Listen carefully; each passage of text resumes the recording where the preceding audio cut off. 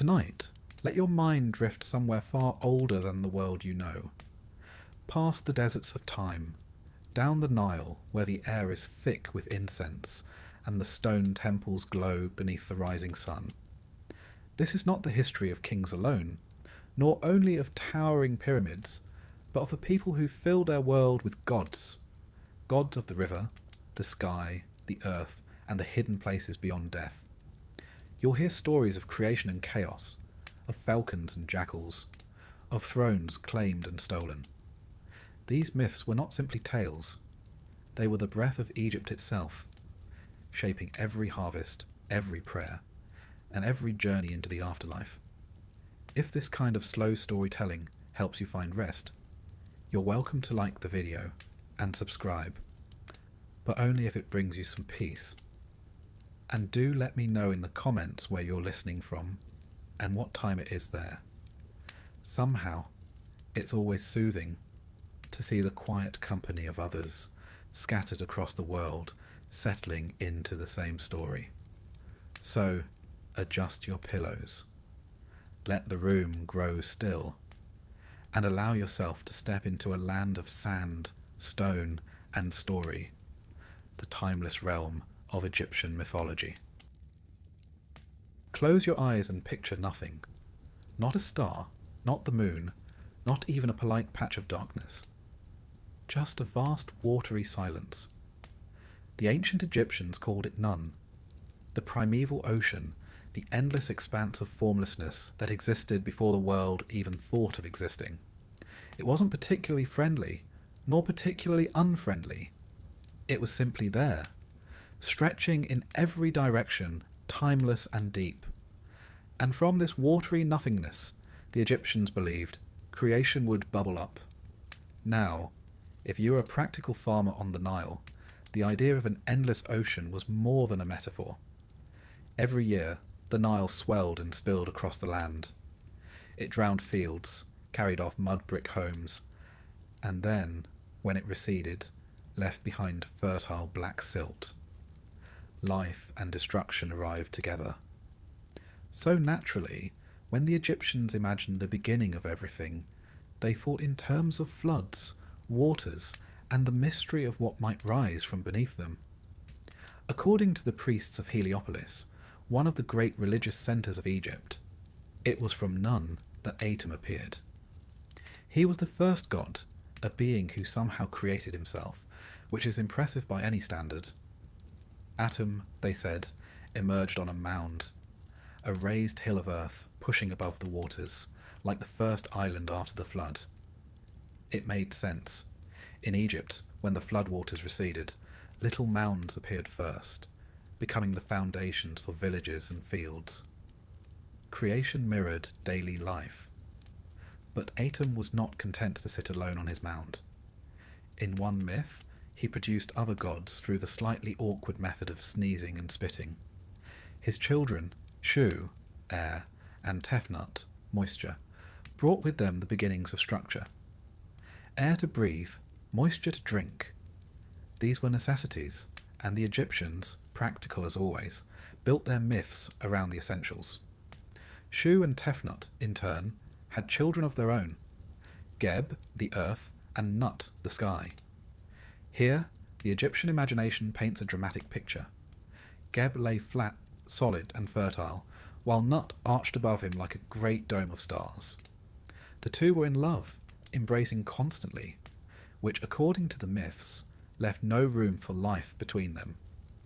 So Atum, sometimes it's Shu instead, pushed them apart, Geb below, Nut above.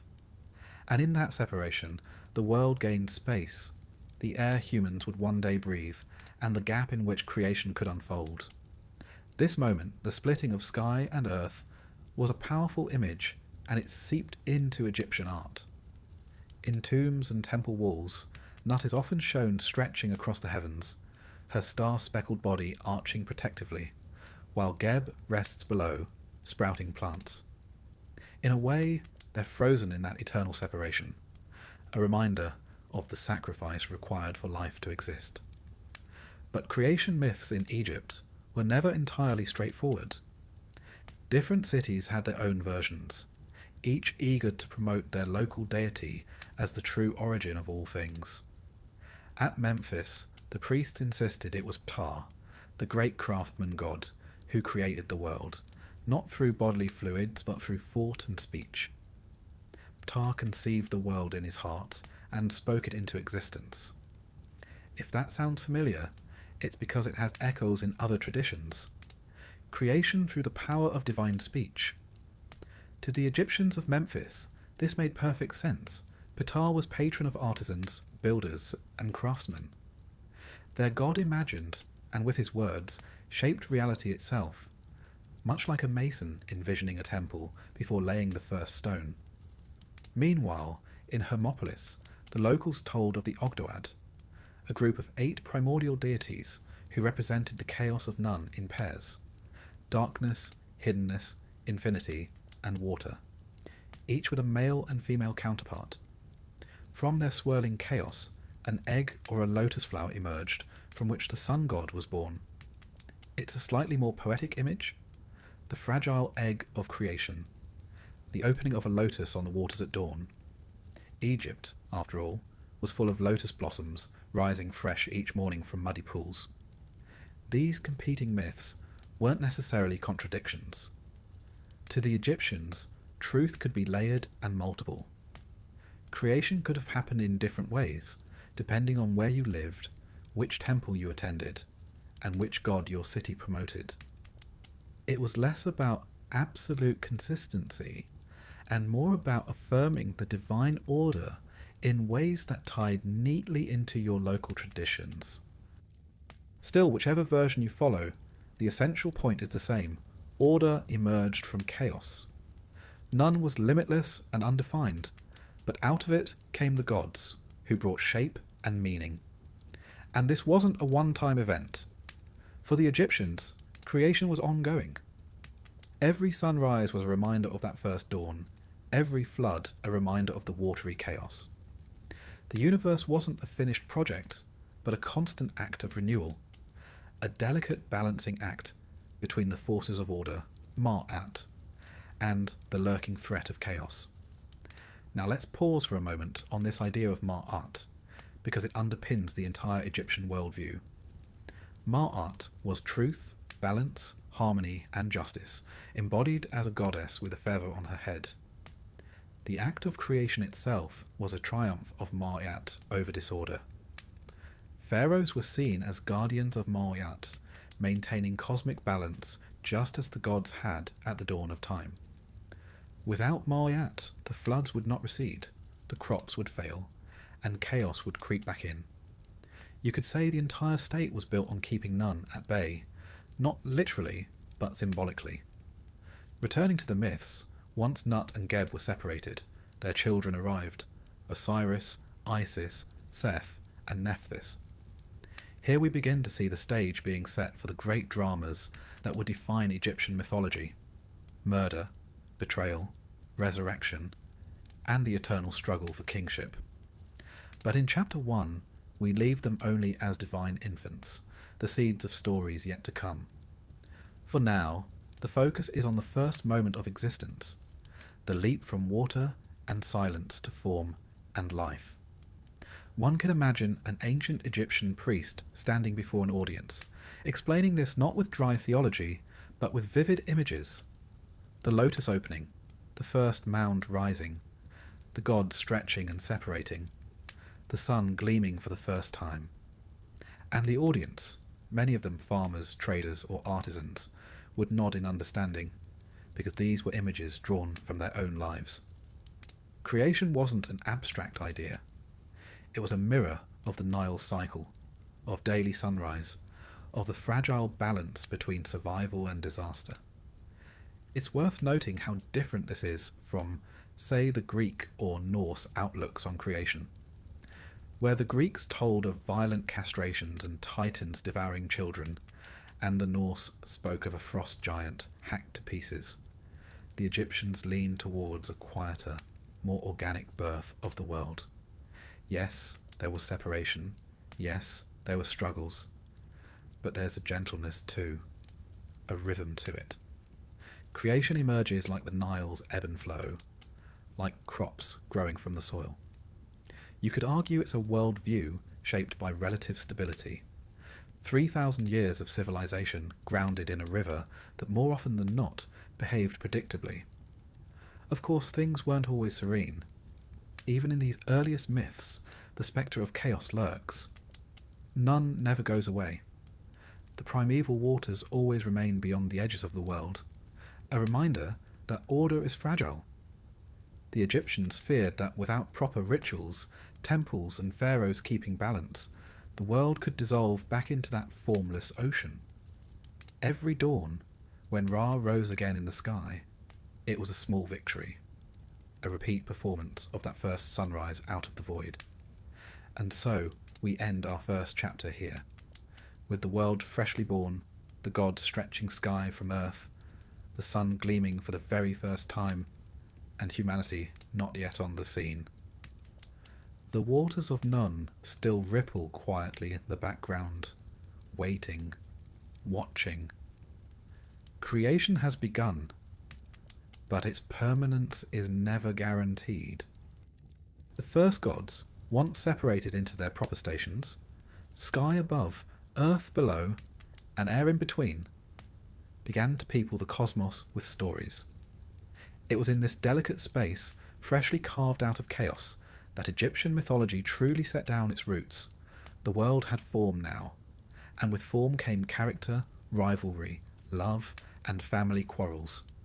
Because even divine households, it seems, cannot quite escape the dramas that beset ordinary ones. Let's begin with Nut, the sky, and Geb, the earth. Their forced separation was not the end of their story. They still yearned for one another, and from their union, however forcibly interrupted, came 4 children who would define the heart of Egyptian mythology: Osiris, Isis, Seth, and Nephthys. They are, if you like, the first dynasty of Egyptian gods. Osiris, the eldest, was handsome, noble, and just. He became the model of the good king, ruling over Egypt with fairness. His sister wife, Isis, was equally important, clever, devoted, and endlessly resourceful. If Osiris was the ideal pharaoh, Isis was the ideal queen. She embodied loyalty and magical power, and the two together were said to have reigned in a golden age when humanity learned farming, laws, and civilization itself. It's all very idyllic, which, in mythology, usually signals trouble is on the way. Enter Seth, the brother of Osiris and Isis, and the eternal outsider. Seth was associated with chaos, violence, and storms. His animal form, an odd, composite creature with square ears and a curved snout, was unlike any known beast, emphasizing his strangeness. While Osiris built order, Seth relished disruption. He is one of those characters who, if you invited him to dinner, would overturn the table just to see what happened. And then there was Nephthys, sister of Isis, goddess of the margins and protector of the dead. She often kept to the sidelines, but her role would prove quietly essential. This divine quartet did more than populate myths. They mapped directly onto Egyptian kingship. The pharaoh was the living Horus, heir to Osiris, upholding Ma'at, while his enemies were cast as Seth-like figures of chaos. The succession disputes, the balancing of dynasties, the ceremonies of power, all found resonance in the squabbles of these first gods. Religion and politics, as usual, were inseparable. Now, Osiris's reign was not destined to last. In one of mythology's great turning points, Seth grew jealous of his brother's success. Depending on the version, he tricked Osiris into lying in a coffin, sealed it shut, and threw it into the Nile. In another, he dismembered Osiris, scattering his body parts across the land. Either way, Osiris was killed, a god slain not by fate or accident, but by the envy of family. This story has been retold countless times. The good ruler undone by treachery. But in Egypt, it carried profound symbolism. Osiris became the god of the dead, ruler of the underworld, and the model for resurrection. His death was not final.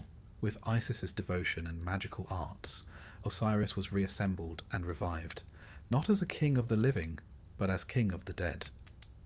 This is where Egyptian myth shows its depth. The Nile Valley was obsessed with cycles, floods and recession, sowing and harvest, day and night. Death, too, was not an ending, but a passage into another form of life. Osiris, therefore, embodied that eternal rhythm. When crops sprouted after the flood, Egyptians saw Osiris rising. When the fields turned brown in drought, Osiris lay slain once more. It was not a tragedy but a pattern, reassuring in its regularity. Isis's role here cannot be overstated. She scoured Egypt to gather Osiris's parts, reassembled him with care, and with her magic conceived their son Horus. Horus would grow to challenge Seth for kingship, but that is a tale for a later chapter.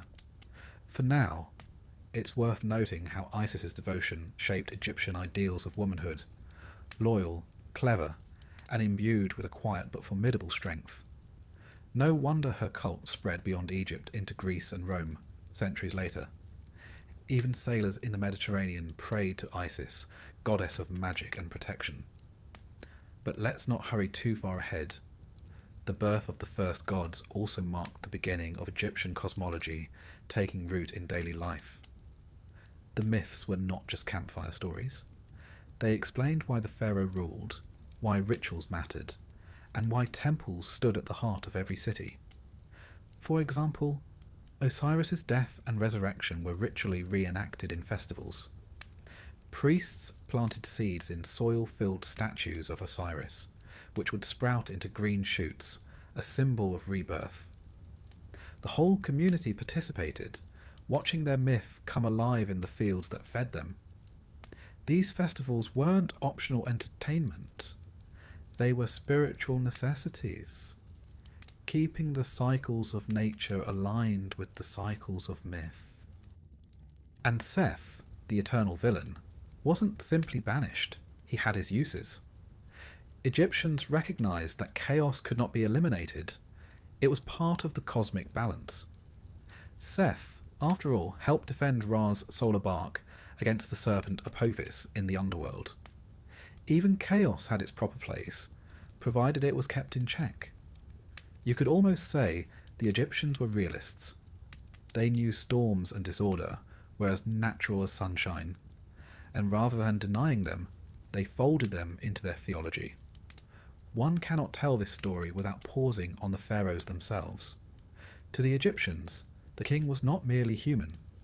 He was Horus in life, Osiris in death, and the bridge between gods and men. When a pharaoh died, rituals ensured he became Osiris, ruler of the dead, while his heir took up the mantle of Horus, continuing the eternal struggle against Seth. It was theology as politics, politics as theology, a seamless web of myth and power. Archaeology gives us glimpses of how seriously this was taken. In tomb inscriptions, pharaohs are addressed as Osiris, their bodies mummified to mirror his, their burial goods meant to ensure a safe passage into the afterlife. In temples, reliefs show the king receiving life from the gods, his authority literally carved in stone. Myth was not metaphor here. It was reality, made manifest in ritual and kingship.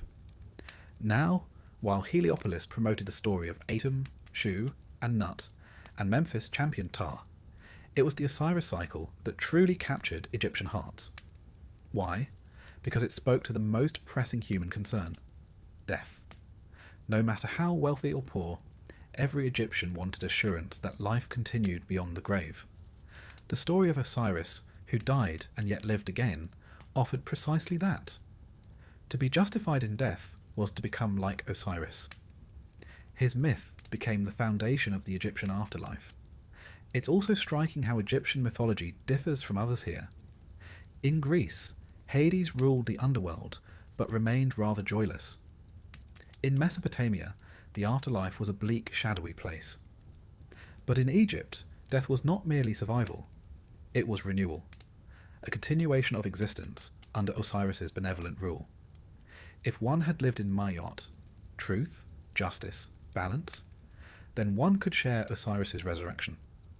It was, in a sense, an optimistic theology, promising eternity rather than mere endurance. Let us not forget, though, that these myths evolved across centuries. In earlier periods, Osiris was a relatively minor god of fertility. Only later did he rise to become lord of the dead.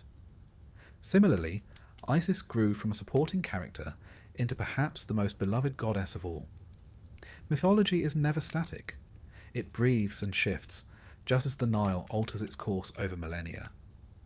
What we call Egyptian mythology is, in truth, a grand accumulation of layers, retellings, and reinterpretations, each era shaping the gods in its own image.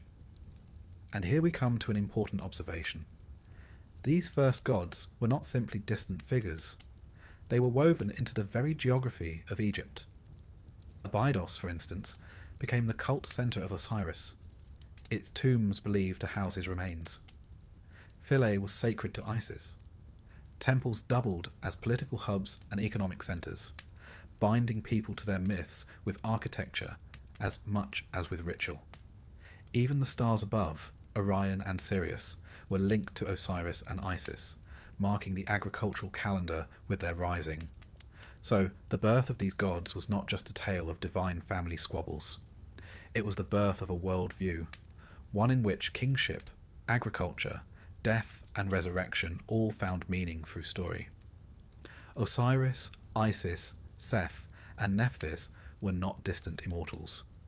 They were patterns, archetypes and explanations for the rhythm of Egyptian life. By the end of this chapter, then, we find ourselves in a cosmos that is no longer silent. The primordial waters have receded, the first mound has risen, and from it has sprung not just sky and earth, but a family of gods whose dramas mirror human struggles. Life and death, loyalty and betrayal, order and chaos, all are present already, reflected in the myths told beside the Nile. And it is here, with Osiris slain and reborn, Isis gathering her strength, and Horus yet to come, that we pause. Egyptian mythology has moved from formless waters into the realm of story, where gods take sides, households quarrel, and the very fate of kings is tied to their struggles. The world is alive now, peopled with characters who will shape not only eternity, but the daily bread and politics of mortal men. The sun rises over Egypt. It always has, and for the Egyptians it always must. That fiery disk climbing into the sky wasn't just the weather behaving itself. It was the daily journey of Ra, the sun god, the great shining king of the heavens. If chapter 2 gave us the first family drama of gods, then this chapter gives us their centerpiece. The blazing sun, whose cycles told Egyptians that order, life, and kingship were firmly in place. To live in Egypt was to live by the rhythm of the sun. The Nile Valley is a place of extremes. Hot days, cool nights, the sun beating down without interruption for most of the year. For the Egyptians, Ra was not just a light in the sky, but the very heartbeat of creation, the one who separated day from night, life from the threat of chaos. He was, quite literally, the clock and calendar of their world. Ra's mythology presents him as the first ruler of gods and men. Having emerged at the dawn of creation, he took up the throne of the heavens. He journeyed across the sky each day in his solar bark, a divine boat pulled across the celestial waters. By evening, he disappeared in the west, slipping into the underworld. There, through 12 perilous hours of night, he battled dangers. Above all, the great serpent Apophis, embodiment of chaos, before rising triumphant again at dawn. This cycle was not symbolic to the Egyptians. It was reality itself. Without Ra's victory, dawn would not come. And because Ra was king of the gods, his journey became the model for kingship on earth. The pharaoh was not merely a man with a crown. He was Ra's chosen, his living embodiment. The very word pharaoh, from per-aa, great house, spoke not just of palaces, but of divine order. To sit on the throne was to uphold Mahat, to ensure that the world mirrored Ra's eternal cycle of victory over chaos. Let's pause for a moment on that word Ma'at. We touched on it earlier, but here it becomes even more central. Ma'at was truth, balance, harmony, justice, the proper ordering of things. Pharaohs weren't expected merely to collect taxes and look good in gold. Their most vital duty was to maintain Ma'at, to keep the world aligned with cosmic truth. If chaos rose, if famine struck, floods failed or enemies invaded, it was a sign Ma'at had faltered, and the king was to blame, no pressure. Pharaohs, then, were not just politicians. They were walking, breathing guarantees that Ra's cycle would continue. Coronation ceremonies tied them explicitly to Ra. Reliefs on temple walls show kings offering miniature statues of Ma'at to Ra, as if to say, "Look, great sun, I've kept balance in your world. Please keep shining." It was a relationship of mutual reinforcement. Ra gave legitimacy to the king, and the king in turn upheld Ra's order on earth. Historically, this link between Ra and kingship was strongest in the Old Kingdom circa 2686 to 2181 BCE, the age of the pyramids. The pharaohs of the 4th and 5th dynasties styled themselves as sons of Ra. Temples to the sun sprang up near Memphis, and pyramid complexes were aligned with solar cycles. Inscriptions from this time leave no doubt Ra was not just a distant god in the sky, but the father of the reigning king, the source of his power, and the promise of his afterlife. Now, Ra himself wasn't always alone in the sky. Egyptian mythology is nothing if not flexible, and Ra's identity merged with other deities over time. At Thebes, for example, Ra fused with Amun, the hidden god, to form Amun-Ra, a supreme deity who combined visible power, the sun, with invisible mystery, the hidden essence of creation. This fusion wasn't theological confusion, it was political. As Thebes rose in prominence, its priests needed to elevate their local god. What better way than to merge him with the universal sun? Egyptian religion, in this sense, was pragmatic.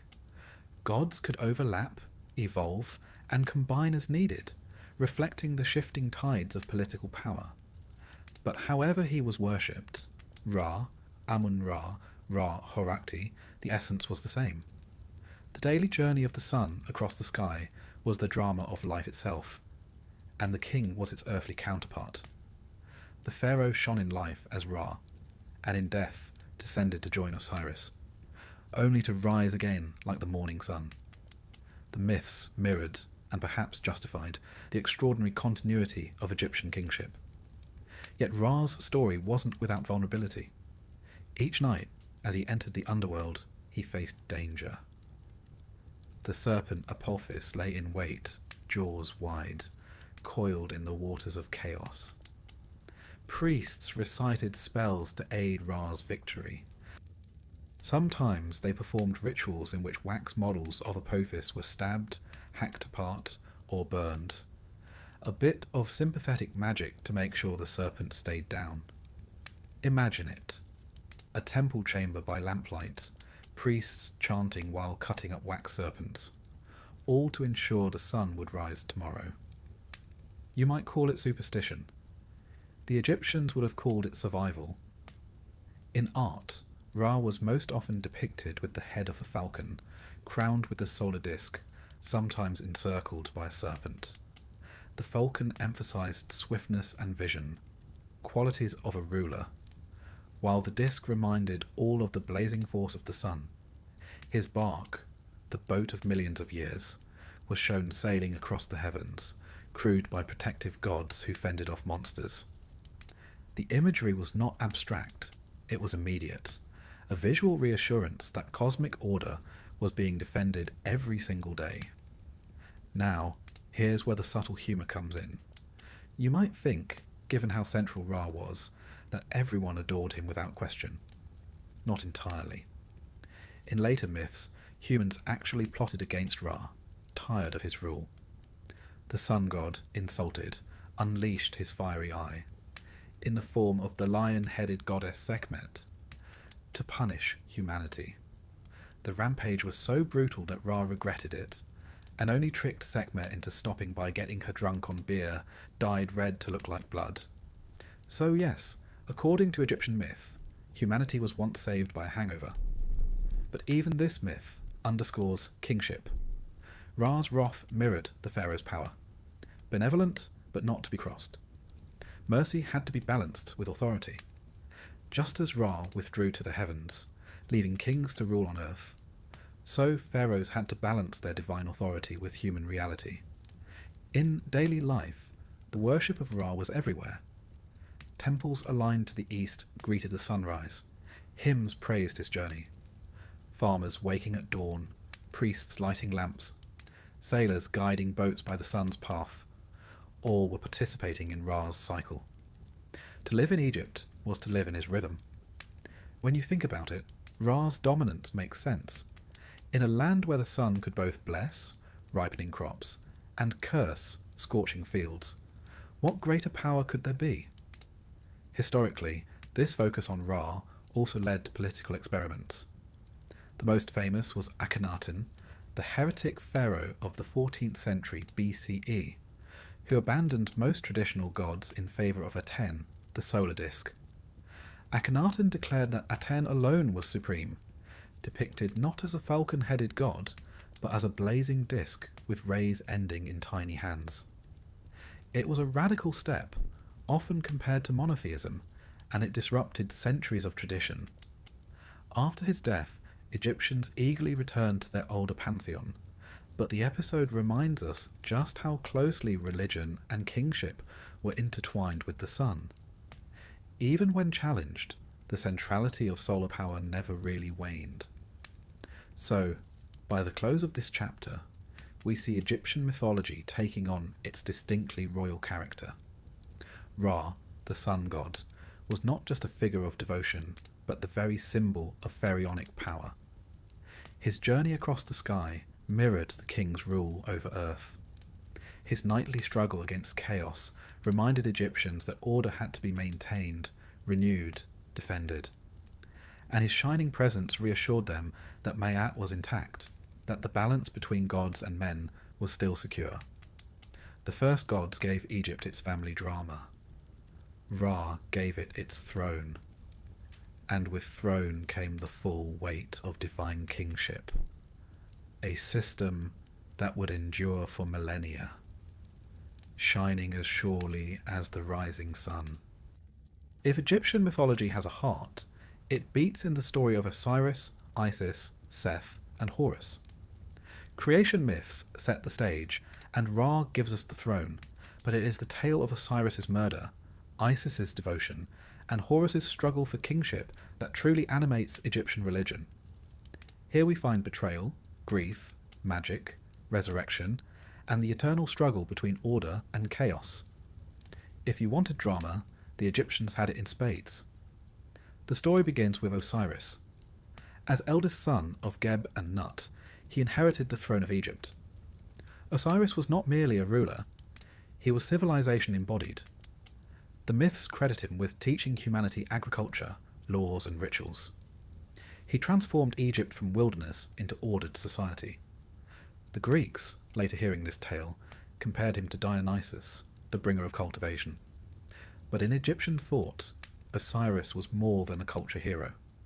He was the archetype of the just king.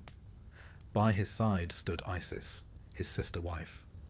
Egyptian gods, like Egyptian royalty, married within the family, not because of a lack of imagination, but because divinity was a concentrated essence, best preserved by keeping it close.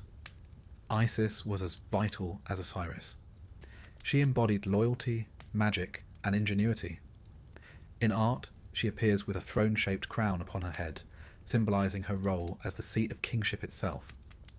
Where Osiris represented rulership, Isis represented the power behind it, the protective, sustaining force that held the throne steady.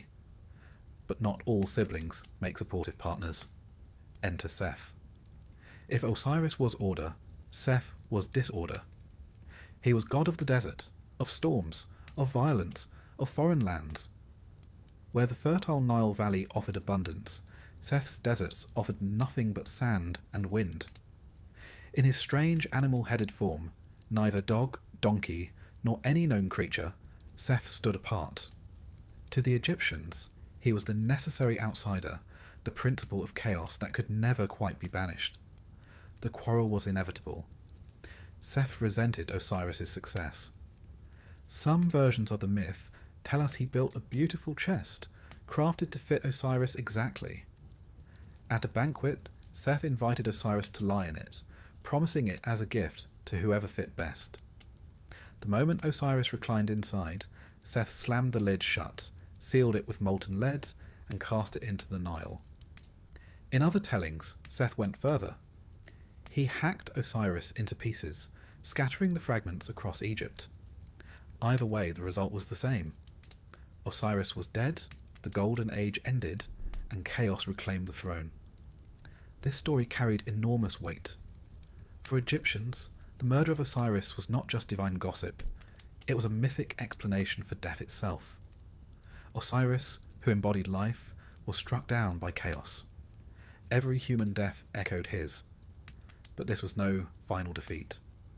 For here enters Isis, whose loyalty has made her one of the most beloved figures in mythology. Grief-stricken, Isis searched the land for her husband's body. In one version, she found the chest lodged in a tamarisk tree at Byblos in Phoenicia, a detail that hints at Egypt's trading links with the wider world. The king of Byblos had incorporated the chest into a palace pillar, not realizing he had trapped a god inside.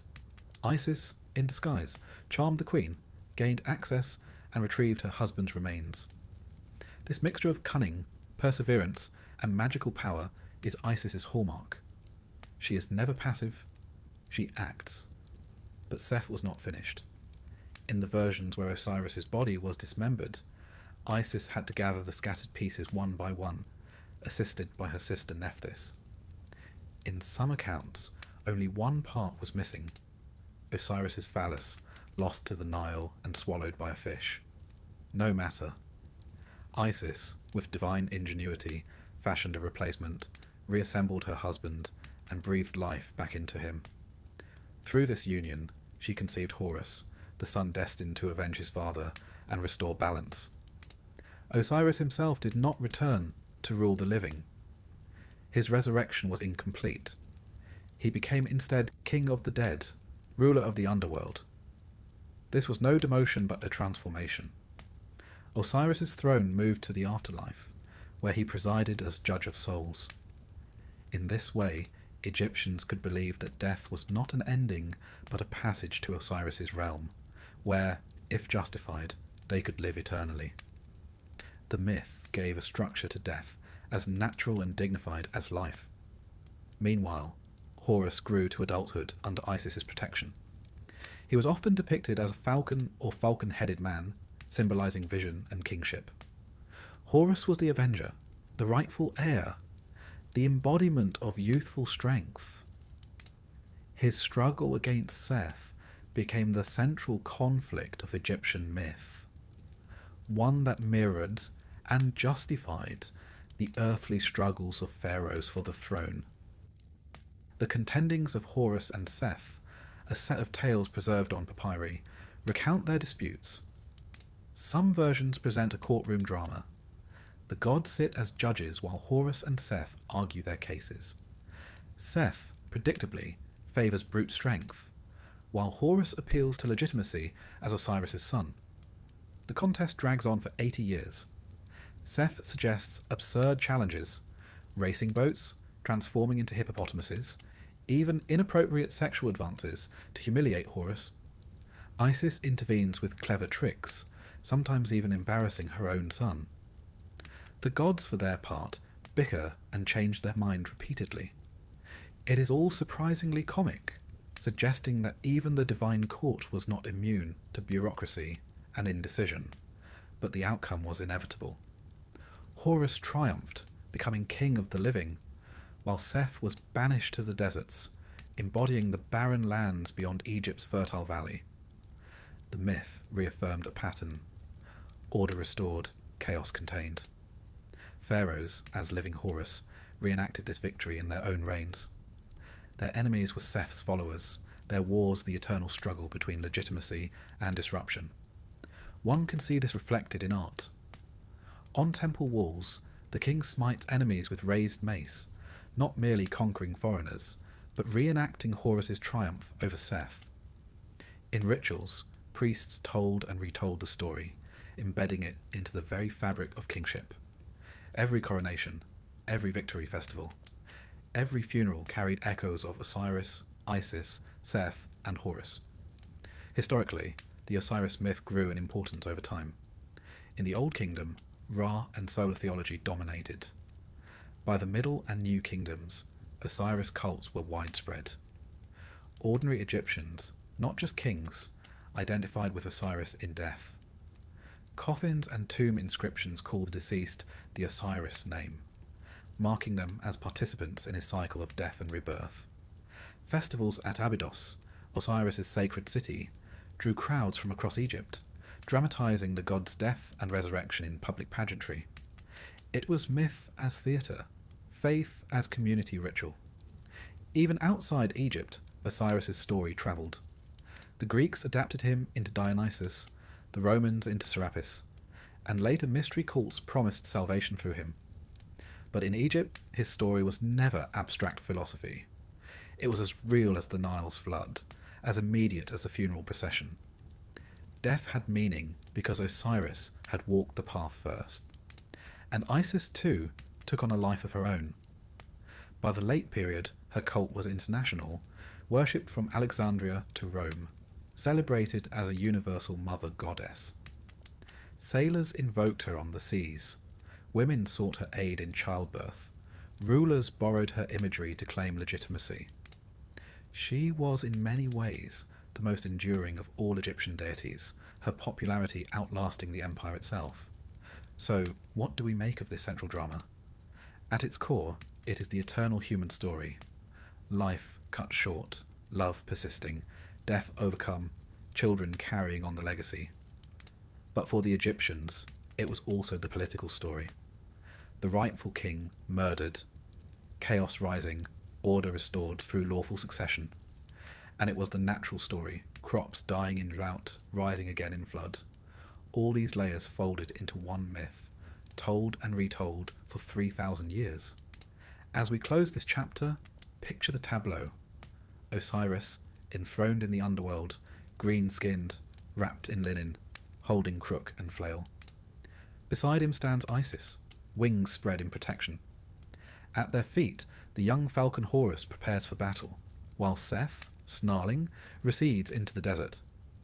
It is a family portrait, yes, but also a cosmic drama, a political manifesto, and a promise of life beyond death. No wonder it became the beating heart of Egyptian mythology.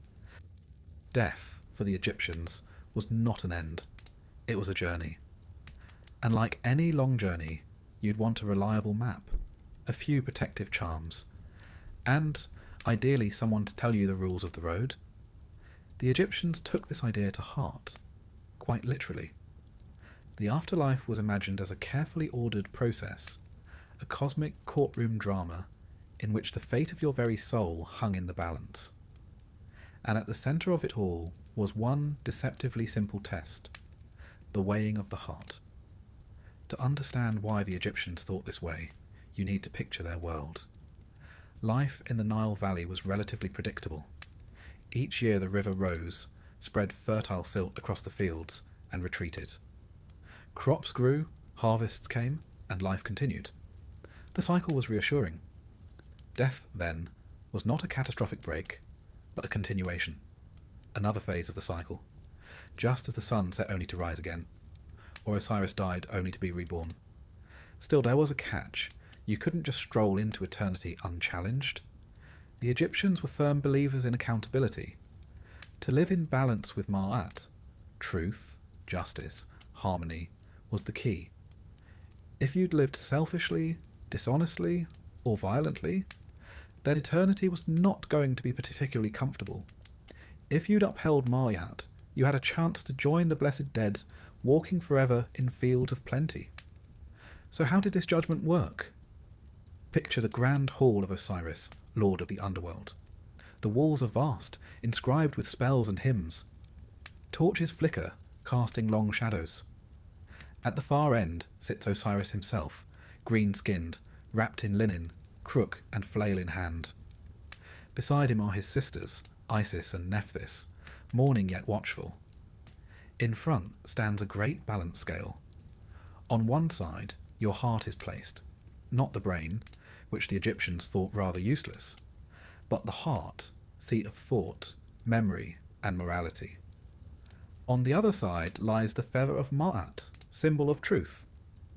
If your heart is lighter than the feather, congratulations, you've passed. You are declared Makeru, true of voice, and admitted into the blessed afterlife. If your heart is heavy with lies and misdeeds, well, that's where things get interesting. Waiting beside the scales is a fearsome creature called Amit, whose name means devourer. She is part crocodile, part lion, part hippopotamus. Basically, the most terrifying animals an Egyptian could imagine, all rolled into one. If your heart tips the balance the wrong way, Amit lunges forward, snaps it up, and that's it. No second chances, no appeals. Your soul is annihilated, cast into eternal nothingness. For Egyptians, this was the true horror. Not torment, but total obliteration. The one overseeing this delicate process was Anubis, the jackal-headed god of embalming and protector of graves. Anubis guides you through the hall, places your heart on the scales, and watches the outcome. In later texts, Thoth, the ibis-headed god of wisdom, records the verdict on a scroll, a kind of divine court reporter. It is all rather formal, almost bureaucratic. The Egyptians, great lovers of order, extended it even into death. Of course, one didn't go into this judgment unprepared. Enter the Book of the Dead. This wasn't really a single book, but a collection of spells, hymns and instructions written on papyrus or painted on tomb walls. They served as a guide for the deceased, a sort of lonely planet for the afterlife. Spells could help you avoid traps, answer difficult questions, and, most importantly, make your case in the Hall of Ma'at. Among these was the famous negative confession. Standing before the 42 assessors of the dead, minor deities who each specialized in one particular sin, the deceased would declare their innocence. I have not stolen. I have not murdered. I have not told lies. I have not diverted water in my neighbour's canal. It was not enough to mumble generalities. You had to account for specific actions. The scene feels strangely familiar, almost like a courtroom oath, only with much higher stakes. But here's where Egyptian subtlety shines. These declarations were not about absolute perfection. Egyptians were practical people. They knew everyone slipped up now and then. What mattered was alignment with Ma'at, that one's life overall upheld balance and truth. Rituals, amulets, and spells could help cover gaps, smoothing over human imperfection. The gods, after all, were not without their flaws.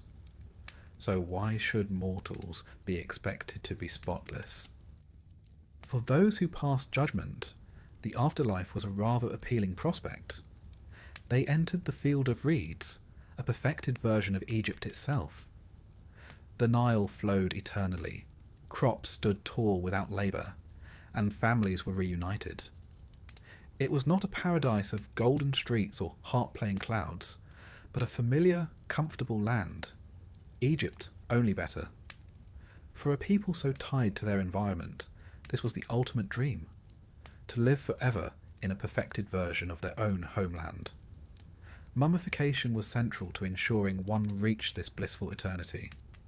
Preserving the body was essential, because the Egyptians believed in multiple aspects of the self.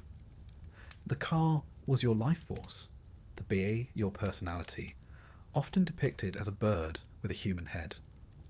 Both needed to reunite with the preserved body to continue existence. Hence the careful embalming, the wrapping of linen, the jars for organs, the tombs stocked with food, furniture, and even board games. Eternity required preparation, and plenty of supplies. From a historical perspective, the emphasis on judgment and the afterlife also reinforced social order. If even kings faced Osiris's scales, then justice applied universally. Tomb texts remind pharaohs as much as peasants, live in May-at or risk obliteration. At the same time, it comforted the living. Death was not an abyss, but a passage to Osiris's realm, provided one had lived rightly. And here comes the humour. Imagine standing in that hall, heart on the scale, gods watching. You've confessed to not stealing, not lying, not cheating. And then some minor deity pipes up. Ah, but did you return that borrowed plough in good condition? The Egyptians pictured judgment in painstaking detail, down to irrigation disputes, because for them, divine order included the most practical aspects of life. Ma'at wasn't lofty philosophy. It was fairness in farming, honesty in trade, kindness in family. Eternity hinged on the daily decency of how you lived. The imagery of the weighing of the heart appears again and again in tomb art. Papyrus scrolls show tiny human figures standing nervously while Anubis adjusts the scales and Thoth scribbles notes. Osiris sits enthroned, calm and majestic, waiting for the verdict. The scene is so iconic that it became a shorthand for Egyptian religion itself. The belief that the soul is weighed, judged, and granted eternity not by favouritism, but by truth. Compared with other ancient cultures, this was remarkably humane. Mesopotamian afterlife beliefs were grim, portraying the dead as dusty shades in a shadowy underworld. The Greeks imagined Hades as a bleak realm with few rewards, but the Egyptians envisioned an eternity of abundance, provided one upheld justice. Theirs was not a pessimistic faith, but an optimistic one. Life eternal in a perfected Nile Valley, under the watchful eye of Osiris. Archaeology confirms how widespread and deeply felt this belief was. From grand pyramids to modest pit burials, evidence of afterlife preparation appears everywhere. Amulets inscribed with spells, small scarab charms representing the heart, even cheap papyri with shortened versions of the Book of the Dead, all show that eternity was not just for kings, but for anyone with enough devotion and perhaps enough savings to prepare. The endurance of this belief cannot be overstated. For over 3,000 years, Egyptians buried their dead with care, invoking Osiris, Anubis, and Ma'at. Even when Greek and Roman influence spread across the land, the heart-weighing scene persisted, a powerful reminder of continuity. In the end, it was one of Egypt's most enduring gifts to world thought, the idea that moral life has eternal consequences, that truth is the standard against which the soul is judged. And so, Chapter 5 closes with a vivid image. The grand hall, the scales poised, the feather of Ma'at gleaming. Anubis steadies the balance, Thoth records the outcome, Amit waits hungrily, and Osiris watches from his throne. The deceased stands small and uncertain, yet hopeful.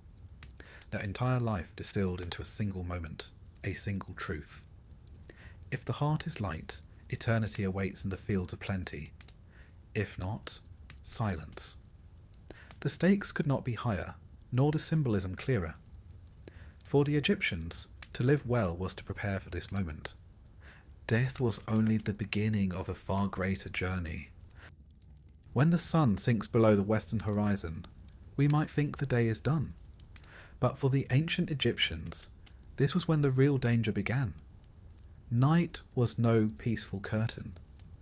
It was a battlefield, and the very survival of creation was at stake. The Egyptians believed that when Ra, the sun god, vanished from the visible sky, he was not idle.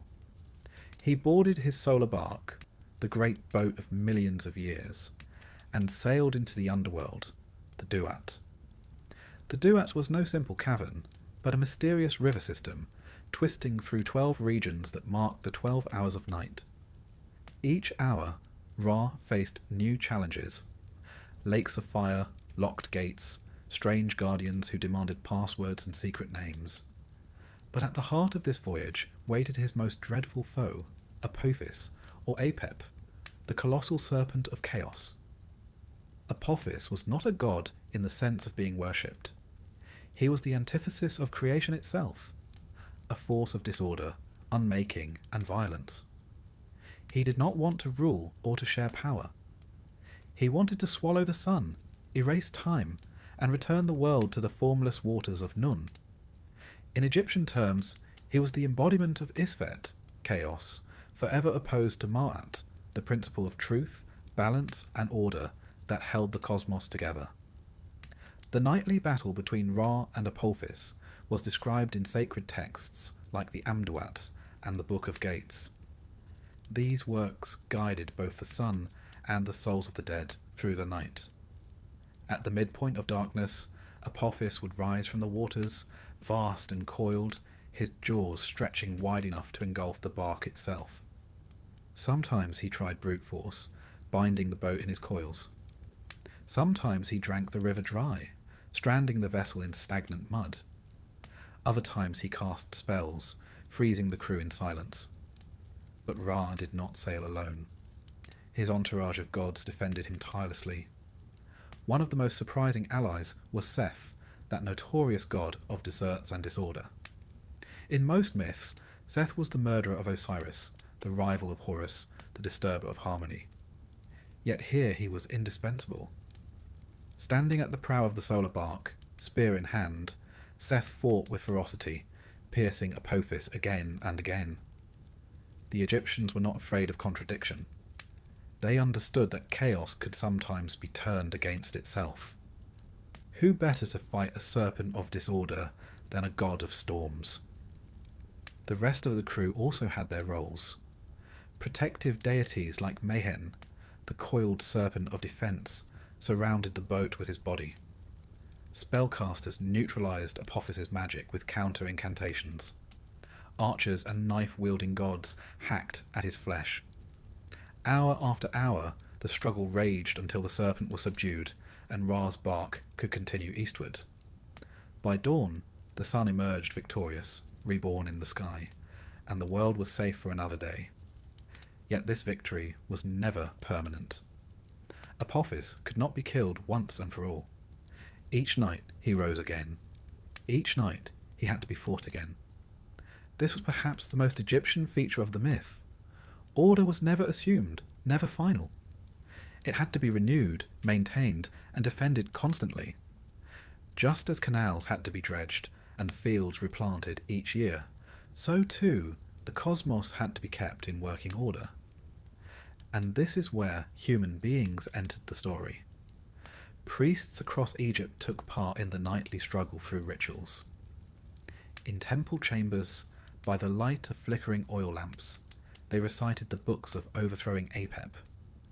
They made wax models of serpents, spat on them, trampled them, hacked them with knives, and burned them in braziers. Each blow was believed to strike Apophis himself in the duat, weakening him for Ra's crew. Ordinary people, too, shared in this battle through magic, or Heka. Amulets depicting bound serpents, scarab charms with protective spells, and the ever-popular eye of Horus were weapons in miniature.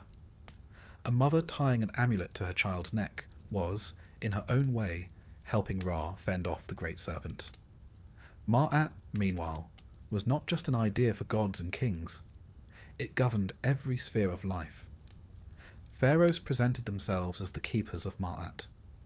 In temple reliefs, they are shown offering a tiny statue of the goddess Ma'at to Ra, symbolizing their duty to uphold order on earth just as he upheld it in the heavens.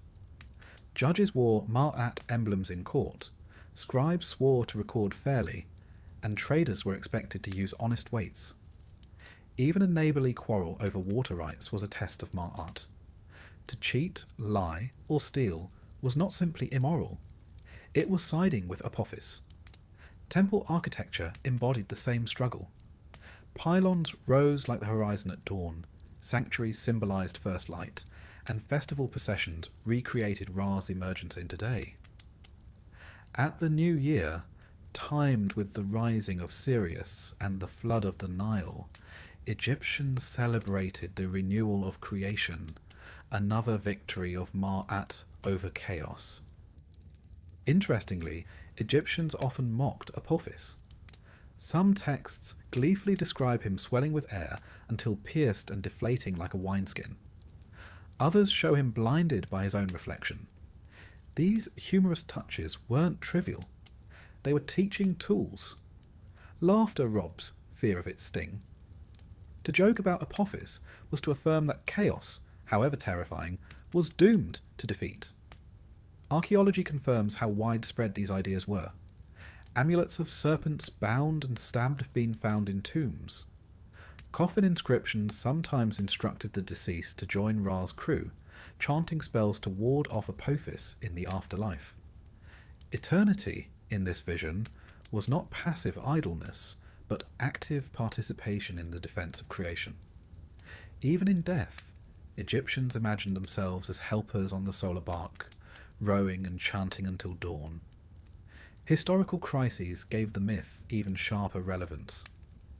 During droughts or political collapse, inscriptions lament the land falling into Isfet, as if Apophis had momentarily prevailed.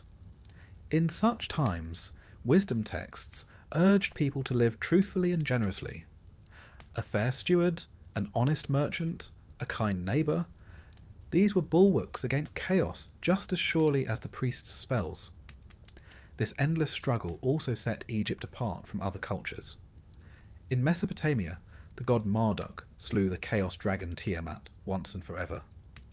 In Greek myth, Zeus overpowered the monster Typhon, securing eternal order. The Egyptians had no such finale. Their serpent returned every night. Victory was rhythmic, not absolute. It mirrored the Nile's cycles of flood and drought, the sun's daily rising and setting. For them, existence was not a final conquest, but an eternal renewal. Picture, then, the scene at midnight. Ra's bark glides through black waters. Torches blaze on deck. At the prow stands Seth, spear raised. Beside him, gods chant spells. Mayhem coils protectively round the hull. From the depths surges Apophis, vast and gleaming, his coils wrapping, jaws wide. Above ground, priests stab wax serpents, farmers tend canals, judges weigh disputes fairly. Each act, cosmic or mundane, is part of the same defence. Harpoons strike, chants rise, the serpent writhes, and the boat pushes forward. At last, the eastern horizon glows pale. Dawn arrives, fragile yet certain. For the Egyptians, this was the truth of life. Order is fragile, chaos persistent, but together they could ensure balance. The sun rose each morning, not because it had to, but because gods and humans alike fought to make it so. Every sunrise was proof that Ma'at still held, that Apophis had failed once again, and that the cycle of life could continue under the golden light of Ra. If there's one thing you quickly learn about Egyptian mythology, it's that it wasn't a neat, tidy system agreed upon by everyone from Alexandria to Aswan. Far from it. Egypt was a long, narrow country, stitched together by the Nile, and along its banks sprouted dozens of towns and cities, each with its own patron deity, its own temple, and its own theological pride. Imagine a nation where every town insists its local football club is the best. Only instead of teams, you have gods. Welcome to Egypt. At first glance, this might sound chaotic, but the Egyptians were remarkably comfortable with a little theological variety. A god worshipped in one city could be acknowledged elsewhere under a different form, or merged with another deity entirely. The result was a religious landscape as fertile and shifting as the Nile itself. Let's start with Memphis, the ancient capital during much of Egypt's early history. Here, the great creator god was Ptah, patron of craftsmen, builders, and artists. Unlike Atum of Heliopolis, who fashioned the world through bodily fluids, Ptah was said to create through thought and speech. He imagined the world in his heart and spoke it into existence. It's a theology that suited a city of artisans and masons. Memphis was a hub of construction, and its god was the divine architect. Pharaohs, who needed endless temples and tombs built, were only too happy to honour him. Ptah's cult made Memphis not only a political centre, but a spiritual one as well. Travel south to Heliopolis, and you'd find a very different emphasis. This was the city of the Ennead, the great family of 9 gods headed by Atum, then Shu and Tefnut, Geb and Nut, and their children Osiris, Isis, Seth, and Nephthys. Here, theology was cosmic, tracing the very origins of existence. The priests of Heliopolis developed grand creation myths, which gave their city prestige as the intellectual heart of religion. Pharaohs eager for legitimacy often aligned themselves with Heliopolitan theology, linking their reigns to the ancient cycle of creation. Farther south still lay Thebes, which rose to power in the Middle and New Kingdoms. Here the great god was Amun, whose name meant the Hidden One. Amun was mysterious, invisible, and all-encompassing.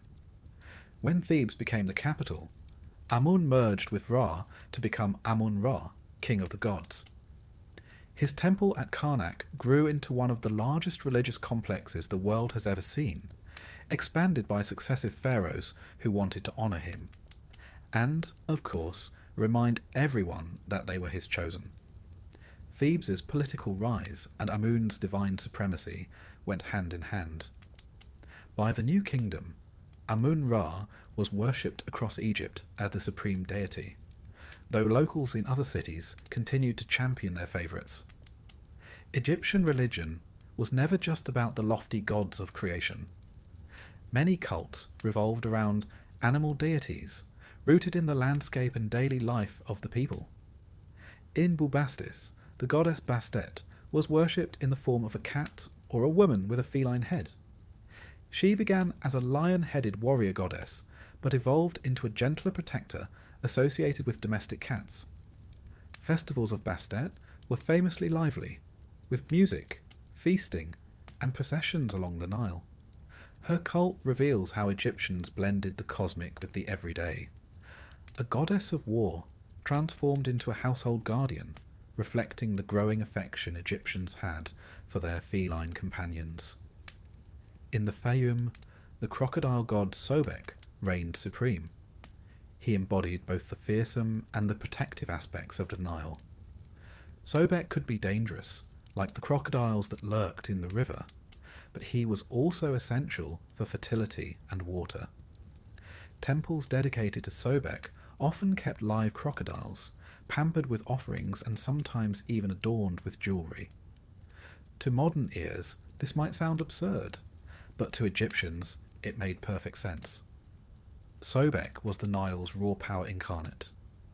If you wanted safe passage and plentiful floods, you showed him respect. At Memphis and later throughout Egypt, the Apis bull was worshipped as a living manifestation of Ptah. A sacred bull, chosen by priests for specific markings, lived in splendour at the temple, believed to be Ptah's earthly form. When it died, the bull was mummified with great ceremony, and a new Apis was selected.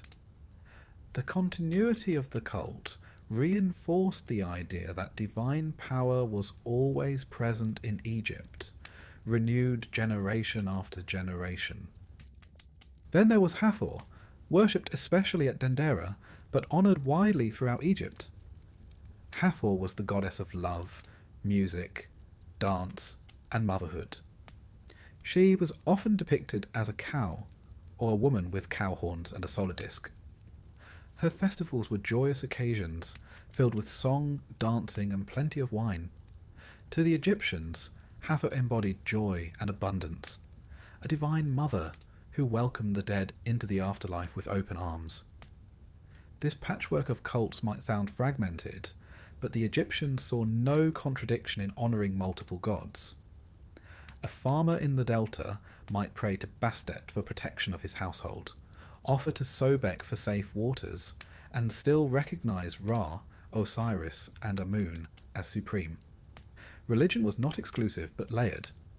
deities overlapped, merged, and evolved, depending on local needs and political winds. Pharaohs, of course, had to balance all this carefully.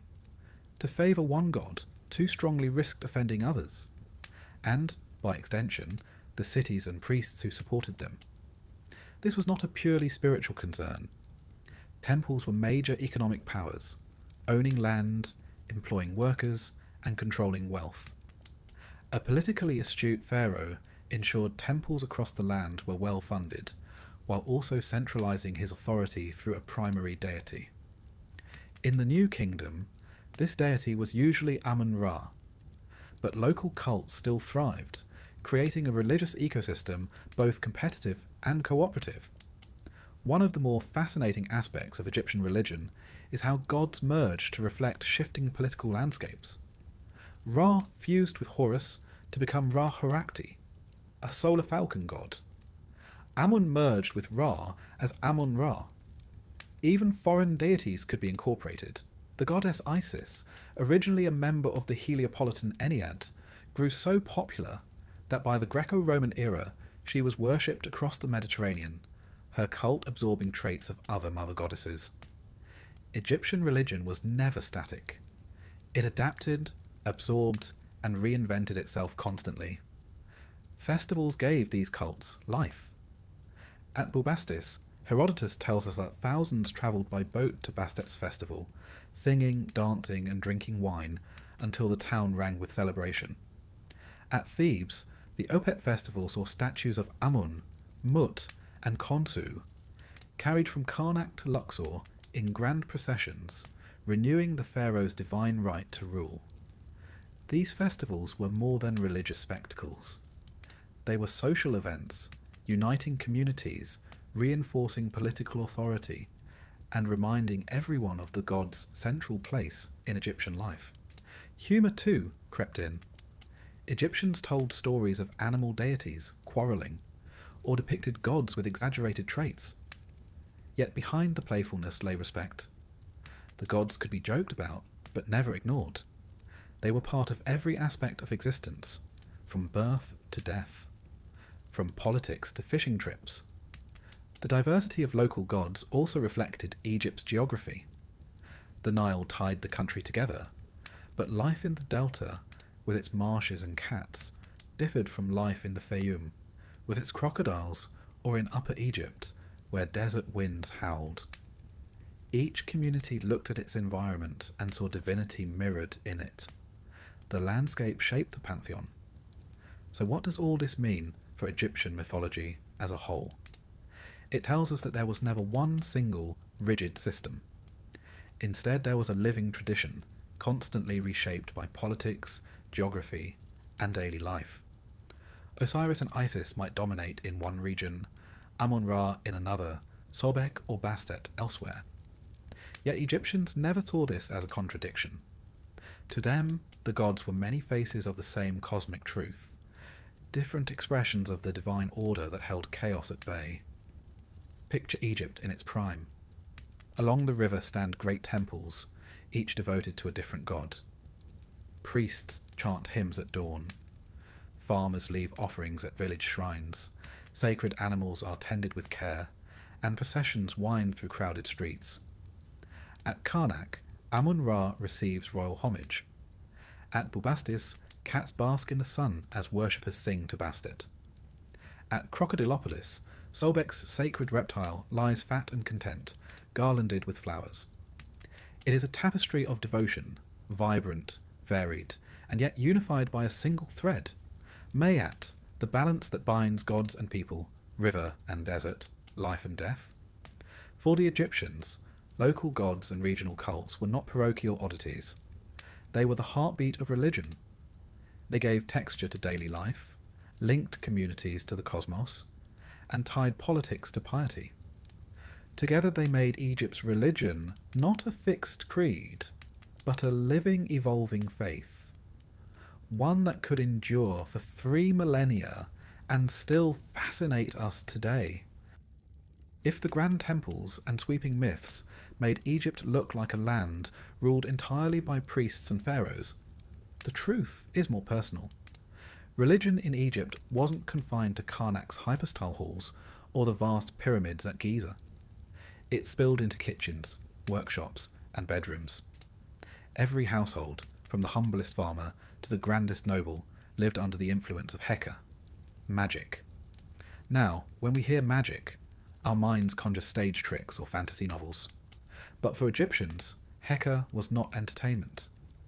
It was the fundamental energy of creation itself, older even than the gods. The creator had used Heka to form the world. Ra relied on it in his nightly battle against Apophis. Humans too could wield it, carefully in small doses, through spells, rituals, and charms. In Egyptian thought, magic was not superstition. It was a practical tool, as ordinary as baking bread, and often far more essential. Let's begin with the professional class of magicians, the priests. Temple priests were masters of ritual. They recited elaborate hymns, burned incense, and poured libations, not merely as acts of devotion, but as practical ways to maintain Mayat. They wielded scrolls like the Book of Overthrowing Apep or the Book of the Dead, collections of spells that guided both gods and mortals. Priests often doubled as healers, drawing on magical remedies as well as herbal ones. A spell might be chanted while a poultice was applied, combining medicine with incantation. To the Egyptians, the two were not separate. Words themselves carried power. But magic was not the monopoly of temples. Ordinary people practiced it daily. Consider the use of amulets. These small charms, often shaped like scarabs, ankhs, or eyes, were worn on necklaces, tucked into clothing, or buried with the dead. The most popular was the Eye of Horus, symbol of protection and healing. Another was the Digid pillar, representing stability, linked to the backbone of Osiris. These weren't decorative trinkets, they were portable pieces of cosmic order, small assurances that chaos would be kept at bay. Households also turned to magical spells for protection. A mother might recite charms over a child's bed to ward off demons. Doorways were painted with protective symbols, ensuring that only good spirits could pass.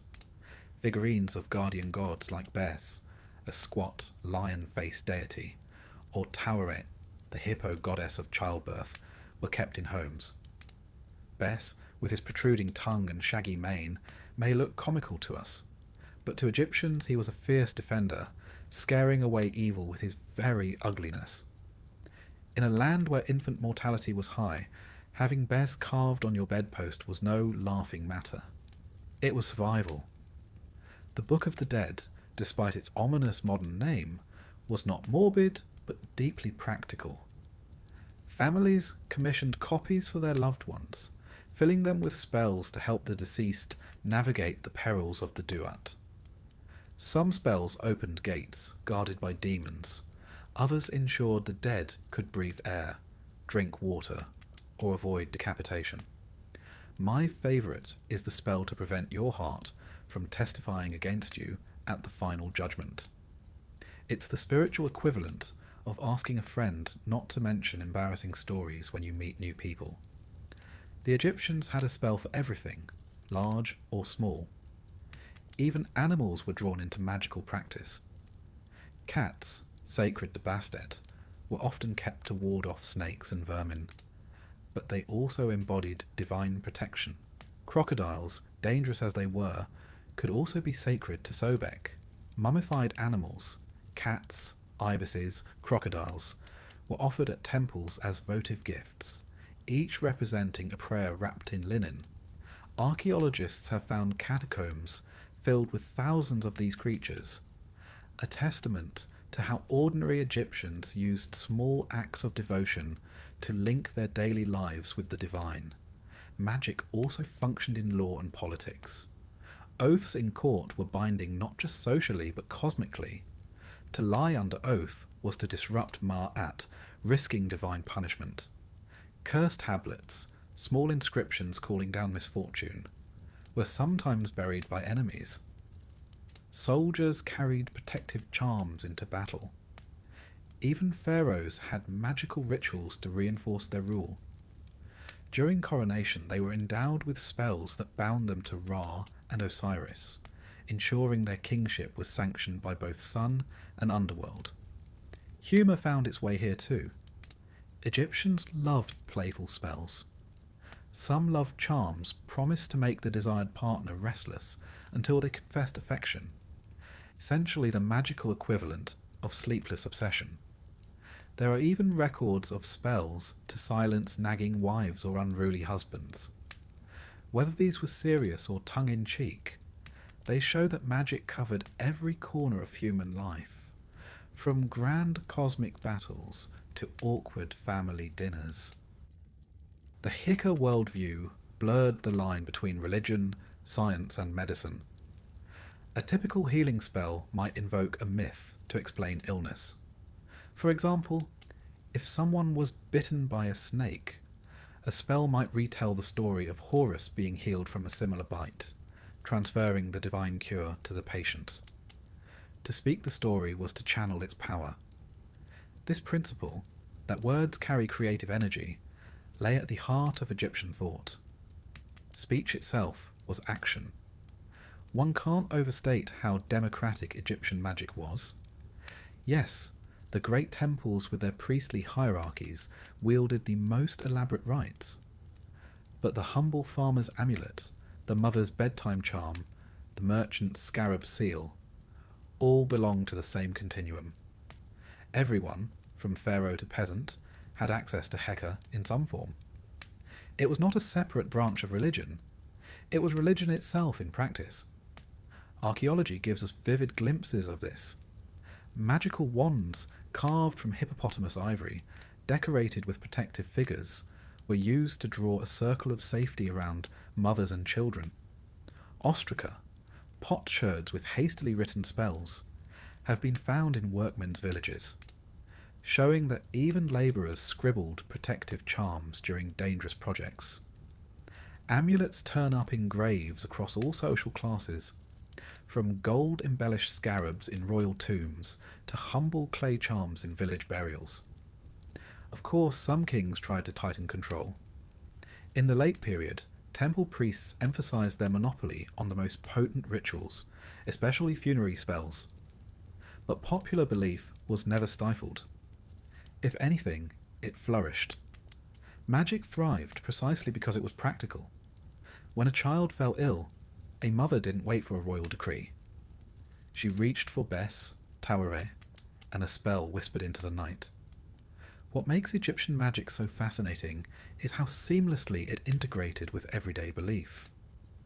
Unlike in later Western traditions, there was no sharp line between religion and superstition, prayer and spell, medicine and magic. Everything was part of the same fabric. The gods were near, their power could be borrowed, and Mahat demanded constant reinforcement through small, everyday acts. So, picture an ordinary Egyptian household at dusk. The father lights a small oil lamp, placing it near a carved figurine of Bes. The mother ties a protective amulet round her child's neck, murmuring a charm to ward off nightmares. In the corner sits a box containing scraps of papyrus with copied spells, ready to be used in times of illness or misfortune. Outside, cats prowl, half pet, half protector. Above all, the stars emerge, reminding the family that Ra is once again sailing the Duat, aided by priests' rituals in temples far away. Their small acts of magic are part of the same cosmic defense. For the Egyptians, then, magic was not exotic or frightening. It was ordinary. It was the water in which they swam, the thread that stitched together home and temple, birth and death, joy and fear. Spells, charms, and rituals were ways of negotiating a world always on the edge of chaos, ways of calling the gods close and reminding them to keep order steady. And here lies the key. The Egyptians did not imagine a world that ran smoothly on its own. They saw one that had to be maintained by Ra's nightly struggle, by the pharaoh's rituals, and by each family's small acts of Heka. Magic was not escape. It was responsibility, shared by all. So the next time you picture Egypt, don't just imagine pyramids and golden tombs. Picture the humble amulet tucked into a child's blanket, the little figurine on a shelf, the whispered spell before sleep. In those small gestures lay the heartbeat of Egyptian religion, magic woven into everyday belief, keeping chaos at bay and keeping Ma'at alive. For more than 2,000 years, Egypt's gods reigned supreme along the Nile. They presided over fields, temples and palaces, and their myths shaped life and death alike.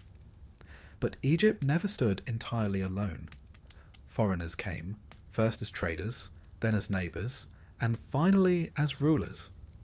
And with them came their own gods, customs and myths. The result was not a replacement of Egyptian religion, but a transformation, a layering and blending that kept it alive while changing its face. Egypt's first significant religious exchanges came through Nubia to the south. The Nile linked the two lands, and their cultures influenced each other deeply. Nubian kings adopted Egyptian deities, particularly Amun, who became central in Nubian temples. In return, Nubian forms of Amun influenced how Egyptians themselves pictured the god, often emphasizing his hidden, mysterious qualities. At times, Egyptian pharaohs ruled Nubia. At others, Nubian kings ruled Egypt, as in the 25th dynasty, when rulers from Kush styled themselves as restorers of Egypt's traditions. In truth, it was always a two-way exchange. To the northeast lay the lands of the Levant and Mesopotamia, bustling with trade and warfare.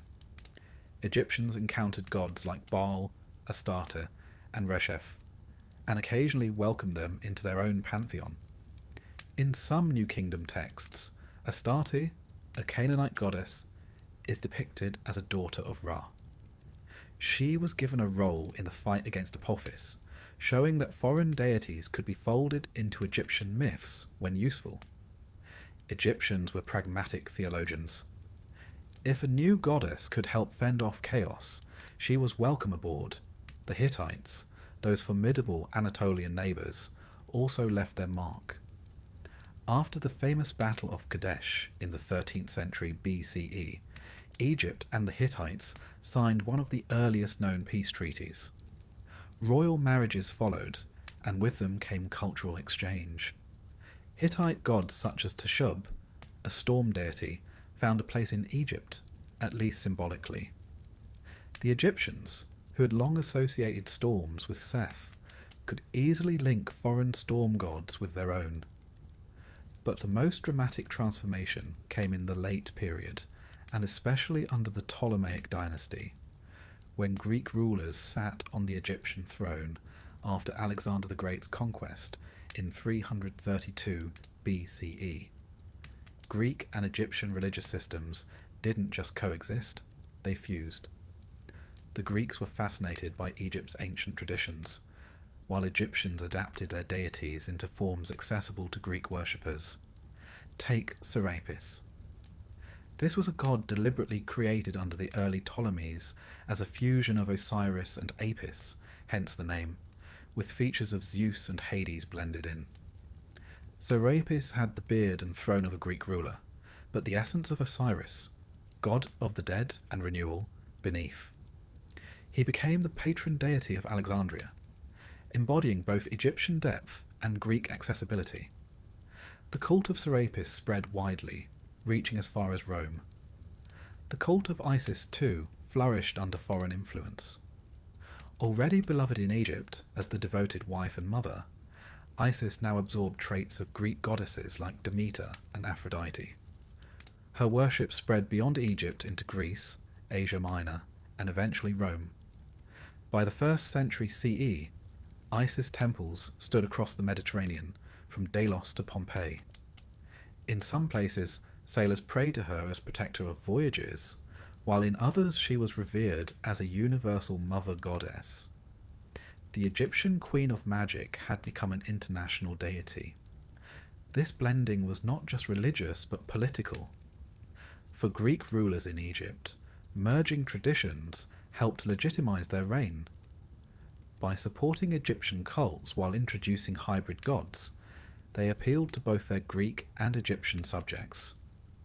Festivals blended Greek theatrical style with Egyptian processions, producing spectacles that impressed everyone. Alexandria, the cosmopolitan capital, became a melting pot of traditions: Egyptian, Greek, Jewish, and later Roman. And yet, for all the blending, the core Egyptian concepts endured. The centrality of Ma'at, order against chaos, remained. The rituals of Osiris, the weighing of the heart, the solar cycle of Ra, these persisted, even if retold in Greek dress. It's a bit like repainting an old statue. The surface may change, but the form beneath stays recognizable. The Romans, too, could not resist Egyptian religion.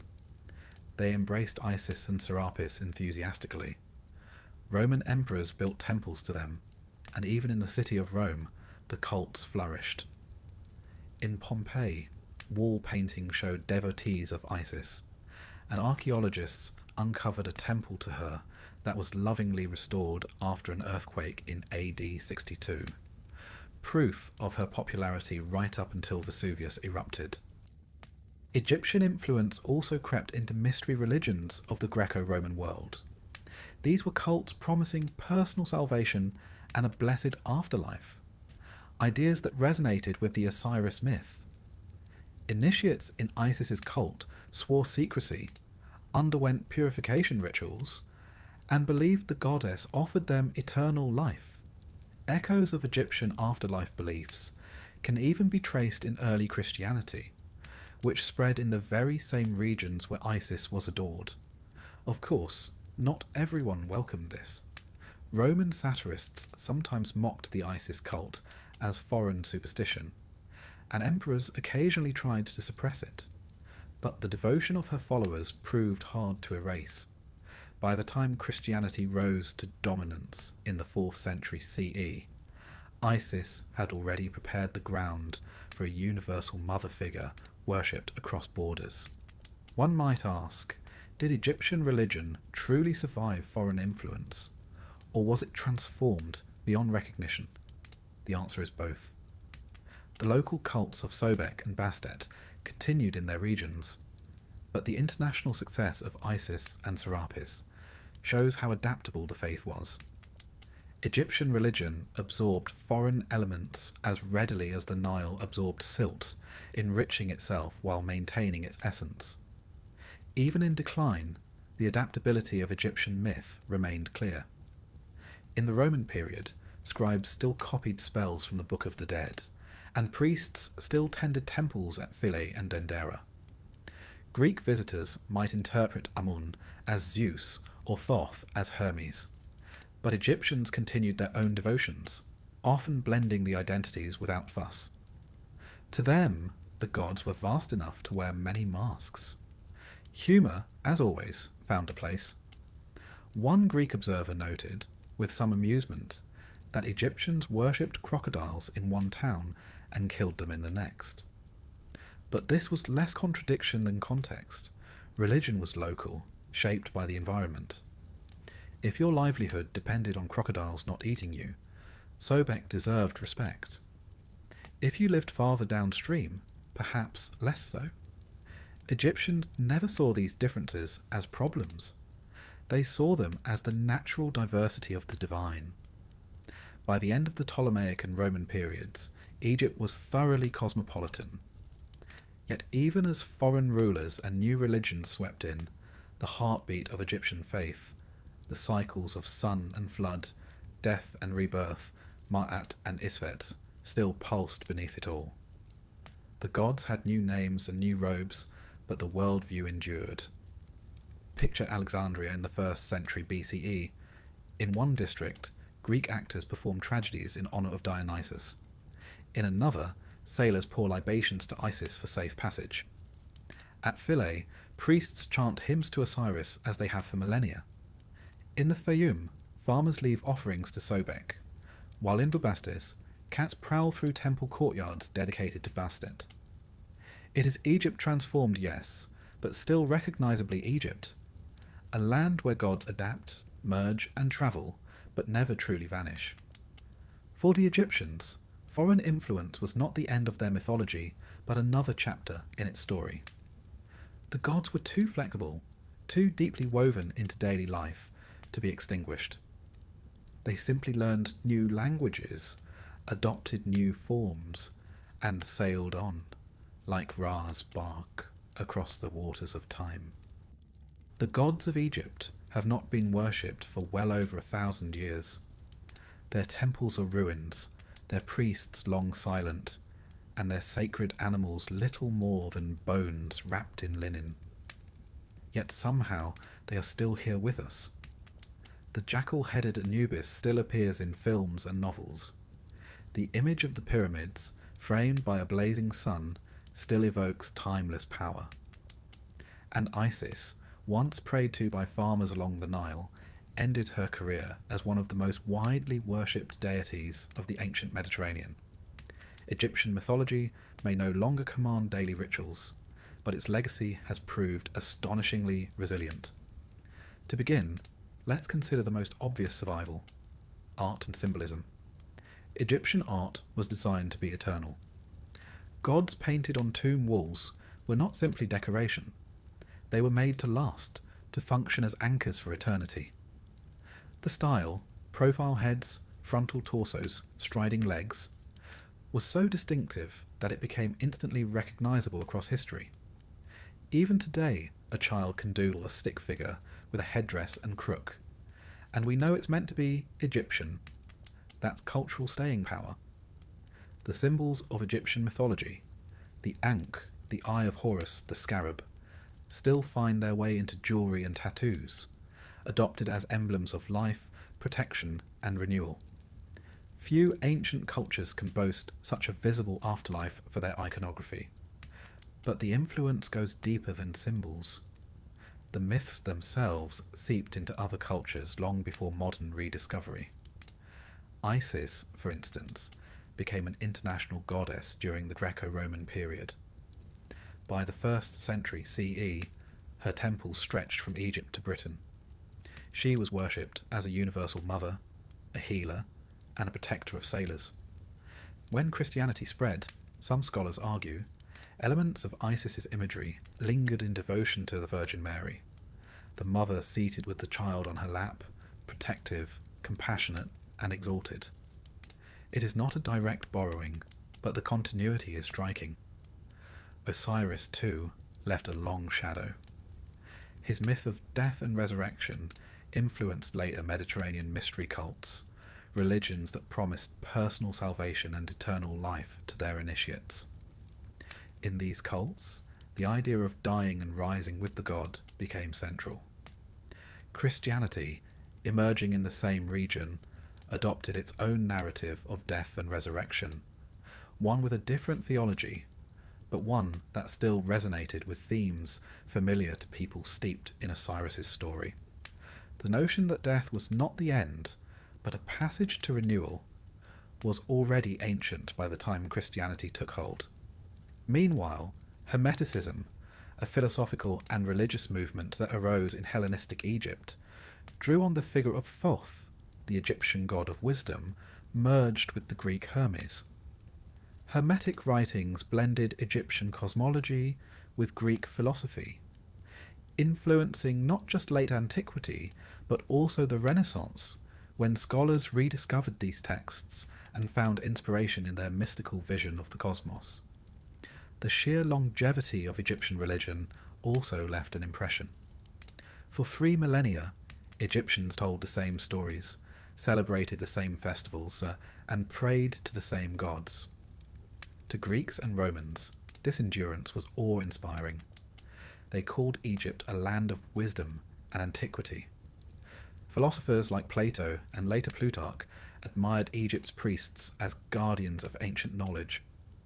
Whether or not the priests were actually whispering profound truths, the image of Egypt as a source of wisdom became embedded in Western imagination. Fast forward to the modern era, and we find Egypt's mythology enjoying an unexpected second life. The decipherment of hieroglyphs in the 19th century by Jean-François Champollion opened the floodgates. Suddenly, texts like the Book of the Dead were no longer silent pictures but voices, telling us about spells, prayers and beliefs in the afterlife, archaeological discoveries, Tutankhamun's tomb most famously, captured global attention. Newspapers in the 1920s reported the supposed curse of the pharaohs, proving that the mystique of Egyptian magic had survived intact. Egyptian gods quickly became fixtures of popular culture. In novels, films and video games, Anubis stalks cemeteries, Osiris presides over shadowy realms, and Ra blazes across the sky. Admittedly, Hollywood is not always faithful to the theology. One suspects the ancient priests of Heliopolis would have raised an eyebrow at Brendan Fraser's The Mummy. But the fact remains, these deities are still alive in the modern imagination. There is also the quieter legacy of archaeology and tourism. Millions of visitors each year walk among the temples of Karnak, Luxor, and Abu Simbel, gazing at reliefs of gods carved 3,000 years ago. These ruins were not built as museums, but they function now as spaces where mythology continues to inspire awe. Tour guides retell the myths. Scholars reconstruct rituals. Children stare wide-eyed at statues of falcon-headed Horus. In this way, the gods have gained a new kind of immortality, not as objects of worship, but as subjects of fascination. It is worth noting that Egyptians themselves never saw religion as something confined to the past. Even as new rulers and faiths came, elements of the old ways persisted. The temple at Philae, dedicated to Isis, remained active well into the Christian era, not closing until the 6th century CE. That's an astonishing survival, a full 3 centuries after Constantine converted to Christianity. In Nubia, Isis's cult lived on even longer, showing just how deeply she was loved. There is humour here too, if one looks for it. Roman writers often mocked Egyptians for their animal cults. One town worships cats, another crocodiles, one scoffed, and each laughs at the other. But what the Romans missed was that these local devotions kept religion close to daily life. A fisherman in the Fayum could look at a crocodile basking on the riverbank and see Sobek. A mother in Bubastis could see divinity in the cat that kept snakes away from her children. To Romans, this looked absurd. To Egyptians, it was intimacy with the divine. Today, Egyptian mythology has one final legacy. It continues to shape how we think about mystery itself. Egypt stands in the popular mind as a place of secrets, hieroglyphs, curses, and half-hidden knowledge. It is perhaps ironic, since Egyptian religion was in fact highly public, woven into festivals and markets. But the endurance of its symbols and the strangeness of its gods have made it the archetype of ancient mystery. To say something is as old as Egypt is to say it is timeless. So what do we make of this legacy? Egyptian mythology began as the faith of farmers by the Nile, grew into a complex system of temples and rituals, survived conquests and foreign rulers, and then transformed into an international religion through Isis and Serapis. Even after temples closed and priests dispersed, its ideas seeped into new faiths and philosophies. And now, in the modern age, it lives on in scholarship, tourism, and popular imagination. Few religions can claim such an enduring afterlife. Picture, then, a final image, the sun setting over the Nile, temples silhouetted against the sky. Priests chant hymns to Ra as he sails into the Duat. Farmers leave small offerings by their fields. Cats curl at doorways, crocodiles lurk in the water, and somewhere in a tomb, a papyrus copy of the Book of the Dead rests beside a mummy, promising safe passage to eternity. 3,000 years later, we still tell these stories. The gods are no longer worshipped, but they have not been forgotten. That, in the end, is their greatest victory.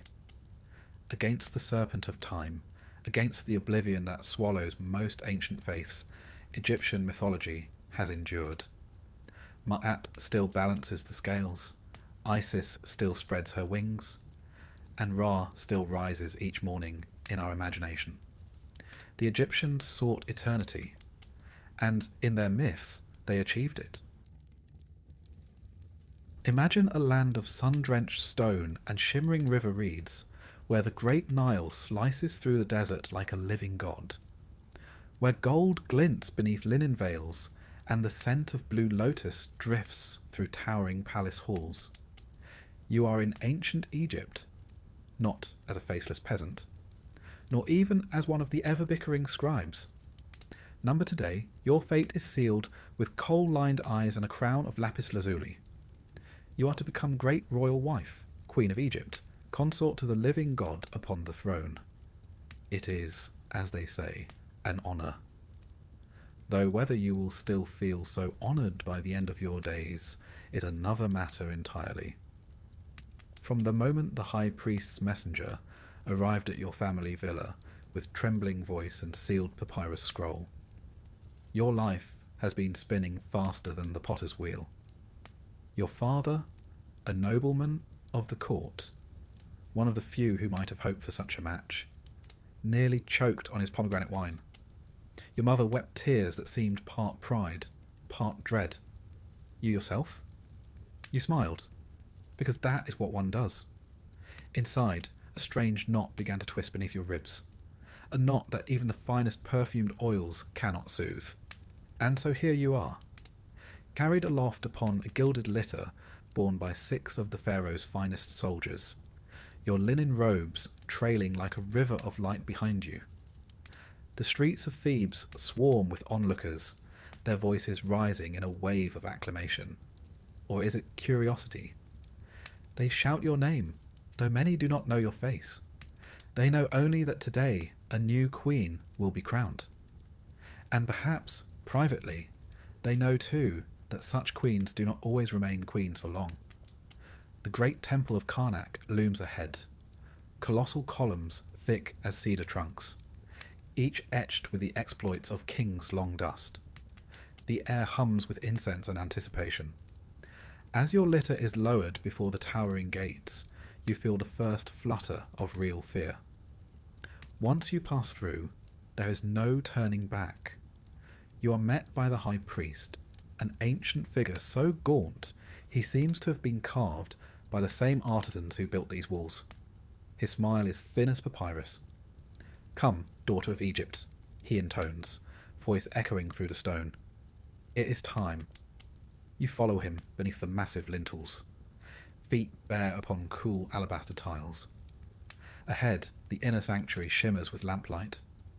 Statues of Isis and Hathor gaze down upon you, serene and pitiless. Here, the rites of queenship will bind you to the throne, and to all that comes with it. The coronation ritual is long, deliberate, and thick with meaning. You are washed in sacred water, drawn from the Nile at dawn. You are anointed with oils, whose recipes are known only to the temple's innermost circle. Oils meant to confer not just physical beauty, but spiritual protection. Your eyelids are darkened with kohl to ward off the evil eye. Your lips stained with red ochre, symbol of life. You are clad in robes of finest linen, embroidered with the royal uraeus, the rearing cobra that marks divine authority. It is a serpent that offers no comfort. And then, the moment, the great crown of the queen is brought forth, gleaming with gold and semi-precious stones. The high priest lifts it high above your bowed head, his voice solemn as he declares you great royal wife of the 2 lands. The crown settles upon your brow with surprising weight. You resist the urge to shift beneath it. At that moment, the doors to the sanctuary swing wide. A trumpet sounds. You emerge once more into the blinding sun, the air thick with cheering and flower petals.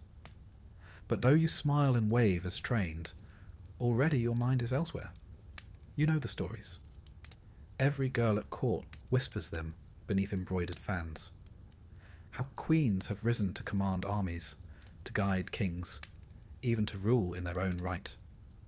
And how they have been poisoned, betrayed, erased from memory as though they had never been. There was Nefertari, beloved of Ramses the Great, whose face still gazes serene from her tomb, yet whose life was marked by bitter rivalry within the palace. There was Nefertiti, queen beside the heretic king Akhenaten, whose very fate remains an enigma.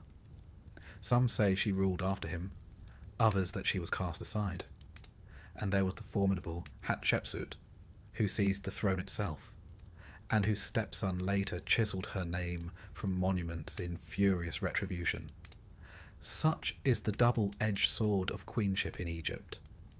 For all the silks and perfumes, the days spent drifting through shaded colonnades or presiding over temple rites, the queen walks a knife's edge, too visible, and she courts jealousy. Too passive, and she invites replacement. Producing an heir may secure her place, or simply paint a target upon her back. And the harem? Ah, the harem. You have not yet set foot within it, but already you know its whispered reputation. A gilded prison where royal wives and concubines jostle for influence, their children pawns in a game older than the pyramids. There, poison is a language as fluent as gossip. Favours are won not with smiles, but with alliances. The queen reigns supreme, or so it seems, until the day she does not. Yet for now, outwardly at least, the world is yours. You are presented to the court in a grand ceremony within the palace's pillared audience hall. The pharaoh himself, a living god in gold and lapis, eyes outlined in kohl, takes your hand before the assembled nobles. His grip is warm, firm, his smile unreadable. Together you stand before the throne of Horus. Together you receive the acclamation of the court. Yet beneath the ceremony's splendour lies another truth. From this day forth, your life is no longer your own. Your days will begin with ritual ablutions, washed in Nile water and anointed anew. You will preside over festivals and offerings, your image paraded before the people as living embodiment of Isis. You will dine in halls of gilded reliefs, where servants move in silence and every glance is weighed for hidden meaning. You will attend councils, your voice measured carefully, too forceful, and you risk seeming grasping, too meek, and you invite dismissal. At night, within your private chambers, you may gaze upon the moonlit courtyards and wonder how many of your predecessors once stood in this very place, dreaming of freedom. The servants who dress your hair and pour your wine know better than to speak of such things. But in their eyes, perhaps, you catch a flicker of understanding. And then there is the matter of an heir. For all a queen's titles and honours, this is the role upon which her true power rests. A male child secures the dynasty, cements your place beside the king. Yet childbirth is perilous. Many a royal wife has gone to the tomb in pursuit of this duty. Amulets will be placed beneath your mattress, spells whispered over your swelling belly. Physicians will hover, their remedies a curious blend of wisdom and superstition. Should the child be a girl, well, you will try again. And should you bear a boy, rejoicing, yes, and a subtle sharpening of daggers among the court's rival factions. The life of a queen is not a fairy tale of happy endings. It is a tale of survival, of playing the long game beneath a veneer of divine favour. For every Hatshepsut who rose to rule, there were 10 whose names are lost, their sarcophagi empty, their portrait defaced. But there is power too. With patience, wit, and a keen sense of timing, a queen may shape the destiny of Egypt from behind the throne. She may command armies through her son, sway the priesthood, forge alliances that outlive her rivals. The wise queens do not reach for power too soon, nor wait too long. And so, as the sun sets upon this day of days, you sit within the palace's perfumed inner chambers, your crown newly polished, your fingers stained faintly with henna. The court musicians play softly beyond the screened doorway. The king dines elsewhere tonight, no doubt consulting with his viziers or inspecting temple plans. You sip date wine from a chalice shaped like a lotus. Sweet, yes, but laced with the bittersweet taste of all that lies ahead. You are great royal wife of Egypt, adored, envied, watched from all sides. Behind the silks and gold lies a simple truth. Here, power and peril are one and the same. Sleep well, Queen, while you still can. Morning comes not with a gentle nudge, but with the deliberate chime of bronze bells in the dark. You are awake before the first blush of sun gilds the horizon, before even the acolytes have swept the sand from the temple courtyards. The Queen must be seen, polished, radiant, otherworldly, before the realm itself stirs. In the stillness of your private chambers, carved cedar screens filter the early light. The air is cool and sweet with lotus and frankincense, for servants have spent the better part of the night burning cones of resin to ensure that no foul spirit lingers come dawn. One can never be too careful, especially when so many around you would delight in your misstep or your sudden absence. A quiet tap at the door signals the arrival of your handmaidens. They enter in perfect silence, their linen robes whispering against the polished stone. The tallest carries a silver basin filled with Nile water and petals of blue lotus. The youngest, a fresh robe spun from linen so fine it is said to be fit for the goddess Hathor herself. Another bears the precious jars, oils of myrrh and cinnamon, sacred unguents meant to anoint the Queen and protect her from both harm and blemish. You are guided to the ceremonial bath, an alabaster pool inlaid with turquoise. The water is cold at first, a reminder that even divine skin must endure its earthly trials. Hands smooth and sure cleanse away the oils of the previous day, tracing each limb with practiced reverence. It is not a task performed for comfort, but for symbolism. To remain pure, to remain worthy in the eyes of the gods and of Egypt, one must be reborn with every sunrise. Once dried and wrapped in linen, you are seated before a low mirror of polished copper. Here the transformation begins. Coal is ground fresh, blended with malachite for its vivid green sheen. Not merely cosmetic, but protective, shielding the eyes from the sun's harsh glare and the ever-watchful gaze of rivals. Lips are tinted with ochre, cheeks with a subtle dusting of rouge. A queen must never appear fatigued, no matter the burdens she carries, or the sleepless nights spent listening for the scrape of sandals in the corridor. Then comes the hair, an elaborate ritual unto itself. Though your natural tresses are healthy, they are supplemented with strands of imported hair, woven skillfully to achieve the desired length and volume. Some strands may well have been clipped from the heads of foreign captives, a thought you wisely keep to yourself. As the final ornament, a broad collar of gold and faience is clasped about your neck. You glance at the figure in the mirror. Is this still you, beneath the layers of artifice? A fleeting thought. Queens do not indulge in such luxuries as self-reflection. By the time the temple bells toll the first hour, you're ready to face the day. Your appearance must suggest a woman untouched by mortal concerns, serene, gracious, above the petty dramas of court life. Of course, beneath this polished exterior lies a mind that cannot afford a moment's rest. You are not alone in the palace, not by a long measure. It is a world unto itself, a maze of columned halls and sun-dappled courtyards, vast enough to house an army of courtiers, scribes, priests, and artisans. Within these walls pulse the hidden currents of power and intrigue. Your chief rival may greet you with a smile at this morning's offering ceremony, a smile that does not reach her coal-darkened eyes. She, too, knows that every gesture, every glance is part of an unspoken game. To falter is to invite whispers. To stumble is to risk everything. The harem, though called such, is no mere den of idle pleasure. It is a complex political engine, its chambers echoing with the laughter of children who may one day rise to challenge the line of succession.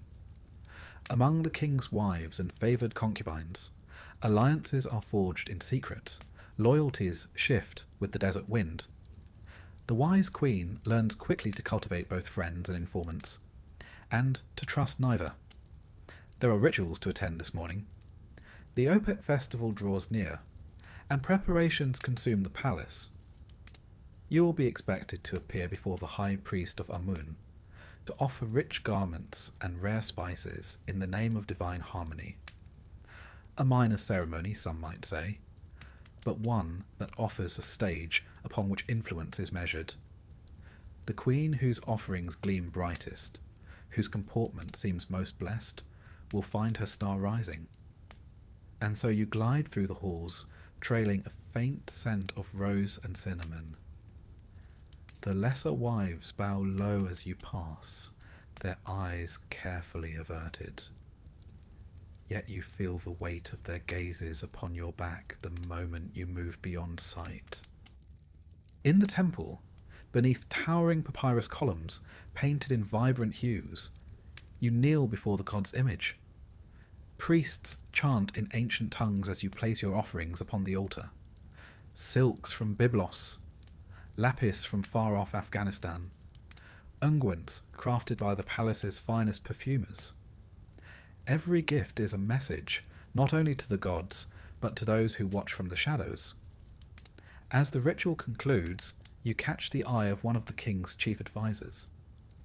He inclines his head with a subtle smile, a gesture of deference, or a warning. One must always wonder. By midday, you are summoned to the Queen's council chamber, a rare privilege granted only to those of highest rank. Here you will hear reports from the palace stewards, matters concerning the granaries, the textile workshops, the progress of temple construction. Dry subjects perhaps, but each a thread in the greater tapestry of power. Your decisions must be swift, yet careful. Approve too many requests, and you risk appearing weak. Deny them all, and the whispers of tyranny will begin anew. You walk a careful line, each word weighed as though it were gold upon a scale. Among the day's matters is news from the workers' village near Deir el Medina. An illness has swept through the sculptor's quarter, delaying work upon your future tomb. A trivial concern to some, but you know better. The tomb is more than a resting place. It is your insurance against oblivion. The artisans will receive additional rations and amulets for protection. A wise investment. Afternoon brings a quieter respite, though never one entirely free of duty. You dine in a shaded loggia, a breeze stirring the embroidered silks that veil the arches. Servants present delicacies, honey cakes, roast duck, figs dripping with nectar. You eat sparingly, as is expected of one so elevated. A queen must never appear greedy. Indulgence is for the lesser sort. As you sip cool barley beer from a slender goblet, a trusted handmaiden kneels beside you with whispered news. A new consort has arrived from the northern provinces, young, beautiful, and gifted with a voice said to rival the songbirds of the Nile. Already she has caught the king's eye. You smile, a gesture as polished as the alabaster columns that surround you, and you begin to consider your next move. Later, beneath the shadow of the palace's western wing, you visit the royal nursery. The children greet you with wide eyes and eager laughter. Here, among these innocent faces, the true future of Egypt stirs. You kneel to kiss the brow of your son, a prince yet too young to grasp the weight of the crown that may one day rest upon his head. You will teach him, in time, the art of ruling and surviving. Evening falls with a golden hush. The palace grows quieter, though within its stone heart the wheels of intrigue never cease their turning. You retreat to your private apartments, where oil lamps flicker against painted walls depicting lotus and papyrus, symbols of eternal life. there is yet one final duty, a private audience with the king. You are summoned to the inner chamber, where incense curls in lazy spirals beneath the gilded ceiling.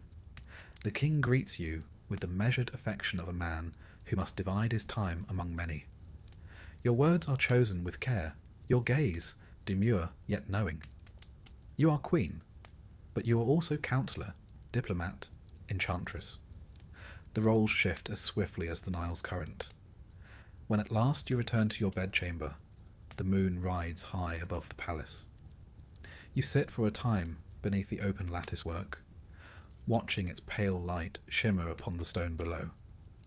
In this quiet hour, the trappings of queenship feel both distant and suffocating. For all the silks and jewels, all the deference and titles, the palace is a cage, one wrought not of iron, but of expectation and vigilance. A single misstep, a whispered rumour, and the queen may find herself cast from its heights to its darkest depths. Yet you are here. You remain. And tomorrow, as the bronze bells chime once more, you will rise again to meet the day's challenges with the grace and cunning that have brought you this far. For such is the life of a queen in ancient Egypt. A dance upon the blade's edge, cloaked in beauty and peril alike. There is a single truth in the palace, that all queens, whether newly crowned or silver-haired with experience, understand from the moment they first pass beneath its painted lintels. Your value lies not in your beauty, nor in your wisdom, nor even in the favour of the king. It lies in your womb. You are great royal wife, yes. But if you cannot produce an heir, and preferably a male heir, your days in these gilded halls may be numbered. No one says it aloud, of course. Court etiquette forbids such crassness. Instead, the expectation settles upon your shoulders like the heavy, broad collar you wear at every ceremony. A constant weight, at once ornamental and oppressive. Already the whispers have begun. You hear them between the polished pillars, where handmaidens exchange knowing glances. You see it in the eyes of the lesser wives and concubines, who watch your every step with thinly veiled anticipation. 1 month has passed since your coronation. Then 2. The court astrologers mark the movements of the stars with increasing scrutiny, as if they might coax a royal conception from the heavens themselves. And so begins the most delicate and dangerous chapter of your queenship. It is no simple matter of nature taking its course. No, in Egypt, where the lines between the mortal and divine blur with every sunrise, even the act of producing an heir is shrouded in ritual and superstition. You are bathed in sacred waters drawn at dawn, infused with petals of lotus and fragments of lapis. Priests recite incantations over your garments, your bed, your very breath. Amulets are strung beneath your linen shift, the eye of Horus to guard against miscarriage, the Ankh for life, the frog-headed goddess Heket, midwife of the gods, to ensure safe delivery. Physicians, whose knowledge is equal parts herbal remedy and hopeful guesswork, prescribe strange concoctions, dates soaked in beer and honey, ground pomegranate mixed with frankincense, the occasional live fish, yes, live, pressed gently against the belly to divine the likelihood of conception. One must keep a straight face through such rituals. After all, queens are not afforded the luxury of skepticism. And the king? He, too, is aware of the stakes, though his attention is divided among many chambers, many women. Still, he dutifully appears when summoned, the union of king and queen being not merely a private affair, but a reenactment of cosmic creation itself. The priests say that in your embrace you embody Isis and Osiris, restoring the divine balance of the land. You try to think of this as you gaze up at painted stars on the ceiling, willing your body to cooperate. When at last the signs of pregnancy appear, a mist moon, a flutter in the belly, the court erupts in barely concealed relief. Musicians play in the courtyards, Offerings are made at the temples. You are showered with gifts, fine linens, perfumed oils, and statuettes of Taweret, the hippo goddess of childbirth, her toothy grin meant to ward off evil. But celebration soon gives way to caution, for childbirth, even in the palace, is fraught with peril. The annals of Egyptian history are replete with queens who entered the birthing chamber as goddesses and left it not at all. You are moved to special apartments near the temple of Hathor, patroness of motherhood and joy. Here, midwives attend you day and night, their weathered faces betraying both experience and unspoken concern. The floor is strewn with woven reeds and soft mats, the air thick with incense. One corner of the room is reserved for offerings, dates, honey, and the occasional small figurine of a crocodile, a nod to Sobek, whose protective ferocity is invoked at such times. You might wonder at this eclectic collection of guardians, but when faced with the shadow of death, one cannot be too selective in seeking allies. As the months progress, the court holds its breath. The Queen's pregnancy is no private matter. Every noble, every servant, every soldier watches for signs of progress and of danger. Should you miscarry, the blow to your standing would be immediate, perhaps irreversible. Such was the fate of many a royal wife. History whispers of queens quietly dismissed, their names stricken from records after a series of failed pregnancies. Others fared worse, poisoned by rivals eager to clear the path for their own offspring. One cannot overlook the tale of Queen Mutnejmet, wife of the usurper Horemheb, whose repeated miscarriages were immortalized in temple reliefs, and who vanished from a court soon after.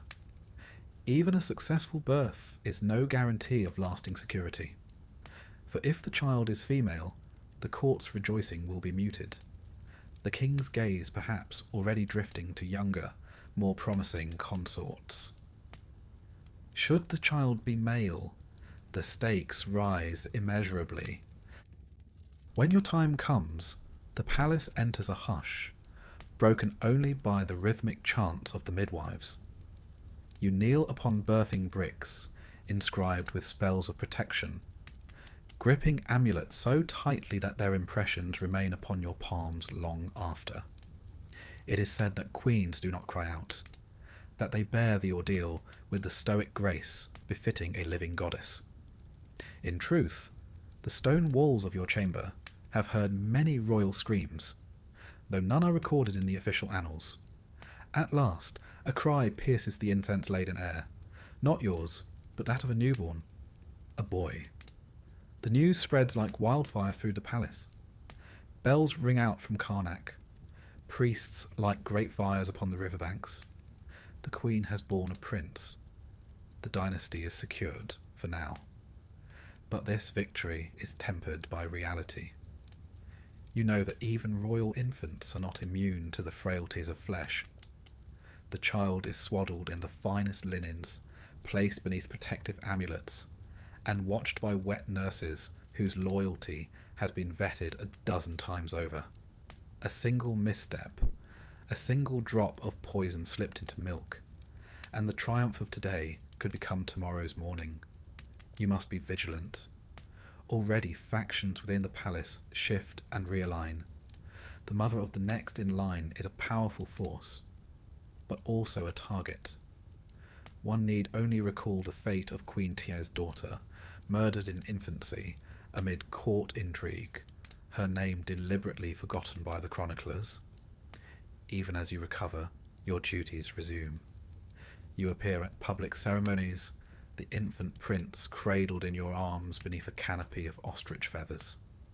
Statues are commissioned in your likeness, inscriptions proclaiming you mother of the god's son. Yet in the shadows, rival eyes glitter with envy. For queens in Egypt, there is no true rest. Having secured your position with an heir, you must now defend it with equal fervour. The harem buzzes with fresh schemes. The lesser wives whose sons must now vie for favour redouble their efforts.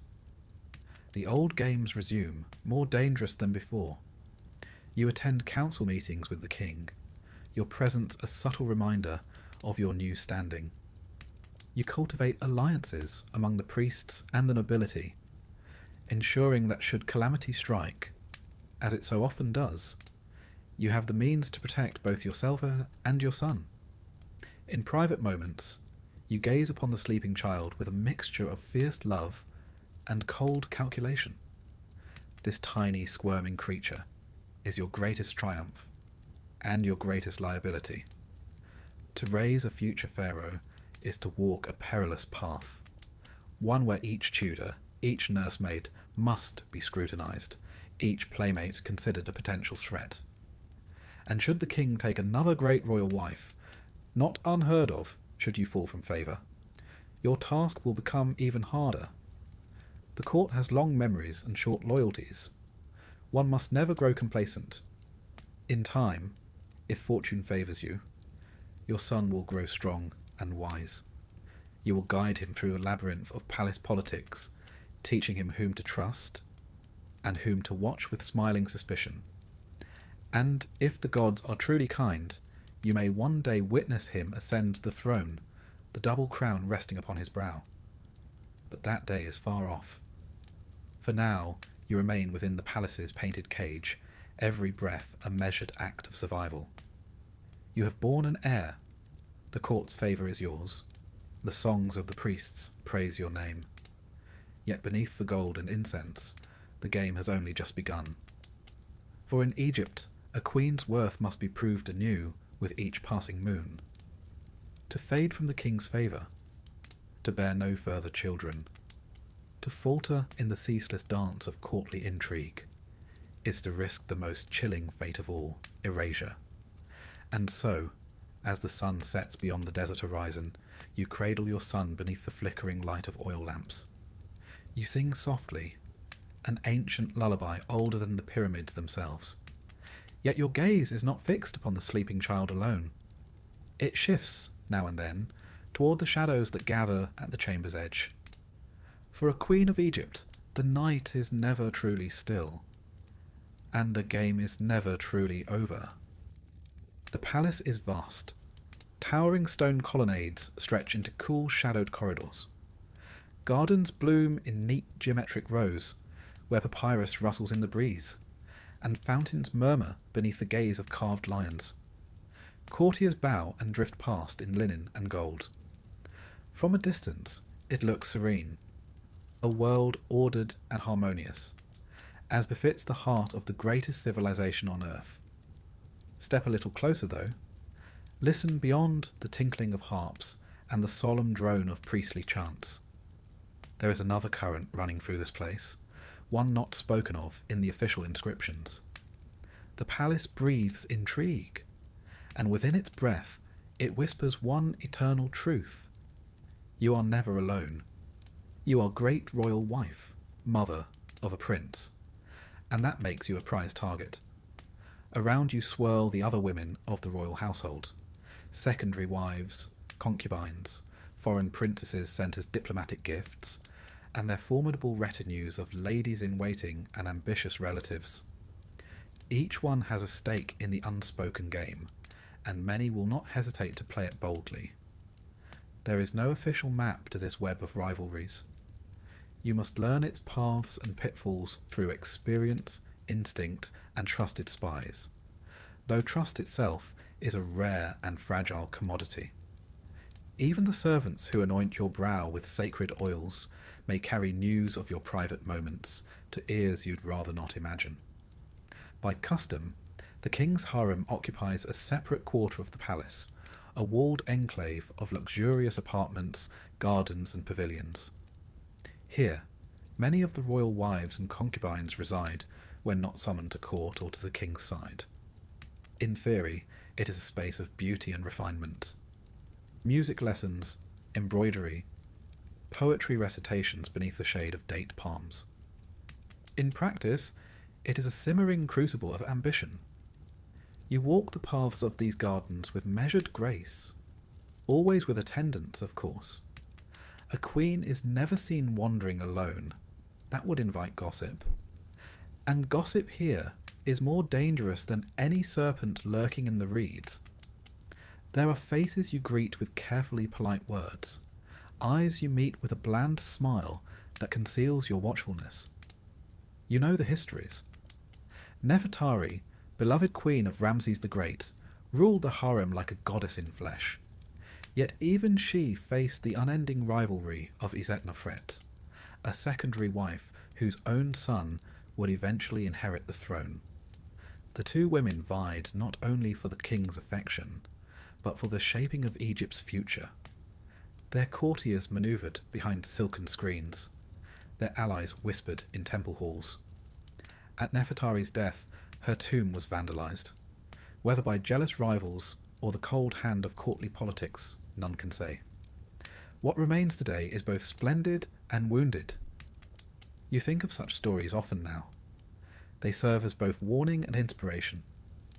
Each new arrival to the palace, each young concubine with eyes like polished obsidian, each foreign princess with her father's promises and her mother's cunning, is a potential threat.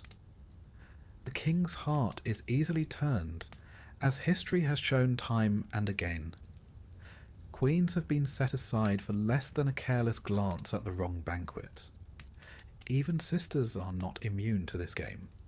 Consider Cleopatra the Seventh, the last and most famous of Egypt's queens. In a world no less treacherous than yours, she eliminated her own siblings to secure the throne. Her brother husband Ptolemy the 13th was drowned in the Nile after their bitter civil war. Her younger sister Arsinoe was paraded through Rome and later executed at Cleopatra's request. It is a grim reminder that in matters of power, blood offers little protection.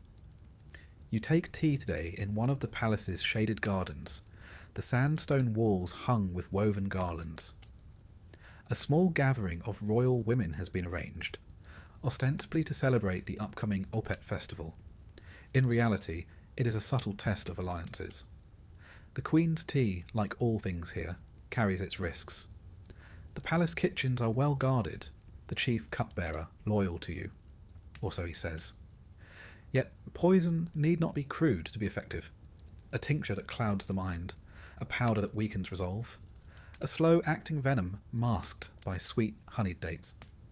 You sip carefully, smile lightly. The cup never leaves your sight. Conversations drift around you. A young concubine boasts of her skill with the harp. Another praises the king's latest hunting exploits. All harmless on the surface. But beneath the words flow subtle currents of status and intent. Every compliment is a probe. Every glance, a calculation. One of the lesser wives leans forward, her eyes gleaming. "Your son grows strong, my queen. I hear he bested his tutor in wrestling last week." A harmless comment, or a veiled threat. To draw attention to your son is to draw attention to the ambitions that circle him like vultures. "He's a child," you reply smoothly. "He enjoys his games." You shift the topic with practiced ease, asking after the health of her daughter. To accept flattery is dangerous. To appear defensive, fatal. Such exchanges are endless, their stakes invisible to the casual observer. Many queens of old failed to master them and paid dearly. Queen Ankhesenamun, widow of Tutankhamun, sought alliance with a foreign prince to secure her safety. A bold move that ended with her vanishing from the record. Was she betrayed by a rival? Silenced by the priests? No one knows. Even now, you must wonder which smiles around you conceal knives. The old adage holds true. A quiet tea in the garden can be more dangerous than a battlefield. Your allies are few, and must be cultivated with care. A trusted lady-in-waiting whose family owes you loyalty. A eunuch whose discretion has been purchased with gold and promises. A priestess whose whispered prayers carry double meanings. You build your network slowly, patiently, for haste invites exposure. Yet alliances shift. Friendships sour. Today's confidant may be tomorrow's betrayer. The palace records are rich with such cautionary tales. In quieter moments, you walk among the statues of past queens. Their faces, serene in alabaster or painted with fading pigments, offer no counsel. Yet their stories linger. You think of Tie, wife of Amenhotep III, who wielded immense influence and corresponded with foreign kings, yet whose legacy was nearly eclipsed by the rise of Akhenaten and his religious upheaval. You think of Hatshepsut, who dared to rule as king, donning the false beard of Pharaoh. For years, she outmaneuvered her rivals, until her memory was almost entirely erased by the jealous Thutmose III. Such are the lessons you must heed. Power is never given freely. It is seized, defended, and, if one is wise, relinquished only at death. As evening falls, the gathering disperses. Courtiers retreat to their quarters. Musicians pack away their lyres. You linger a moment beneath the stars, the scent of jasmine thick in the air. A new note arrives by the hand of a trusted servant, unsigned, of course. It speaks of a foreign envoy scheduled to arrive in secret tomorrow, bearing gifts for one of the king's newer favourites. Another ripple in the pond, another game to watch. You retire to your chambers, where attendants remove your ornaments and unbraid your hair. In the quiet, you allow yourself a moment of reflection. The palace is beautiful, yes, but it is no sanctuary. It is an arena, one of subtle wars and shifting alliances. Each day is a contest of wit and will, where the stakes are survival and legacy. You share this palace with rivals. And while you walk its painted halls with grace, your heart must remain as sharp as any blade. For in this place of stone and shadow, even a queen must remember. Trust is a luxury, vigilance a necessity. And tomorrow, the game begins anew. You sit beneath the painted ceiling of your private chamber, the walls cool beneath your fingertips. A gentle breeze stirs the linen draperies, carrying the scent of crushed myrrh and blooming acacia. In your lap lies a scroll, a genealogy of your illustrious house, inked by the finest scribes in the land. You unroll it slowly, eyes tracing the names. Father, mother, grandfather, grandmother, uncles, aunts, cousins, many of whom have, in one form or another, become entangled in the great tapestry of your dynasty's lineage. It is a fine thing, they tell you, to have royal blood. The purer, the better. And here in Egypt, purity takes precedence over all else, certainly over more pedestrian concerns of propriety or genetic diversity. You will marry within your family. You know this. Every girl born beneath the palace roof knows this. It is not a matter of preference or affection. It is a duty, a cosmic necessity woven into the very fabric of kingship. The gods themselves set the precedent. Isis and Osiris, sister and brother, husband and wife, created the divine order. To imitate their union is to uphold Ma'at, the sacred balance that holds the universe together. That the practice also serves to consolidate power and property within the royal house is, of course, a fortunate coincidence. Your own match was announced with great ceremony. The court heralds proclaimed it a union of destiny. The high priests invoked the blessings of the pantheon. Privately, you reflected that the match was more likely the result of several tense negotiations behind closed doors. Still, the marriage was sealed, and sealed with blood as well as gold. Your new husband is your brother, or perhaps your half-brother. The lines blur. You have known him since childhood, chased sunbeams across the palace courtyards together. Now you meet beneath the heavy weight of crowns and expectations. The wedding itself was a spectacle. Musicians played beneath canopies of palm fronds. Dancers performed in honour of Hathor, goddess of love and joy. Incense smoke curled toward the heavens as you knelt before the altar. Hands joined beneath a net of golden thread. The priest's voice echoed through the temple halls. By this union, the house of Horus is strengthened. By this union, the land shall flourish. You smiled as expected, your gaze serene beneath the weight of elaborate headdress. The court watched, whispering beneath painted fans. It is the Queen's duty to set the tone after all. Behind the smiles, the truth remained unspoken. Marriages such as this carry risks, as well as rewards. The royal family tree is a twisted thing, its branches curling back upon themselves like the tendrils of a papyrus plant. Sibling marriages, uncle-niece unions, even the occasional pairing of aunt and nephew, all are recorded in the annals of kingship. The line of the Ptolemies would later make an art of such unions, but they were hardly innovators. Consider Akhenaten, the heretic king, and his great royal wife Nefertiti. While their exact relationship remains a matter of scholarly debate, their daughters were later wed to their own relatives, perpetuating a cycle that would culminate in the tragic figure of Tutankhamun. Ah, poor Tutankhamun, the boy king, crowned before his bones had fully hardened. Modern science has laid bare the consequences of his inbred lineage. A cleft palate, a clubfoot, fragile bones prone to breakage. His family line was riddled with genetic maladies, the result of generations of insular unions. Even the treasures of his tomb, glorious though they are, could not conceal the frailty of the young pharaoh they enshrined. You cannot help but wonder what price your own bloodline might yet pay. It is not a thought one can voice within these walls. The priests will tell you that royal blood must not be diluted, that the gods themselves demand it. The courtiers will nod and murmur in agreement, ever eager to align themselves with orthodoxy. Still, the palace midwives whisper tales in the dark.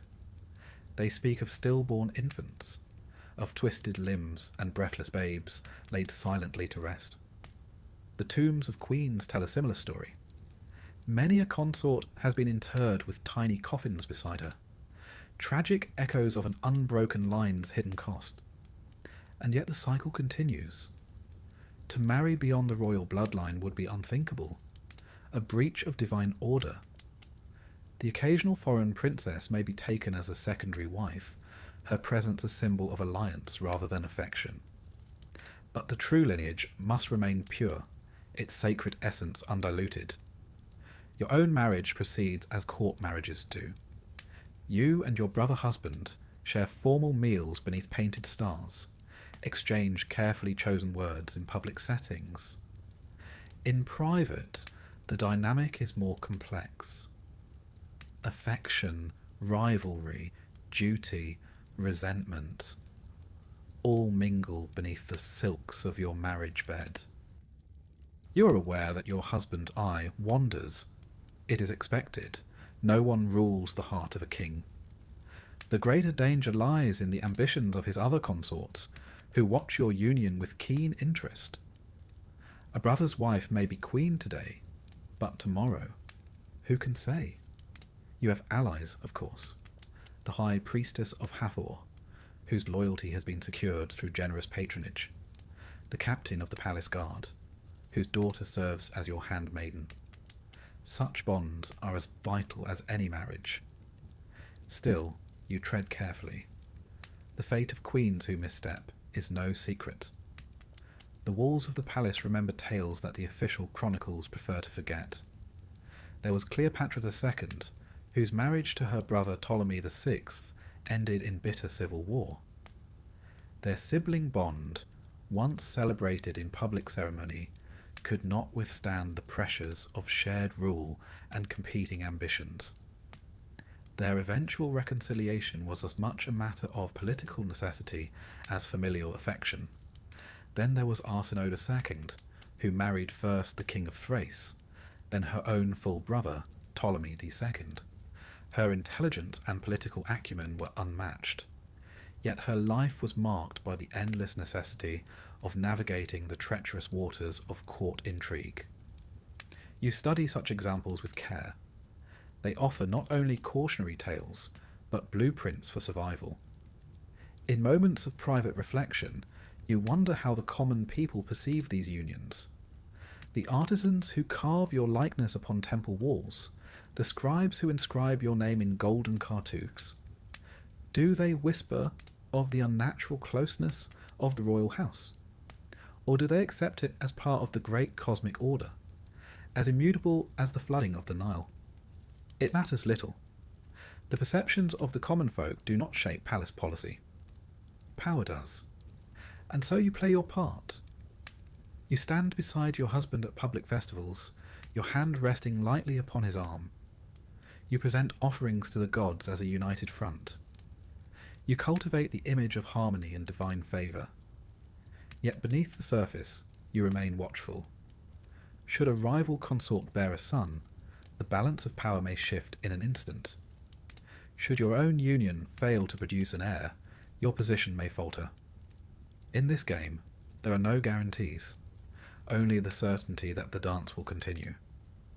Even now, scribes record your marriage in glowing terms. The scrolls will speak of divine union, of the strengthening of the royal line.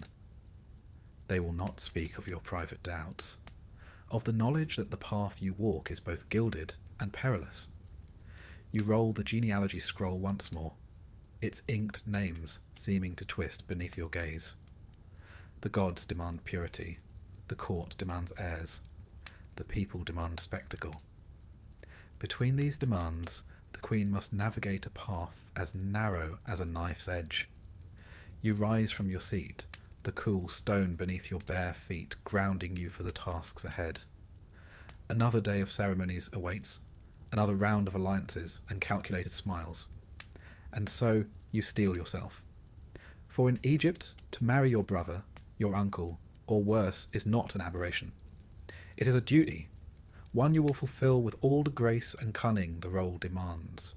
The dance continues, and you, Queen of Egypt, must dance it well. You wake to a dawn as gold as any that has graced the Nile in its long, winding history. The stone columns outside your chamber are bathed in soft light, their painted reliefs of lotus blooms and soaring falcons glowing faintly in the early warmth. It is a beautiful morning, though beauty, as you well know, counts for very little in the halls of power. As great royal wife, you are mistress of the palace in name, favoured consort in ceremony. But beneath the bright surface of this life, you have been cast into a game, one vast, intricate, and merciless. And in this game, even a queen is but a pawn. You did not ask to be moved across this board. Few do, but that will not save you. The viziers plot with soft words and watchful eyes. The priests chant hymns in the open while whispering curses in the dark.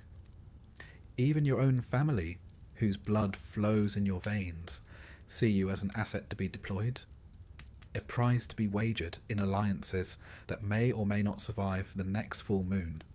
And you? You smile, you bow, you move your own pieces in turn, for there is no other choice. You were raised on such stories, of course. What girl of noble blood has not heard of Queen Nefertiti, the favoured wife of Akhenaten, the heretic king who dared to defy the ancient gods? At first, her role was ceremonial, a queen, nothing more. But as Akhenaten's grip on the old order faltered, Nefertiti's power grew. In temple reliefs, she is shown smiting enemies, an honour few queens ever claimed. Some believe she ruled in her own right after his death, under the name Nefer-Neferuaten. Others whisper darker endings, a palace coup, a convenient disappearance. The lesson is simple. A queen may rise in this game, but her ascent is neither guaranteed nor safe. You are summoned this morning not to the king, but to his vizier, a man whose years have taught him the art of masking threats with courtesies. The message is polite, the appointment unavoidable. You seat yourself upon a low, cushioned throne in the audience chamber of the vizier's quarters, flanked by carved images of Ma'at, the goddess of truth and balance.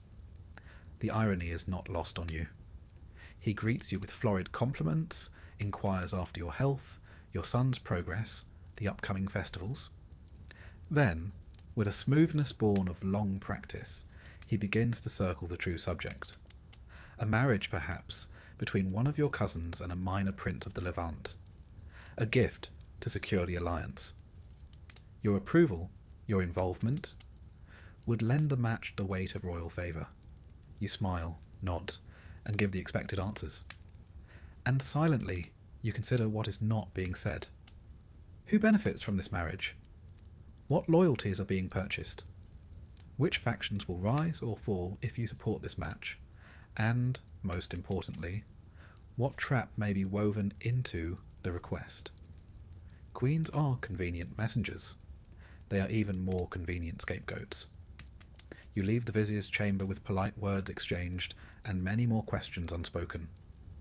Your thoughts turn to other examples. Consider Queen Mutamwia, mother of Amenhotep III. Little is known of her, but much can be inferred. Her marriage was likely a political manoeuvre. A foreign princess, perhaps, her presence at court negotiated by embassies and scrolls sealed with wax and wary smiles. When her son rose to the throne, she gained new influence, but only so long as she remained useful. Such is the way of things.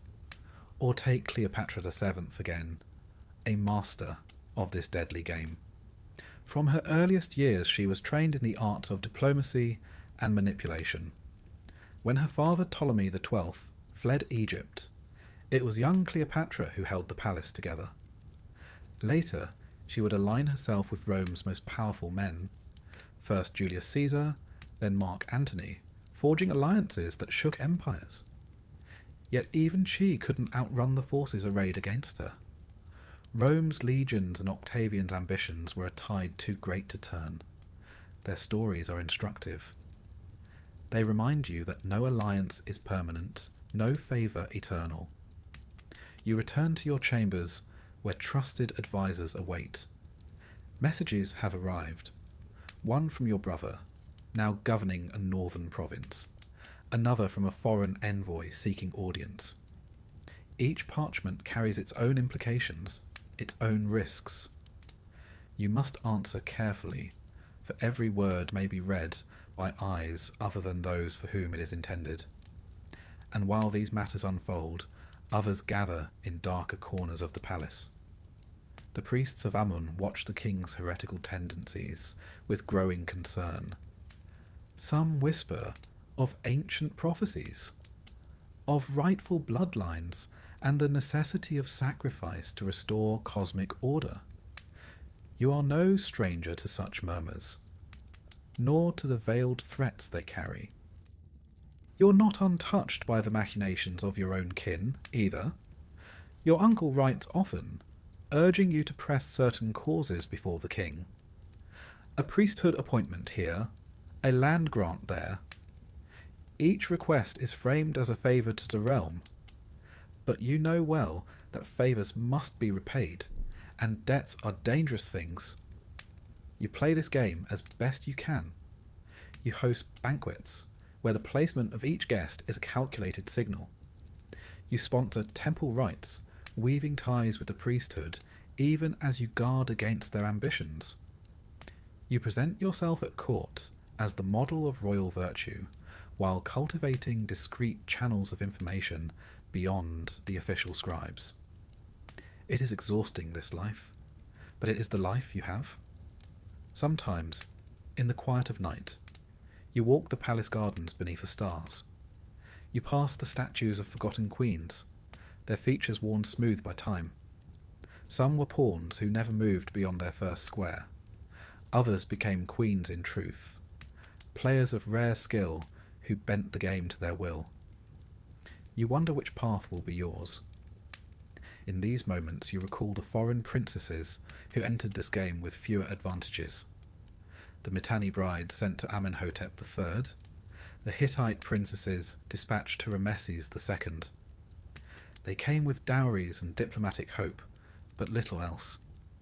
Many faded into obscurity, their tombs unmarked, their names preserved only in dusty inventories of marriage gifts.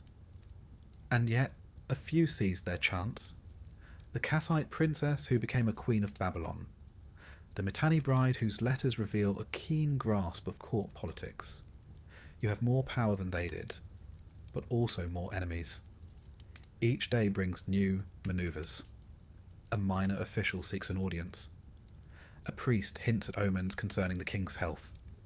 A noblewoman's sudden illness sparks rumours. Was it a natural ailment or the work of unseen hands? Even the king himself is not immune to manipulation. His advisers counsel restraint in foreign policy. Or is it fear? His favoured courtiers press for greater privileges or greater control. You walk a narrow line, seeking to guide without appearing to command. You think again of Nefertiti. At her zenith, she shaped Egypt's destiny alongside Akhenaten. And then, as swiftly as she rose, she vanished.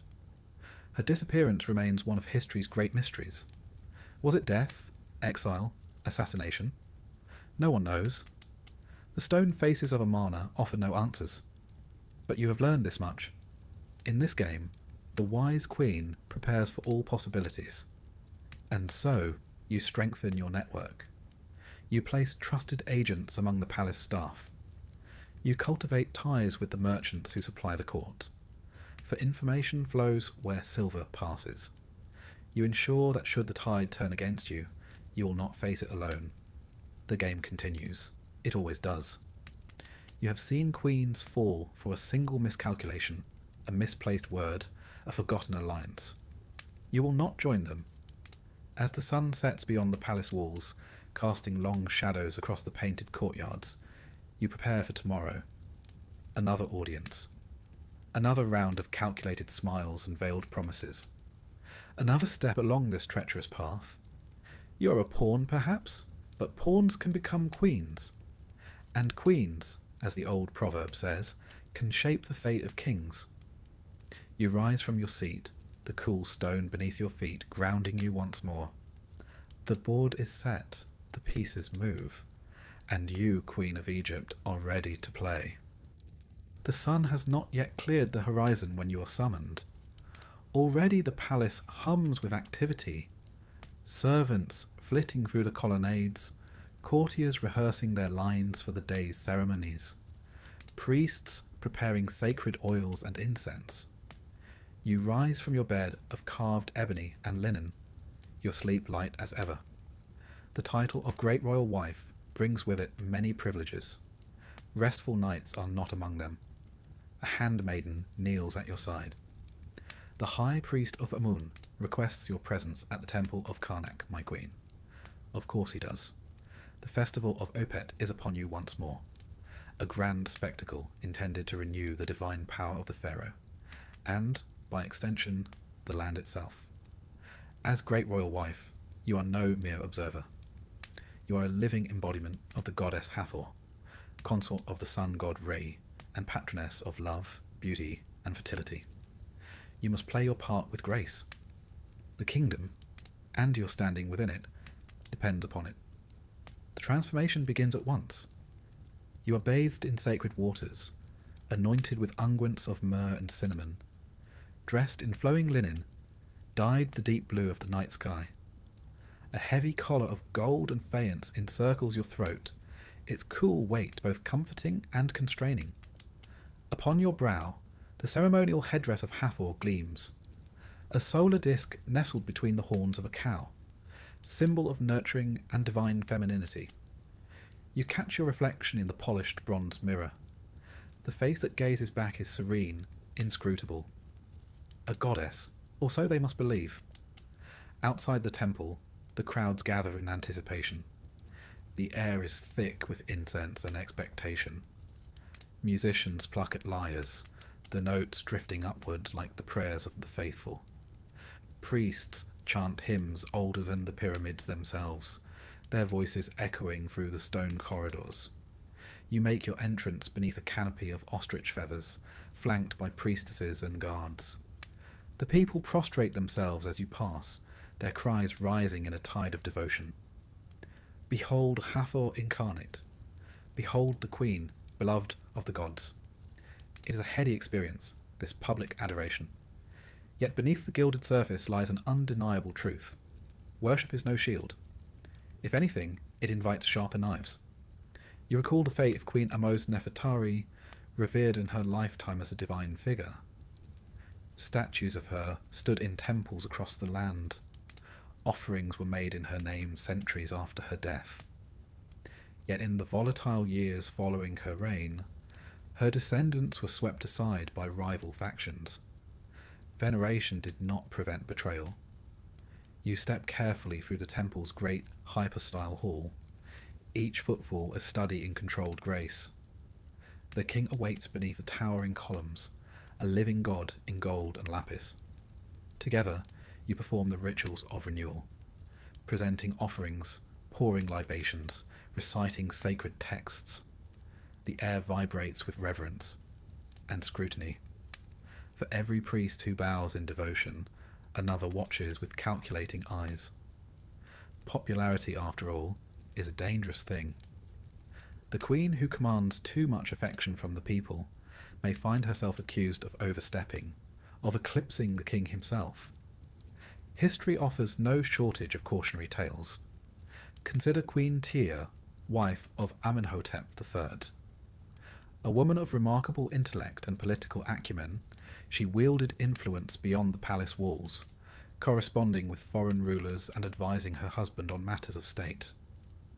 Her statues were erected alongside the king's, an unprecedented honour. Yet, when her son Akhenaten began his radical religious reforms, Tyr became a convenient target for those seeking to undermine the royal house. Her legacy was tarnished by association, her memory contested. Even the divine are not immune to public opinion. As the procession winds its way through the temple complex, you offer measured smiles to the assembled dignitaries. A well-placed glance here, a gracious nod there. Each gesture is calculated, each moment an opportunity to reinforce alliances, or to remind potential rivals of your enduring presence. Among the crowd you spot a familiar figure, the high priest of Amun, resplendent in ceremonial garb. His eyes meet yours, a flicker of something unreadable passing between you. Respect? Resentment? A mixture of both, perhaps. The priesthood wields power nearly equal to the throne. Their favour is invaluable and fickle. Too close an association invites suspicion. Too distant a stance invites hostility. You walk a narrow path indeed. Later, in the cool shadows of your private chapel, you offer prayers of your own. The goddess Hathor smiles serenely from her gilded shrine. You wonder, not for the first time, whether the divine truly intervene in mortal affairs, and whether they find amusement in the tangled games of palace life. Your attendants bring news as you recline upon a cushioned bench. Whispers circulate of a rival consort's rising favour. A lavish new estate granted by the king. A private audience that lasted well beyond the expected hour. You mask your reaction with practised ease. Such tides rise and fall daily. The wise queen remains steady, unmoved. Yet you take note. The game is relentless. A single misstep, a single lapse in vigilance, can unravel years of careful positioning. Consider Queen Nefertari, beloved of Ramses the Great. Her beauty and wisdom were immortalized in her magnificent tomb, adorned with celestial imagery and hymns of praise. Yet even she faced rivals within the harem, chief among them Isetnofret, whose son would ultimately succeed to the throne. Nefertari's enduring legacy did not shield her from courtly intrigue. You instruct your attendants to prepare gifts for the high priest. A subtle reminder of your piety, a gesture to maintain favour. Influence, like incense, must be continually renewed, lest it dissipate into nothing. As evening falls, the festival reaches its zenith. Torches blaze along the processional route, casting flickering shadows upon the stone walls. You ride in a ceremonial bark, the people thronging the banks of the Nile, their chants echoing across the water. Hathor lives, the queen is her vessel. In this moment, you are adored beyond measure. Yet the weight of the headdress upon your brow serves as a constant reminder. Adoration is fleeting. Safety is an illusion. You think of Cleopatra once more, a queen who mastered the art of public image, cultivating her persona as Isis reborn. Her charisma captivated rulers and subjects alike. Yet in the end, neither divine association nor popular acclaim could shield her from Rome's inexorable advance. Returning to the palace, you dismount with composed grace. Behind the smiles and accolades, you feel the familiar undercurrent of tension. The queen who draws too much light upon herself risks casting others into shadow, and shadows breed resentment. In your private chambers, you remove the heavy regalia piece by piece, the solar disk, the golden collar, the layers of perfumed linen. Beneath it all, you remain yourself, flesh and blood, a woman navigating a treacherous world beneath a veneer of divinity. You know that tomorrow will bring fresh challenges. The favour of the gods may be eternal, that of the court decidedly less so. And so you prepare once more. For in Egypt, a queen may be worshipped as a goddess, but she is never, ever safe. You do not sleep deeply anymore. Not truly. The palace is too full of whispers for that. The night air brings them through cracks in stone and silk. A servant's careless word here, a scribe's furtive glance there. In this life, the trick is not to silence such whispers. It is to hear them first. And so you wake, well before dawn, to the rustle of your most trusted handmaiden slipping through the door. A message is pressed into your palm. A scrap of linen, no more. One glance is enough, and there is movement among the concubines. One in particular has grown bold, too bold. She boasts of the king's growing affection, of late-night audiences and gifts wrapped in lapis and ivory. And worse, she has begun to gather allies. You smile faintly, though there is no mirth in it. You had expected as much. In the great game of the Egyptian court, survival is not merely a matter of charm or divine favour. It is a matter of vigilance, and of striking first when the balance tilts. History remembers the queens who played this game well. It remembers, too, those who failed. You rise from your couch, moving with deliberate ease. Outside, the moon lingers pale against a violet sky. Your attendants prepare you for the day, unaware that this morning's tasks go far beyond temple rites or polite audiences. As they drape you in fine linen and coil your hair with strands of gold, your mind is elsewhere, assessing your pieces, testing the strength of each.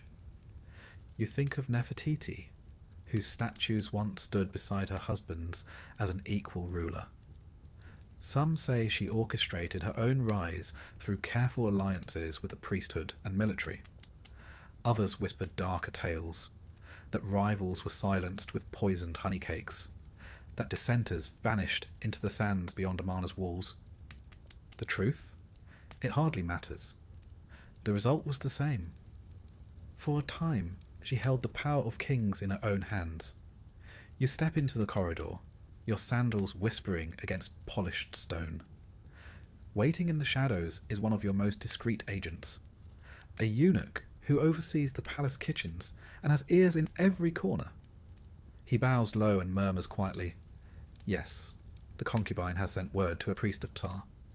There is talk of offerings, and of a prophecy concerning her unborn child.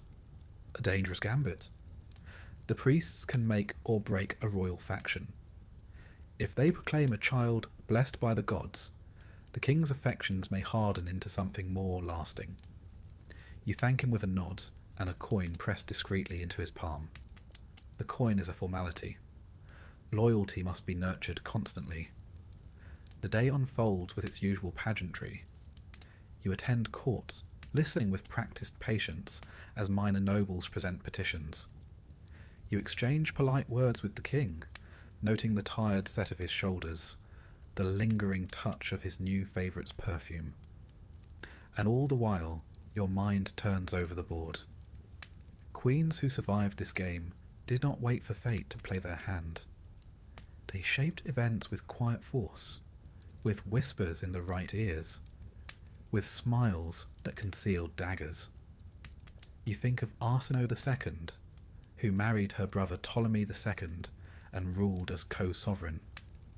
She crushed her political enemies with ruthless efficiency, exiling rivals and rewriting temple inscriptions to solidify her divine status.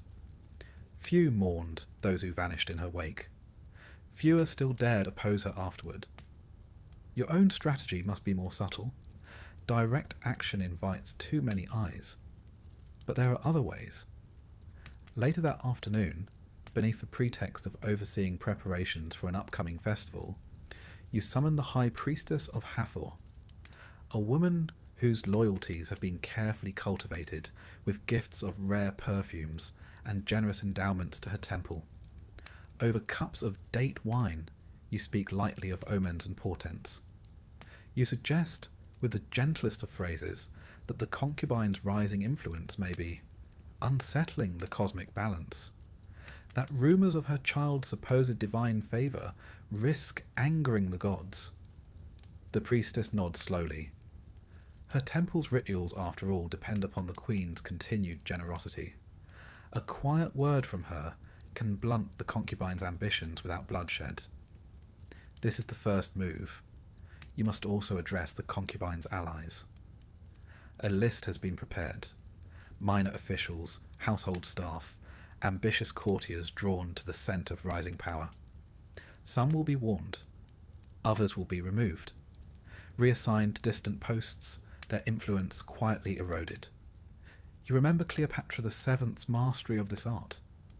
She charmed Roman generals and Egyptian priests alike, weaving a web of alliances that kept her on the throne despite overwhelming odds. Yet she knew when charm must give way to force.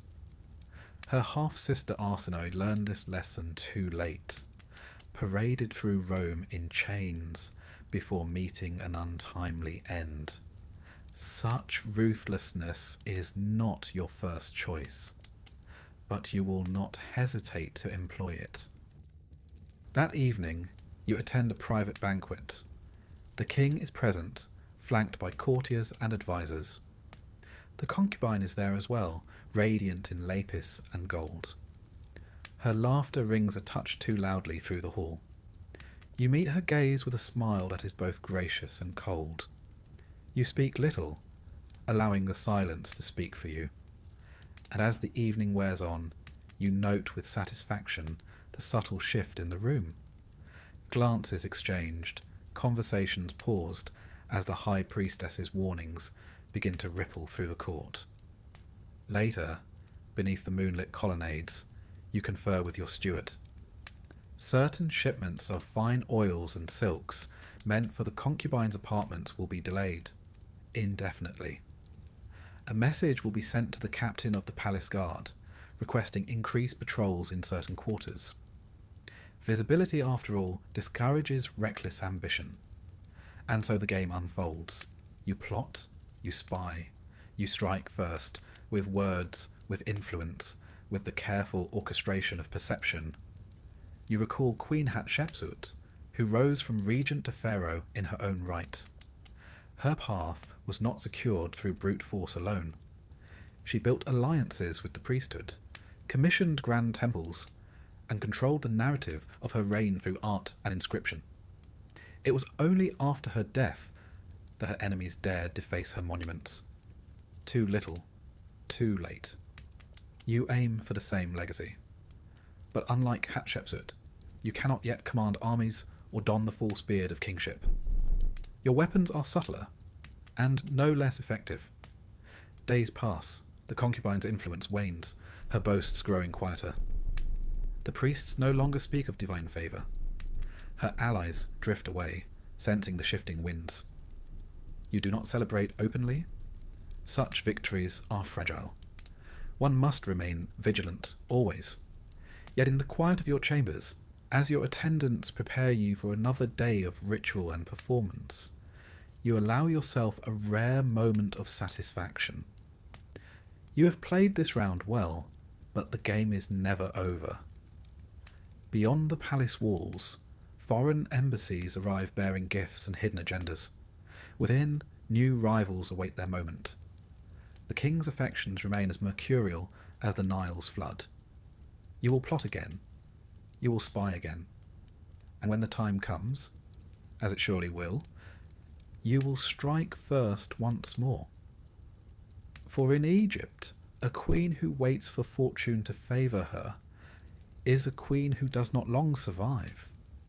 There comes a day when even the brightest queen in Egypt begins to glance more often toward the west, not toward foreign lands or shifting alliances, but toward the golden arc of the setting sun.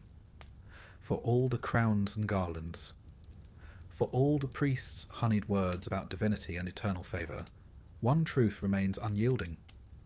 You are mortal. And in Egypt, where death is not an end, but a beginning fraught with peril, a wise queen prepares well for her final journey, or risks being erased in both life and afterlife. You are older now. The courtiers still bow low. The priests still chant your titles with reverence. But beneath the oil lamps and gilded beams of the palace, you see it in their eyes, a quiet measuring. Your hair, once black as coal, is now touched with silver, though the finest perfumers can soften its gleam. Your face is still fair beneath its careful layers of ochre and scented oils.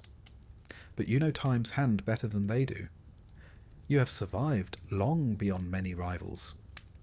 The concubine who once schemed to raise her son above yours now lies forgotten beneath a modest tomb. The vizier who dared plot against you has long since been sent on an extended pilgrimage from which he will not return. You have played the game with skill and iron patience, but even the sharpest blade dulls. Even the most careful player must at last prepare to leave the board, and so you begin. It is not a morbid task. In Egypt, preparation for the afterlife is a queen's sacred duty, as crucial as any offering to the gods. The Book of the Dead speaks plainly. The unprepared soul faces oblivion, or worse. You begin with your tomb. It is already underway, of course. No queen of standing would dare leave such matters until too late. For years now, artisans from Deir el Medina, the finest painters and masons in the land, have toiled to create your eternal house. Its chambers spiral deep into the limestone cliff of the West Bank, beneath the Valley of the Queens. There, beneath layers of earth and stone, your body will rest, awaiting the long journey through the Duat, the realm of the dead. You visit the site now more often. Clad in plain linen robes, your face veiled, you descend into the half-lit corridors while your retinue waits above. The air smells of fresh-cut stone and beeswax. The walls bloom with new pigment. Fields of reeds, boats of the sun god Ra, the winged goddess Ma'at stretching her arms in welcome. Your artisans bow low, their eyes bright with reverence, and perhaps some fear. A queen's gaze lingers long on their work, and one poorly rendered glyph might invite ruin. You study the scenes carefully. They must not only please the living court, but persuade the gods themselves. You think of Hatshepsut's mortuary temple at Deir el-Bahari, its grand colonnades proclaiming her divine birth and rightful rule. Such a monument is a weapon against forgetting, for even in death your rivals will not rest. They will seek to tarnish your name, to strike it from stone and memory. And so you plan each inscription with precision. Your titles, great royal wife, mother of the king, mistress of the two lands, must be chiselled deep, so no careless chiseller can erase them lightly. Your image must appear not only on the main walls, but in hidden panels, known only to your most trusted priests. Should the outer paintings be defaced, these secret images will preserve your claim to eternity. You select the item that will accompany you, not merely gold and jewels, though there will be plenty of those, if only to deter tomb robbers by their sheer weight, but more personal treasures. A beloved necklace gifted by your mother, a set of carved alabaster jars, their lids shaped like protective goddesses, a simple wooden board for playing senet, the game of passing through the afterlife. You consider, too, the more potent artefacts. A dagger of meteoric iron, its blade dark as the night sky. Amulets inscribed with ancient words of power. Scrolls bearing the most secret chapters of the Book of the Dead. Words known only to a handful of living priests. Every object is a tool. Every spell a shield. For the journey beyond is no peaceful sleep, but a gauntlet of trials. You have seen what happens to those who do not prepare. In a forgotten chamber beneath Karnak, you once glimpsed the shattered coffin of a queen whose name no one speaks. Her sarcophagus had been cracked by rivals, her face and cartouches scraped away. Without her name, she wanders the afterlife nameless, a shadow among shadows. Worse still are those whose tombs are desecrated by enemies. The valley is full of such stories. Tombs opened in secret, their treasures looted, their occupants left adrift in the eternal void. Queens who once ruled in splendour now lie in fragmentary remains. Bones scattered by jackals, their spirits lost. Even the great Nefertari's tomb, most splendid of all, suffered damage through the ages. Yet her beauty endures upon its walls, a testament to the care she took in her preparations. You will take such care. Beyond the tomb, you plan your mortuary cult, the priests who will tend your spirit and perform the offerings that sustain it. The king's favour ensures the best among them will serve you, but you secure their loyalty with gifts of land and silver, binding their interests to your eternal well-being. You commission stelae to be placed in the temples of Isis and Hathor, reminding future generations of your piety. If the royal court forgets you, the common people must not. The voice of a single farmer praying for your name may tip the scales when your heart is weighed in the hall of Ma'at. And your heart, it will be protected. Among your burial treasures, you order the finest heart scarab to be crafted, its spell clear and forceful. Do not stand against me at the weighing of the heart. You will not leave such matters to chance. As the years pass, you witness the truth of Egypt's oldest wisdom, that the living wage war upon the dead. You hear of rival queens' tombs ransacked, of priests bribed to neglect their cults, of names erased from the king lists. You take steps to guard against this. Trusted scribes prepare duplicate copies of your inscriptions to be hidden in remote sanctuaries. Loyal family members are instructed on the secret locations of your personal cache. Should the official tomb fall to time or treachery, your essence will endure. It is a strange fate, this double life of a queen preparing for death. You attend court as ever, your smile serene, your posture flawless. You preside over festivals, make offerings to the gods, advise your son the king with measured words. Yet in quiet moments, beneath the gilded trappings, you are already walking the shadowed path toward eternity. You oversee the carving of your canopic jars. Each lid must bear the correct goddess, Nephthys, Selket, Isis, Neith. Their protection is no mere symbol. Their vigilance is vital. You instruct the embalmers in secret preferences. The oils to be used, the linen to be woven with spells, the placement of the Shabti figures, tiny servants who will labour for you in the fields of the afterlife.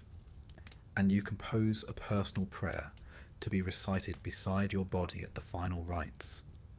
It will speak of your love for Egypt, your loyalty to the gods, your worthiness in the eyes of Ma'at. Not all queens receive such care. The evidence is stark. Archaeologists have uncovered countless examples of queenly tombs whose sanctity was violated. Mummies stripped of their wrappings, bones broken, names obliterated. Sometimes this was the work of common robbers. Often it was sanctioned from within the court itself. Hatshepsut's name was hammered from her monuments by her stepson. Nefertiti's fate remains one of Egypt's great enigmas. Some believe Her tomb was deliberately hidden to prevent such desecration. Even in death, the game does not end. And so you plan, layer upon layer of protection and remembrance. A net of spells and offerings, inscriptions and hidden truths, designed to anchor your spirit in the world beyond. You understand the stakes. The soul that is forgotten ceases to exist. The name that is not spoken fades into oblivion. And you have not spent a lifetime mastering this perilous world, only to be consigned to the darkness. You prepare for death, but not for rest. For in Egypt, the afterlife is a realm of struggle, no less fierce than the court you leave behind. You will face it with the same will that carried you through the palace intrigues and shifting alliances of the living world. You will not be forgotten. You will not be erased. And as you gaze one last time upon the setting sun, you whisper a final vow beneath your breath. I will endure. There comes a moment, no matter how strong your spirit, no matter how carefully laid your plans, when your breath falters for the final time. The flesh that wore crowns and gold lies still upon the polished stone slab, anointed and wrapped beneath layers of linen and spell. The queen is dead. And yet, is that truly the end? In Egypt, death is a doorway, but not a simple one. Beyond it lies a winding path through darkness and starlight, 1,000 dangers and 1,000 hopes. Whether you cross into the fields of reeds, a land of perfect harvests and unbroken joy, or fade into the black, lost among the restless dead, depends upon more than piety or preparation. It depends upon memory, upon whether your name, your image, your story endure. You knew this. You prepared for it. You wove your legacy into every surface that could bear it. Stone, gold, papyrus, even the whispered songs of temple choirs. But as you now drift toward the western horizon, the final game begins. One played not by you, but by those who remain. Your tomb is sealed with solemn ceremony. Priests chant the ancient spells. Oil lamps flicker in the darkness as the final stones are set. Outside, the mourners wail and scatter sand upon their heads. Your son, now king, promises that offerings will be made for evermore. For a time, all is well. The first year, your mortuary cult burns incense and pours milk upon the altars. Songs are sung in your honour. The weavers of the palace still speak of your grace. The priests of Hathor remember your generous gifts. But memory is a fragile thing. Even now, in the second year, the tides begin to shift. A new great royal wife adorns the palace. Her charms are praised, her likeness commissioned in fresh stone. Courtiers bow low to her now. Your name is spoken less often in the great halls.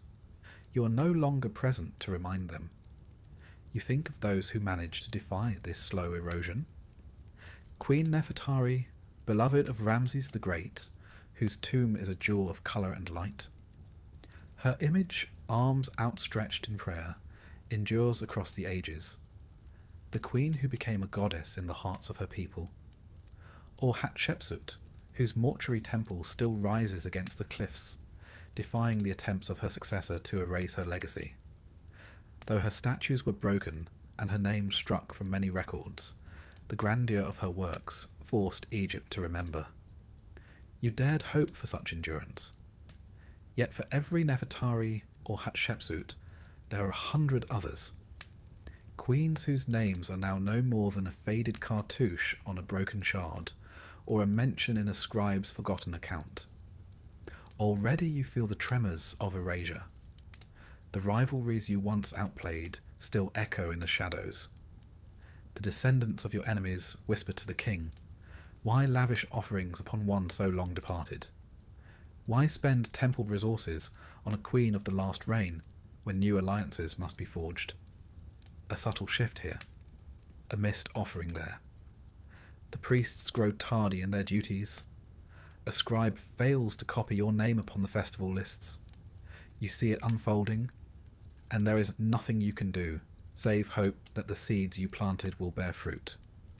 You think again of Cleopatra VII, a queen who defied Rome, who held emperors in thrall, who ruled with cunning and brilliance.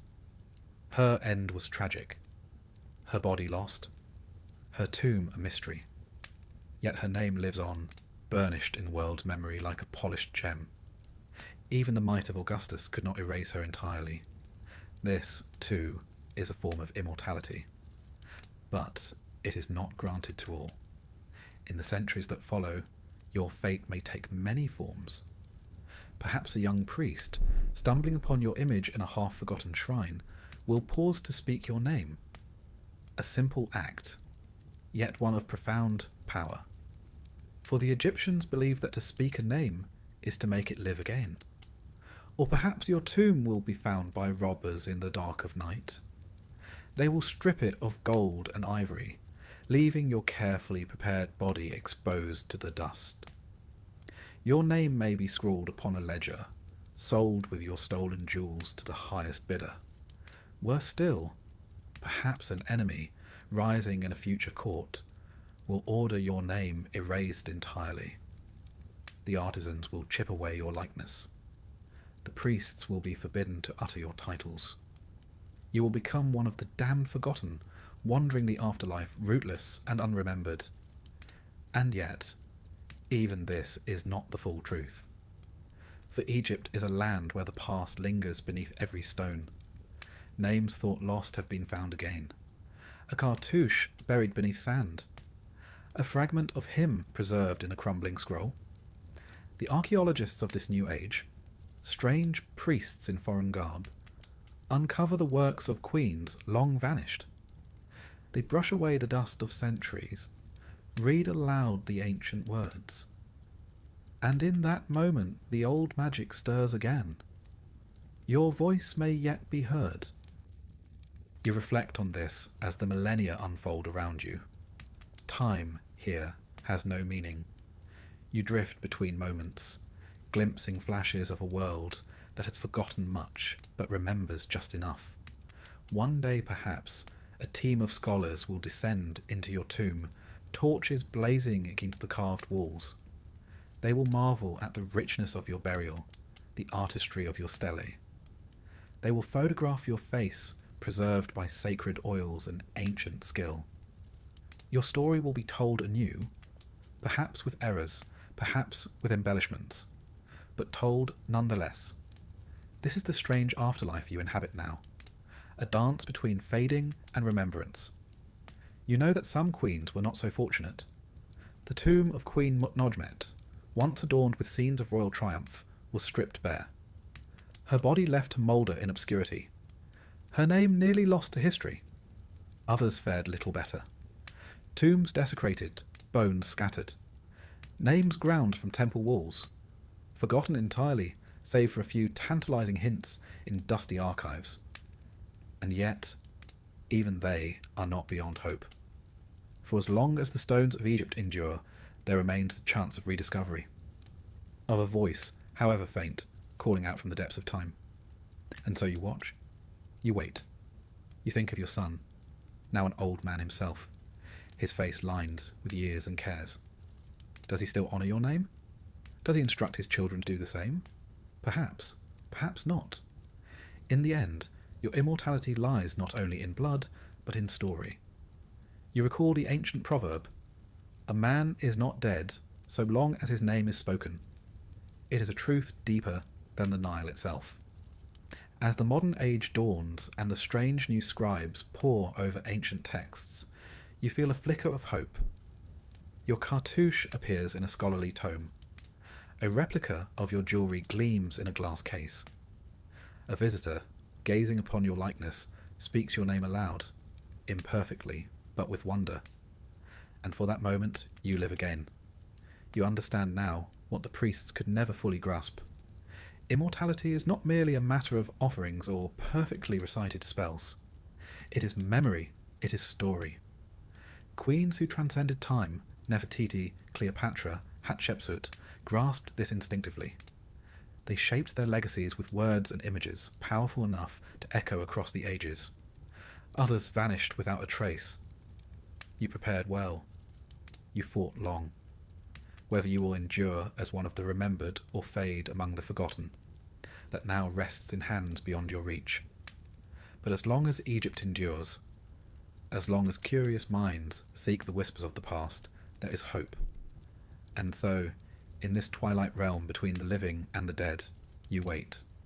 Not for rest, but for remembrance. For you are a queen of Egypt.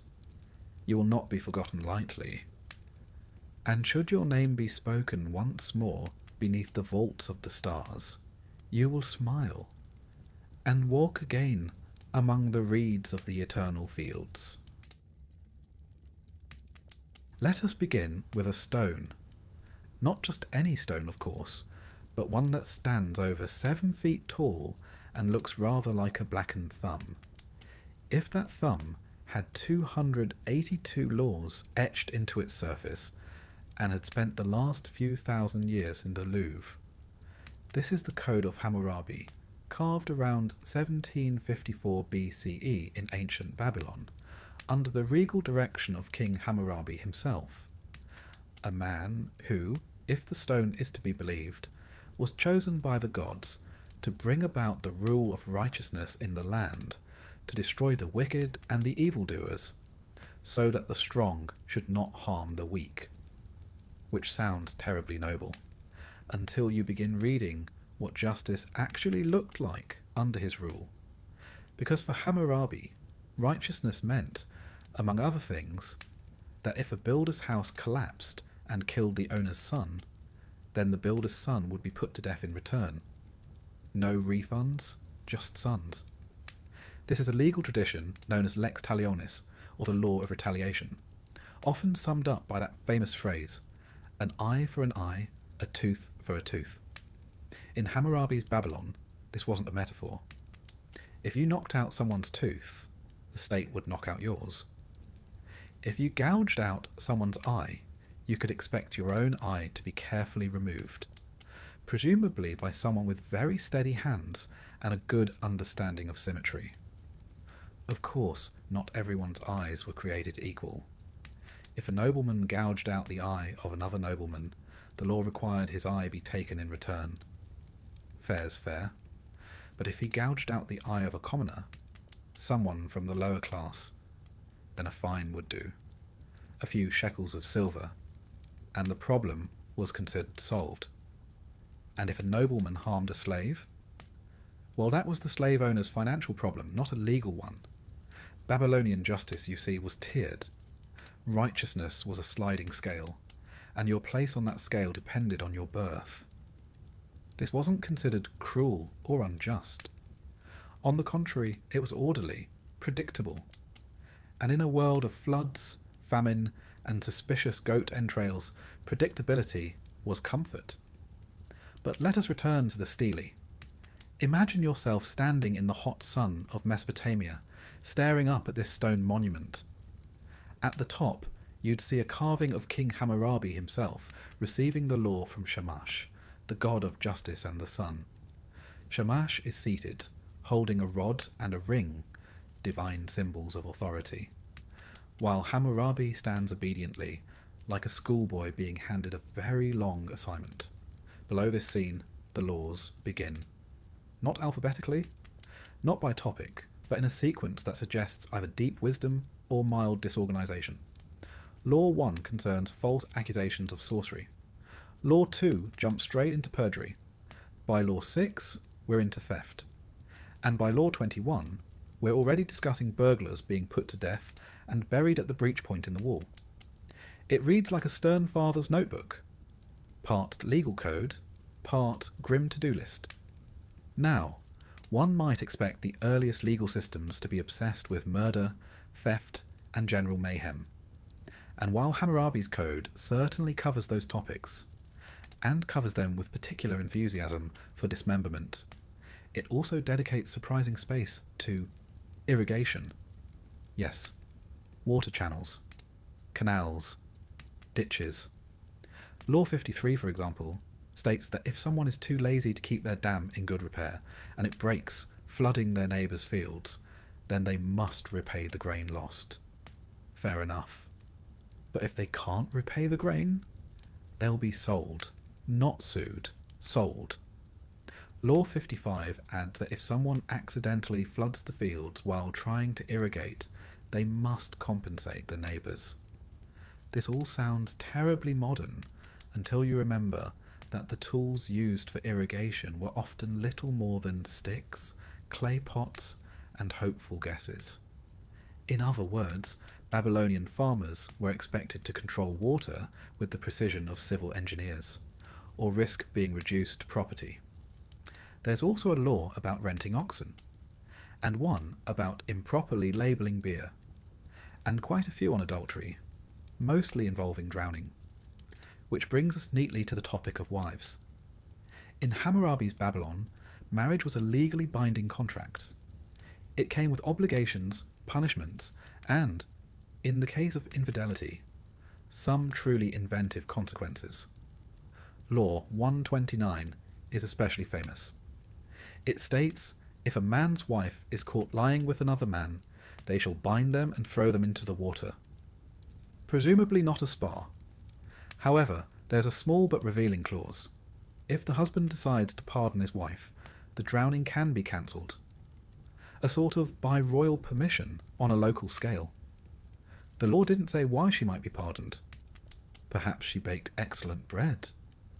Or perhaps he didn't fancy being single again. But the power lay with him. Still, Babylonian law wasn't entirely without nuance. If a woman was neglected, if her husband left her without food or care, she could file for separation and, if proven, return to her father's house. Even here, control and hierarchy were everything. She could leave, but only with permission, and only to a sanctioned destination. Another favourite is Law 218, which concerns surgeons. If a doctor performed a major operation on a nobleman and the patient died, the doctor's hands were to be cut off. Not sued, not disbarred, just handless. It's worth noting that this applied only if the patient was a nobleman. If the doctor killed a commoner, the penalty was a fine. And if the patient was a slave, the doctor had to pay the owner for the value of the slave. In Babylon, even death had market value, and a very specific receipt. There are also a few laws that feel oddly domestic, even faintly bureaucratic. Law 196. If a man destroys the eye of another man, they shall destroy his eye. Law 197. If he breaks another man's bone, they shall break his bone. Law 198. If he destroys the eye of a commoner, he shall pay 1 mina of silver. The pattern becomes clear. Babylonian justice was deeply transactional. If you had enough silver, you could buy forgiveness. If you didn't, your body paid the price.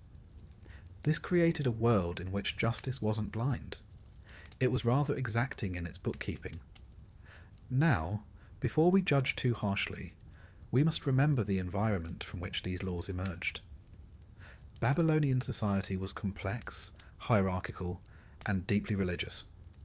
The gods were believed to oversee every aspect of life, from harvests to sickness, to the precise width of your neighbour's boundary stone. Law was not simply about fairness. It was about maintaining cosmic order. Punishment wasn't vengeance. It was alignment. The idea was not to comfort the victim, but to rebalance the moral universe. If someone stole a goat and the punishment wasn't administered, the gods might take offence and punish the entire community. Better to drown one adulteress than suffer a drought.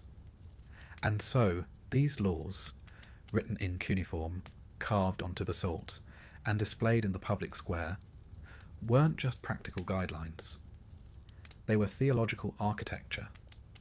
Every verdict, every amputation, every flooded field was part of a divine ledger. And woe betide the man who tampered with it. Hammurabi himself ends the code with a long and rather self-congratulatory warning.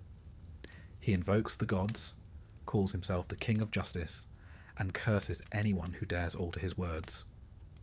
May the great gods of heaven and earth tear out his seed judge his case, and destroy his land. Strong feelings for a man who just wanted people to label their beer properly.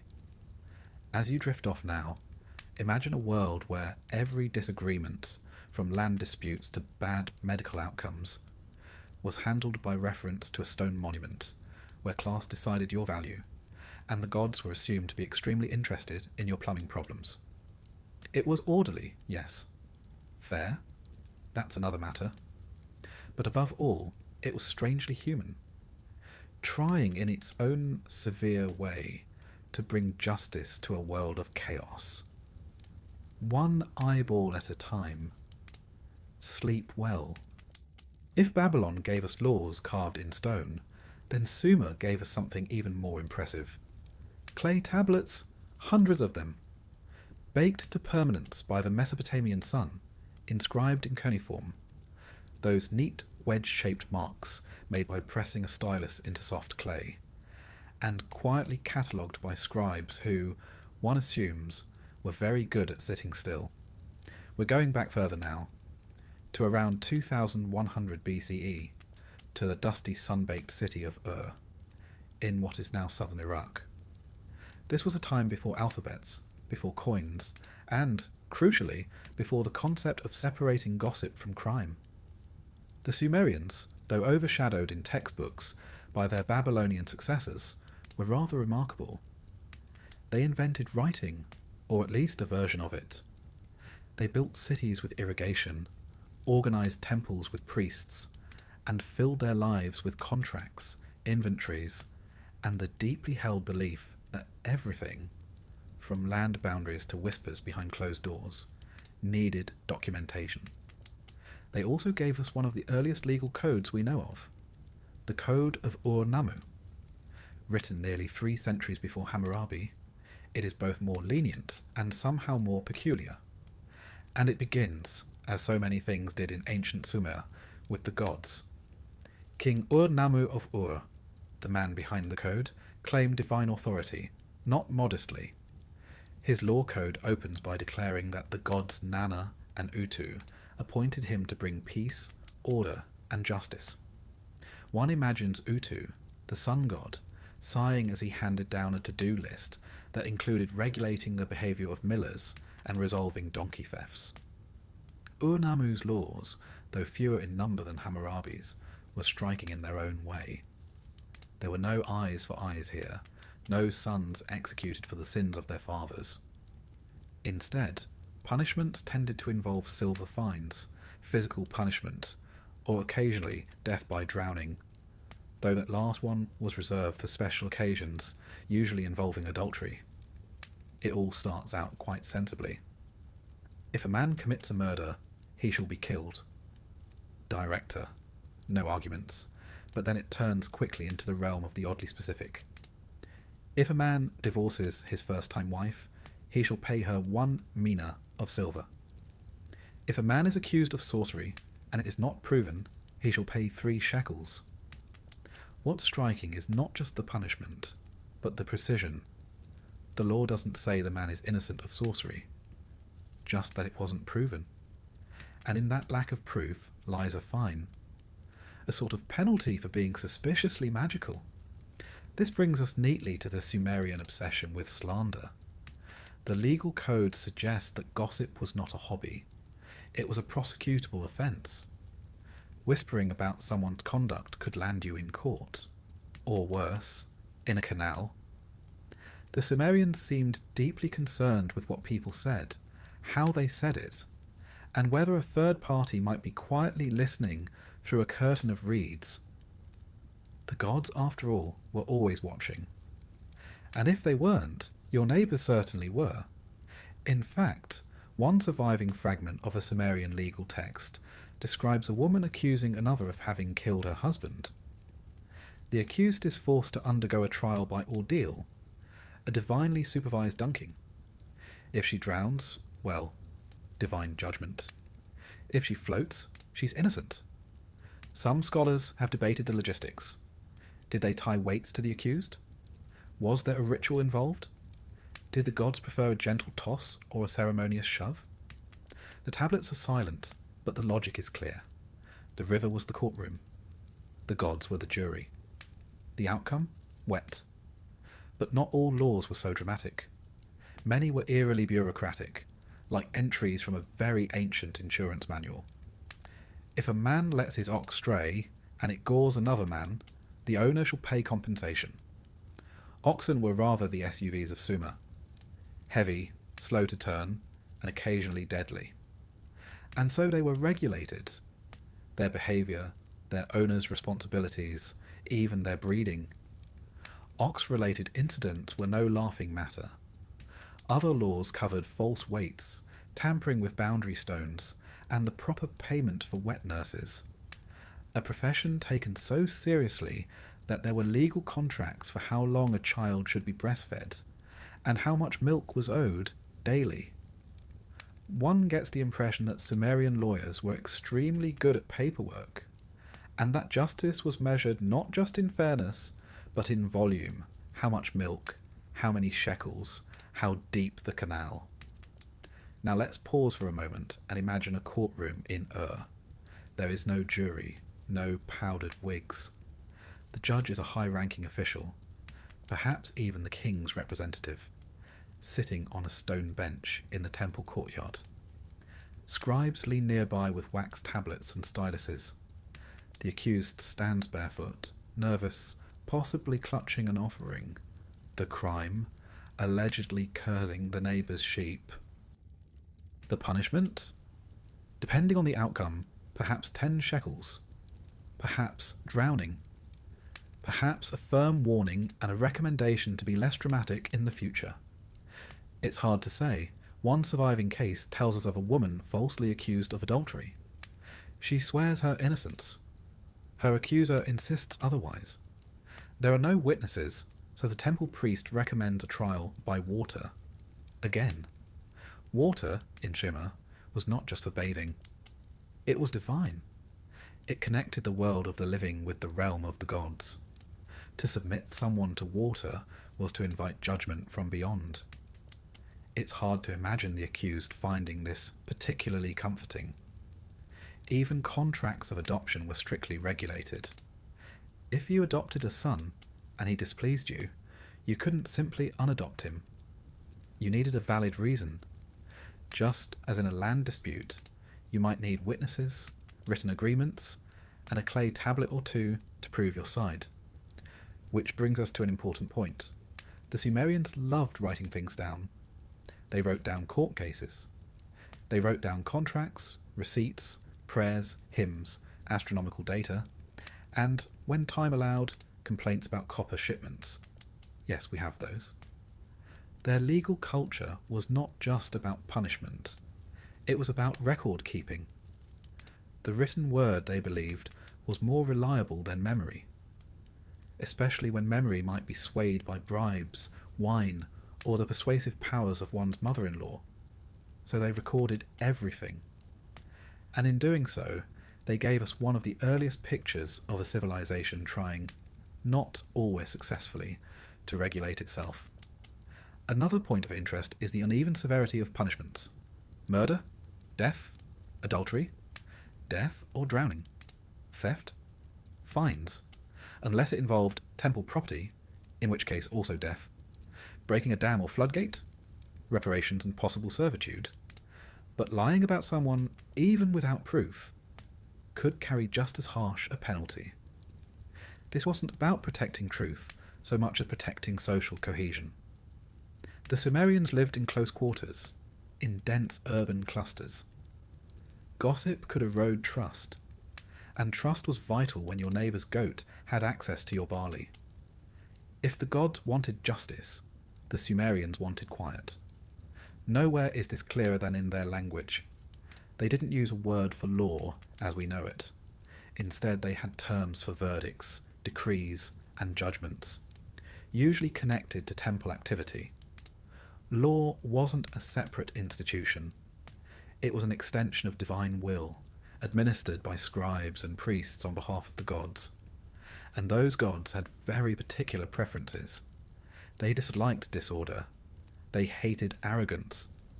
And they were surprisingly attentive to how many jars of grain one paid for. As for prisons, there weren't many. Most punishments were immediate. You were fined, flogged, mutilated, or drowned. Very efficient. Long-term imprisonment didn't yet exist as a widespread tool of justice. Why feed someone for months when a canal and a rope were faster? That said, it wasn't all brutality. Many fines were modest. Compensation could be negotiated. In some cases, the goal was reconciliation, not revenge. And there's even evidence of legal forgiveness, a practice where wrongs were formally forgiven and recorded. Not out of mercy, but to maintain balance, so the gods wouldn't become cranky. So, to summarise, ancient Sumer was a world of contracts, fines, trials by water, suspicious oxen, and the ever-present threat of divine opinion. Justice was not blind. It was written in clay, witnessed by scribes, and administered by people who genuinely believed that gossip could bring down a city. The law was not about fairness, it was about balance, about making sure everyone stayed in their place, kept their oxen tethered, and didn't accuse their neighbours of witchcraft without cause. And if you must lie, at least do it quietly. As you drift off now, picture the bustling city of at dusk, the mud brick homes, the ziggurat towering in the distance, the scribes finishing up their tablets before the oil lamps burn low. Somewhere, a man is arguing with his brother over a stolen goat. A priest listens. A judgment is passed. A fine is paid. Order is restored. And the gods for the moment are pleased. Sleep well. Let us now travel to a land of sun, sand, and extremely patient civil servants. Ancient Egypt, land of pyramids, papyrus scrolls, and the firm belief that even death required documentation. Unlike the Babylonians, who carved their laws in stone, and the Sumerians, who baked them into clay, the Egyptians preferred to keep their laws a little more flexible. There is, as it turns out, no single surviving Egyptian law code, no equivalent of Hammurabi's stele looming in the town square. But that's not to say the Egyptians lacked laws. Far from it. They had oaths, court proceedings, contracts, judges, tax assessors, and enough legal scribes to make even the most modest dispute feel like a minor festival. They just didn't feel the need to engrave every rule on basalt. Instead, they trusted in a concept far older and far more sacred than statute. They called it Mayat. Mayat was many things. A goddess, a principle, a feather. She represented truth, balance, justice, and the order of the cosmos. Pharaohs swore to uphold Ma'at. Judges were said to administer it. And at the end of your life, when your heart was weighed in the Hall of Two Truths, it was Ma'at's feather they used as the counterbalance. If your heart was lighter than the feather, congratulations, eternal paradise awaited. If not, you were devoured by a demoness with a crocodile head and a lion's backside. So no pressure. But what Ma'at meant in practical terms was this. The Egyptians preferred ethical harmony over legal rigidity. Their justice system was based less on written codes and more on what seemed fair, appropriate, or divinely pleasing at the time, which, as you might imagine, made for some fascinating court cases. Consider a simple dispute. Two farmers are arguing over a boundary stone. One accuses the other of moving it during the night to steal land. There is no GPS, no satellite imaging, no surveyor with a clipboard. Just a few dusty witnesses and a stone that's clearly not where it used to be. The case is brought before a local official, perhaps a village mayor, perhaps a provincial governor. The official listens, questions the parties, perhaps consults a record keeper. Then he renders a verdict. Was it fair? Reasonable? Consistent with Ma'at? That was the goal. Not legal consistency, but cosmic correctness. Of course, not everything could be handled by philosophy and feathers. For larger cases, there were official judges called Sashemu. They were often priests, scribes, or royal appointees. Men of learning, which in Egypt meant men who could write without smearing ink across their linen kilts. Judges worked in temples, courts, and administrative buildings. They were known for their calm demeanour, extensive memory, and ability to keep a straight face while listening to a goat herder accuse his neighbour of casting spells on his sheep. Some trials were held in public, others in quiet chambers, and nearly all of them required paperwork. The Egyptians, more than almost any other ancient civilization, believed in the power of writing. They wrote everything down. Contracts, confessions, wills, marriage agreements, even grain loans, complete with interest tables and repayment terms. In one surviving case, a man defaulted on a barley loan and tried to flee the region. He was caught, dragged back to court, and ordered to repay the debt plus one additional donkey for his trouble. Justice, as always, had a price, and sometimes it had hooves. Egyptian law was especially meticulous when it came to property. Land could be inherited, bought, leased, and gifted.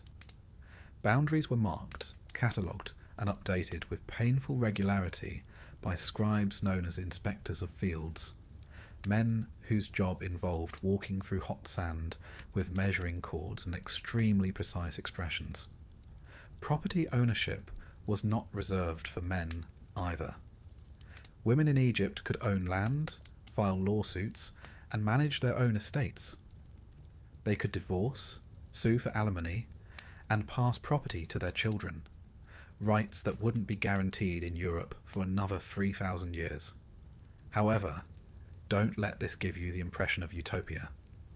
This was still a society with strata, obligations, and expectations, and gods helped the person who upset the balance. Take, for example, the case of false testimony. Lying under oath was not just a legal offence, it was a cosmic insult, a disruption of Ma'at. Penalties range from fines and flogging to more creative punishments.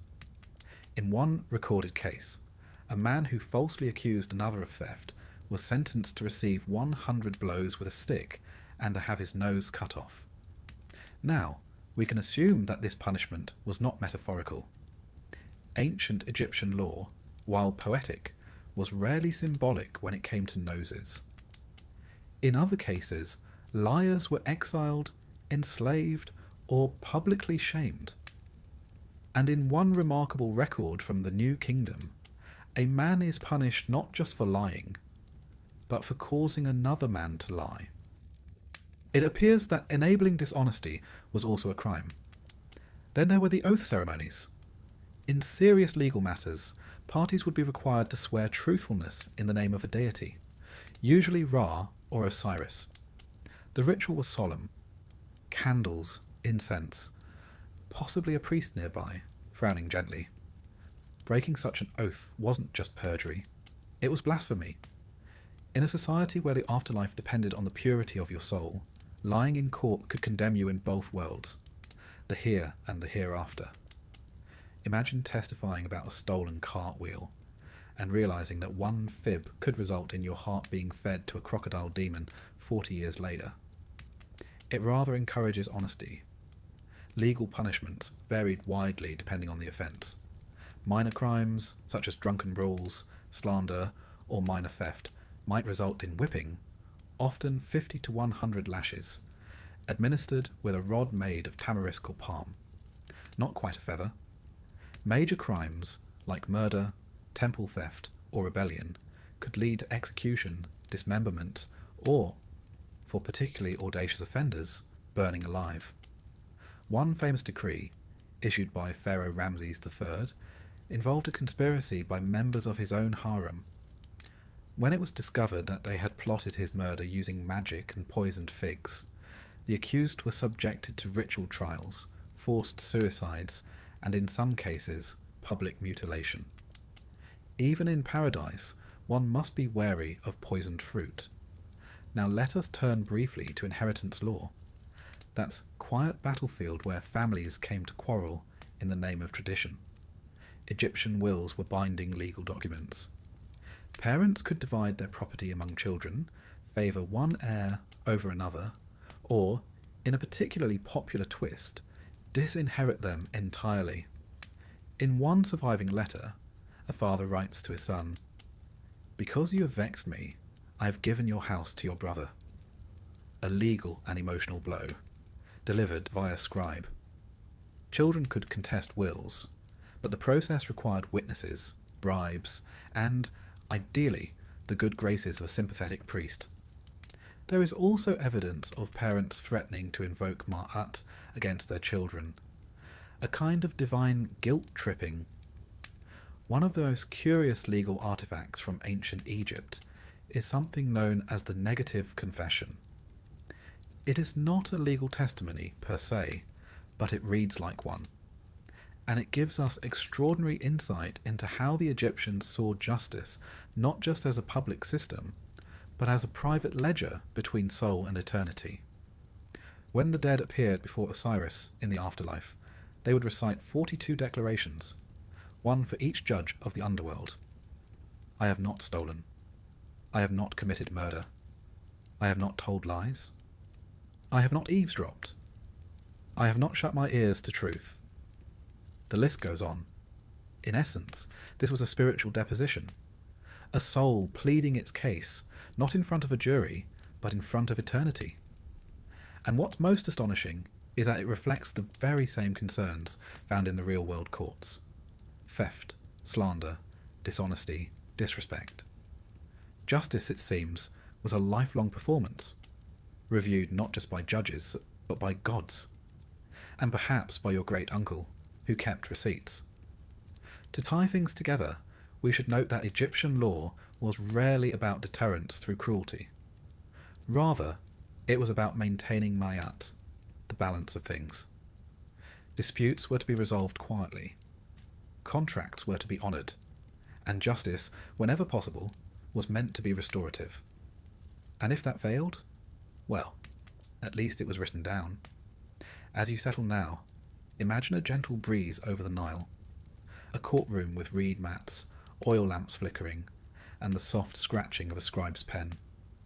A farmer pleads his case. The official nods, adjusts his linen robe, and passes judgment. In the distance, the statue of Ma'at watches silently, a feather atop her head, a scale in her hand. Everything must be in balance, even the law. Sleep well. The ox was, quite literally, allowed to snack on the job. Yet in contrast, the legal penalties for moral or theological crimes were severe. Adultery, death. Blasphemy, death. Worshipping other gods, death. Sorcery, death. Cursing one's parents, also death. The law could be shockingly absolute, but always it claimed to serve the same purpose, to maintain holiness within the community. It wasn't all fire and brimstone. There were moments of surprising legal gentleness. Consider the cities of refuge, 6 designated towns where someone guilty of manslaughter, not murder, could flee. If they'd killed accidentally, say a flying axe head during a wood-cutting mishap, they could stay in the city under protection until the high priest died. Only then could they return home. The symbolism here is quietly poetic. The death of the high priest reset the ledger. A communal pardon. You might not get off scot-free, but you weren't condemned either. And then naturally there were laws that seem oddly specific. Take this gem from Deuteronomy. If 2 men are fighting, and the wife of one intervenes by grabbing the other man's private parts, you shall cut off her hand. Show no pity. Deuteronomy 25:11-12. One imagines this was not a common occurrence, but the fact that it required legal commentary suggests at least one memorable incident. Also from Deuteronomy. When you build a new house, make a parapet for your roof, so that you may not bring blood upon your house if anyone falls from it. 22.8. It's the world's oldest known building safety code, and honestly, rather sensible. Some laws dealt with animals. Do not plough with an ox and a donkey yoked together. If you find a bird's nest, let the mother go, that it may go well with you. There's something almost tender in these, a reminder that even in a rigid legal system, mercy extended downward to the birds, to the labouring beasts, to the forgotten. The law wasn't only about punishing wrongs, it was about shaping a nation of conscience. The year of Jubilee was perhaps the most radical idea of all. Every 50th year, land was returned to its original owners. Debts were cancelled, slaves were released. It was a cosmic reboot. The land, said God, belonged to him, not to the people. They were tenants, and their fortunes were not to be hoarded across generations. Whether the Jubilee was ever fully practiced is debated, but its inclusion tells you everything about the legal imagination of ancient Israel. There were also rules for warfare, holidays, architecture, debt collection, and even neighbourly disputes. One law states that if your neighbour's ox falls into your uncovered pit, you must repay him. Another says that if someone borrows your cloak overnight, you must return it by sundown, since it may be his only blanket. It's legal philosophy as moral empathy, structured, yes, but deeply human. And all of it built on a foundation of divine partnership. In court, capital cases required 2 or more witnesses. False witnesses were punished with the same penalty they sought for the accused. If they tried to frame someone for a crime deserving death, they were executed in return. Justice was not only about truth, it was about responsibility. To accuse was to take on weight. You could not whisper a slander and walk away untouched. As you lie back now, picture a quiet village in ancient Judah. The sun has set, fires are out, the pots have been scrubbed. There's no travel, no hammering, no gossip. The Sabbath has begun. A family sits silently under an open sky. A scribe records the week's final measurements. A priest tucks away his scroll. And the law, as ever, rests, not abolished, not forgotten, just waiting, like the 7th day itself. Sleep well. Let us now venture into the arid hills of the ancient Near East, into a world defined not by city walls or irrigation canals, but by covenant. A world where the legal system wasn't just a set of rules. It was a divine relationship, inked in fire, thunder, and stone tablets. This is the world of ancient Israel, a society whose laws were written not by kings or senates, but by the very hand of God, or so it was believed. Laws that governed not just theft and murder, but rest days, dietary habits, mildew outbreaks, and the occasional goat in the wrong yard. You'll forgive the tone of quiet disbelief. But once we're finished here, you might understand why even a hardened Babylonian judge would raise an eyebrow at what passed for everyday legislation among the ancient Hebrews. And at the centre of it all, the Sabbath, a day so sacred, even sticks were a matter of life and death. Let's begin at the beginning, or near enough. According to the book of Exodus, Moses received the law from God atop Mount Sinai. It was not a subtle event.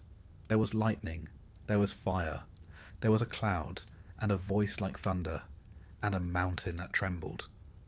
And then, just like that, law was born. The first 10 were engraved in stone, but that was only the preface. What followed, woven through Exodus, Leviticus, Numbers, and Deuteronomy, was a vast and intricate system. 613 commandments, or mitzvot, governing nearly every aspect of Hebrew life. Many of them made moral sense. Do not steal. Do not murder. Honour your parents. That sort of thing.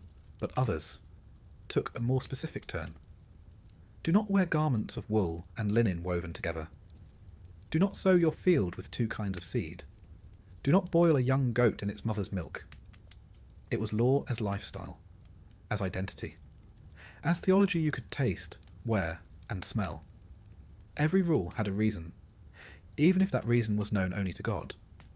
The Sabbath was not merely a break from labour.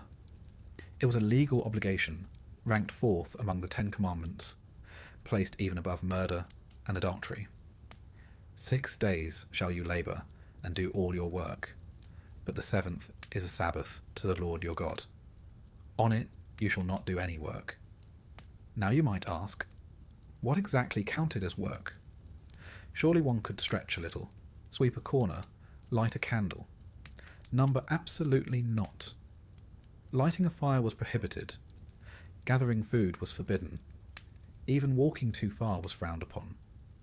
In Numbers 15, a man was caught gathering sticks on the Sabbath.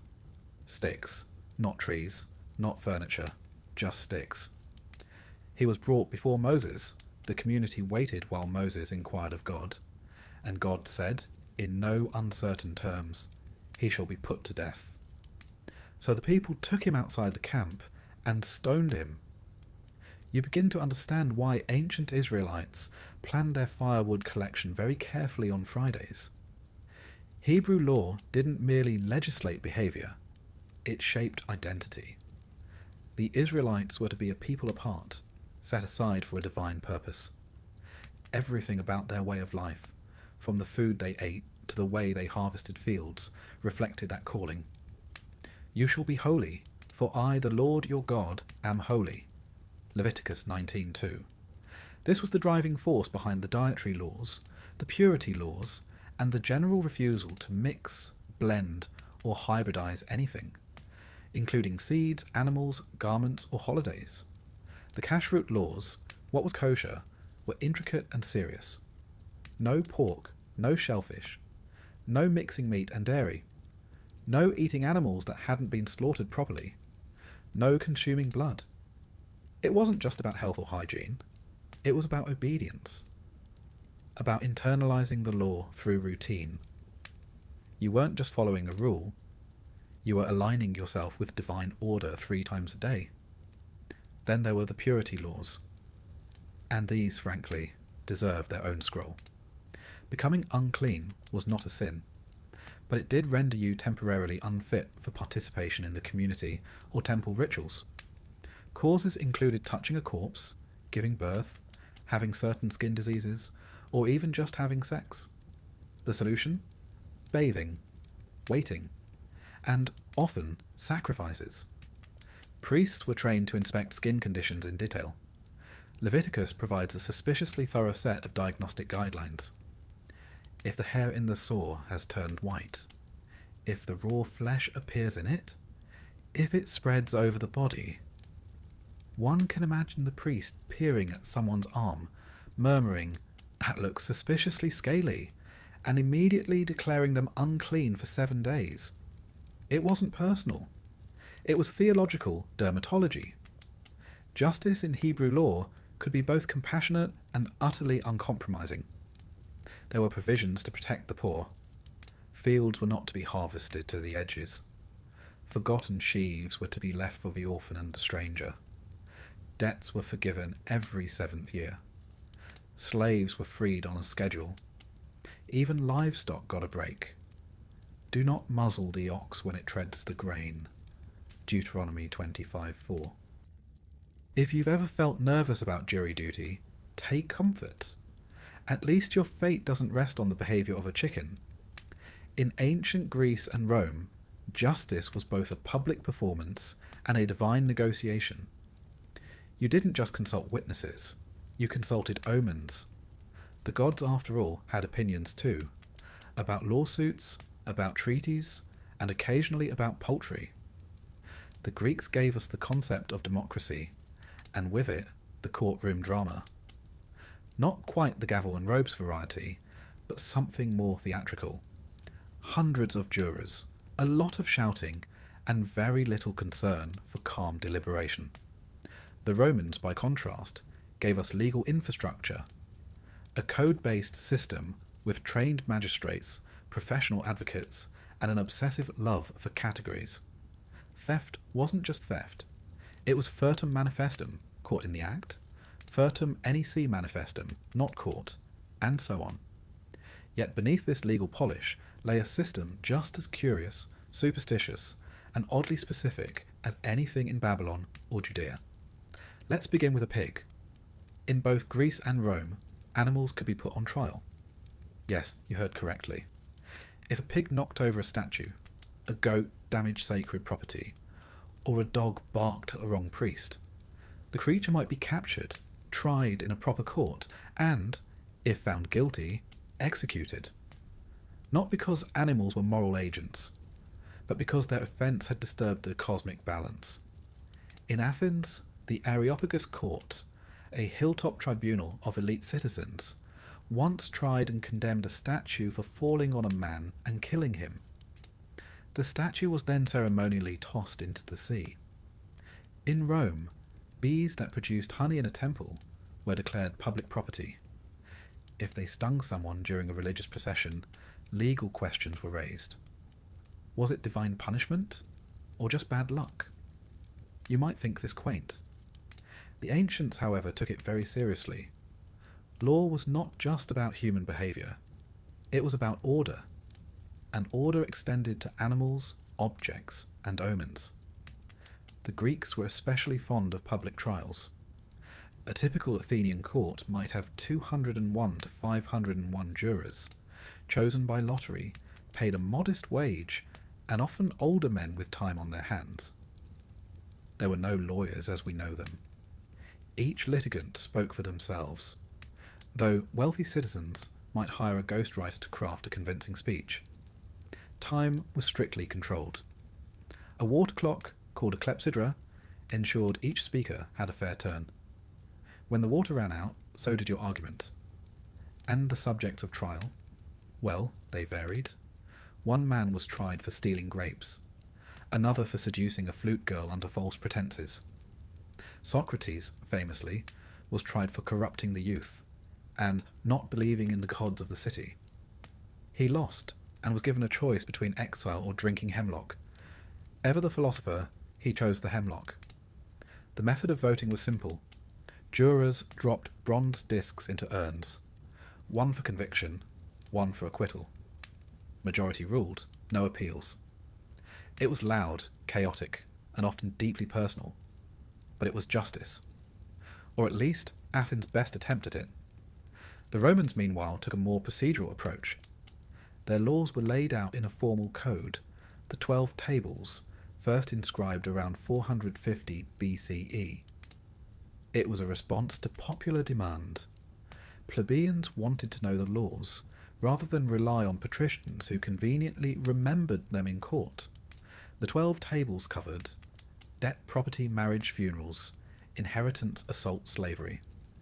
They were, in many ways, stunningly detailed. Table 3, for example, states that if a debtor doesn't pay, the creditor may chain him for 60 days. After that, he may sell him or kill him.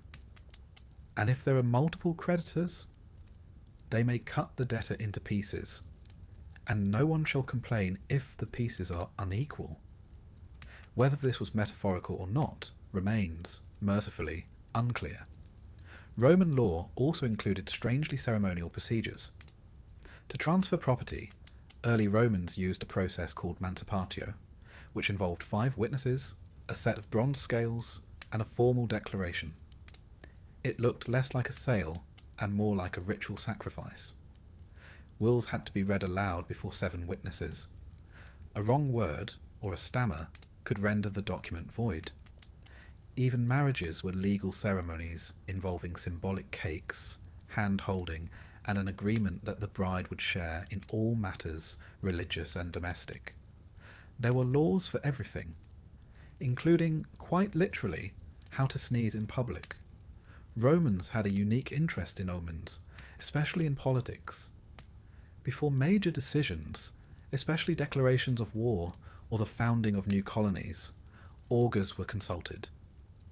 These were religious officials trained in the ancient art of bird watching, not for leisure, for omens. They would release sacred chickens and observe which way they flew, how they ate, and whether they clucked with approval. If the chickens refused to eat, the gods were displeased. If they ate too eagerly, the gods were suspiciously enthusiastic. Once, before a naval battle, the chickens refused to peck. The general, irritated, tossed them overboard, saying, "If they won't eat, let them drink." He lost the battle, and possibly his job. Law and religion, you see, were not separate. They were braided together like a rope you wouldn't dare untie. Let's return to Athens for a moment. The Greeks had a legal charge known as hubris, not pride in the modern sense, but arrogant behaviour intended to humiliate someone. If a wealthy man insulted a poorer citizen in public, he could be prosecuted. In one surviving case, a man was fined for slapping another citizen at a dinner party and making rude jokes afterward. The idea wasn't just to punish violence, it was to prevent social decay. A society couldn't function if the powerful mocked the weak, so they made cruelty a crime. It was, in some ways, surprisingly modern. In others, less so. There was also the Athenian punishment known as ostracism. Once a year, citizens could vote to exile someone they believed was becoming too powerful or dangerous to the democracy. If the person received enough votes, written on pieces of pottery called ostraca, they were banished for 10 years. No trial, no appeal. It wasn't meant as punishment. It was more like preventative maintenance. Imagine being exiled for being a little too popular. Roman law, for all its structure, could be profoundly unequal. A patrician who killed a slave might pay a fine. A slave who struck a master could be crucified. A noble woman caught in adultery might be quietly divorced. A common woman? Likely stoned, or worse. And yet, there were moments of bizarre logic. Take, for instance, the law on theft by night. If you caught a thief breaking into your house at night, you could kill him without consequence. But if it was daytime, and there was enough light to identify him, you had to call for help before taking action.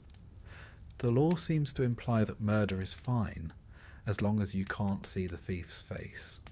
In both cultures, torture was legal, but usually only applied to slaves.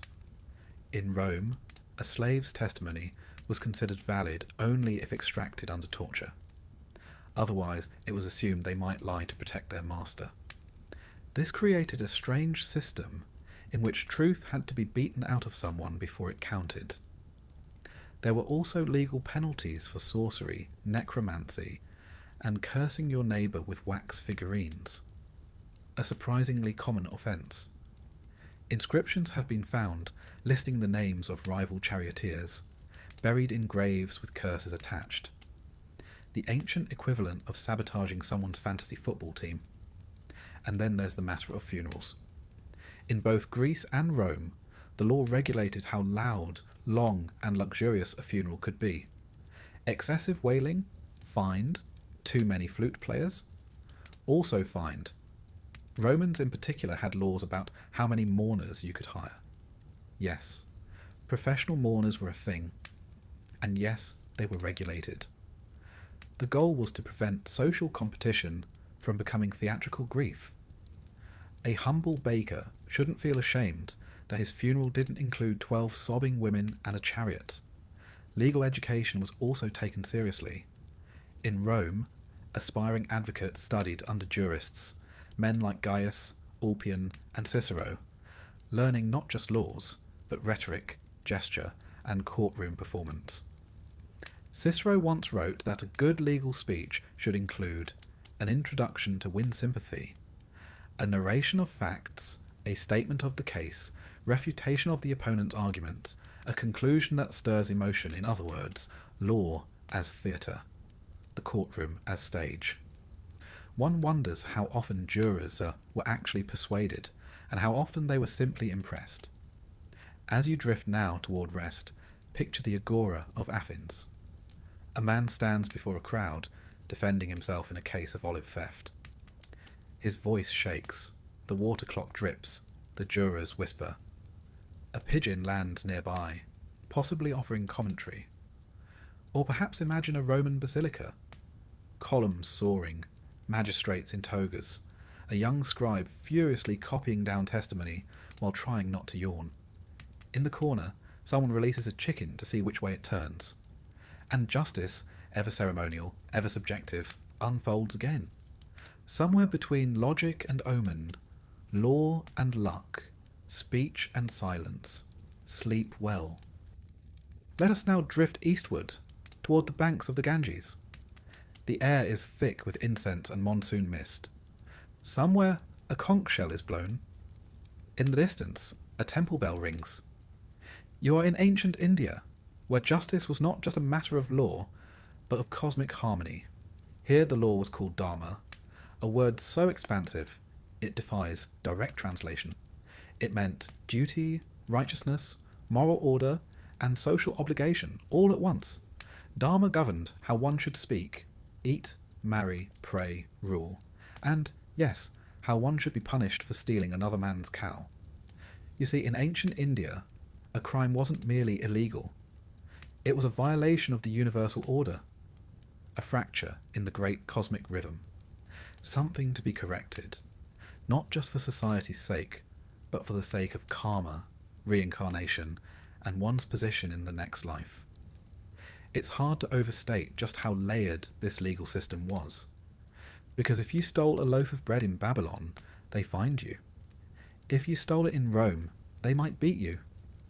But in ancient India, they asked what caste you belonged to, whether you'd bathed that morning, how pure your soul was, and whether the bread had been offered to a priest.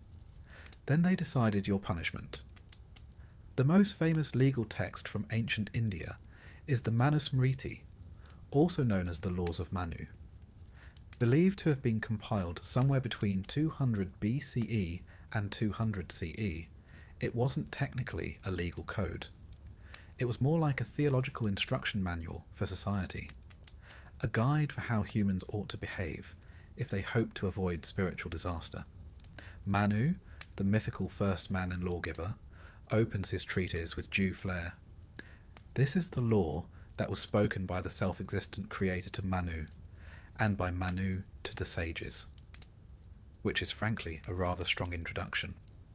It also tells you everything about how this law was seen, not as human opinion, but as divine instruction. And what follows is, by turns, beautiful, bewildering, and utterly rigid. Central to the system was Varna, the caste order. There were 4 official castes: Brahmins, priests and scholars, Kshatriyas, warriors and rulers, Vaishyas, merchants and landowners, Shudras, servants and labourers.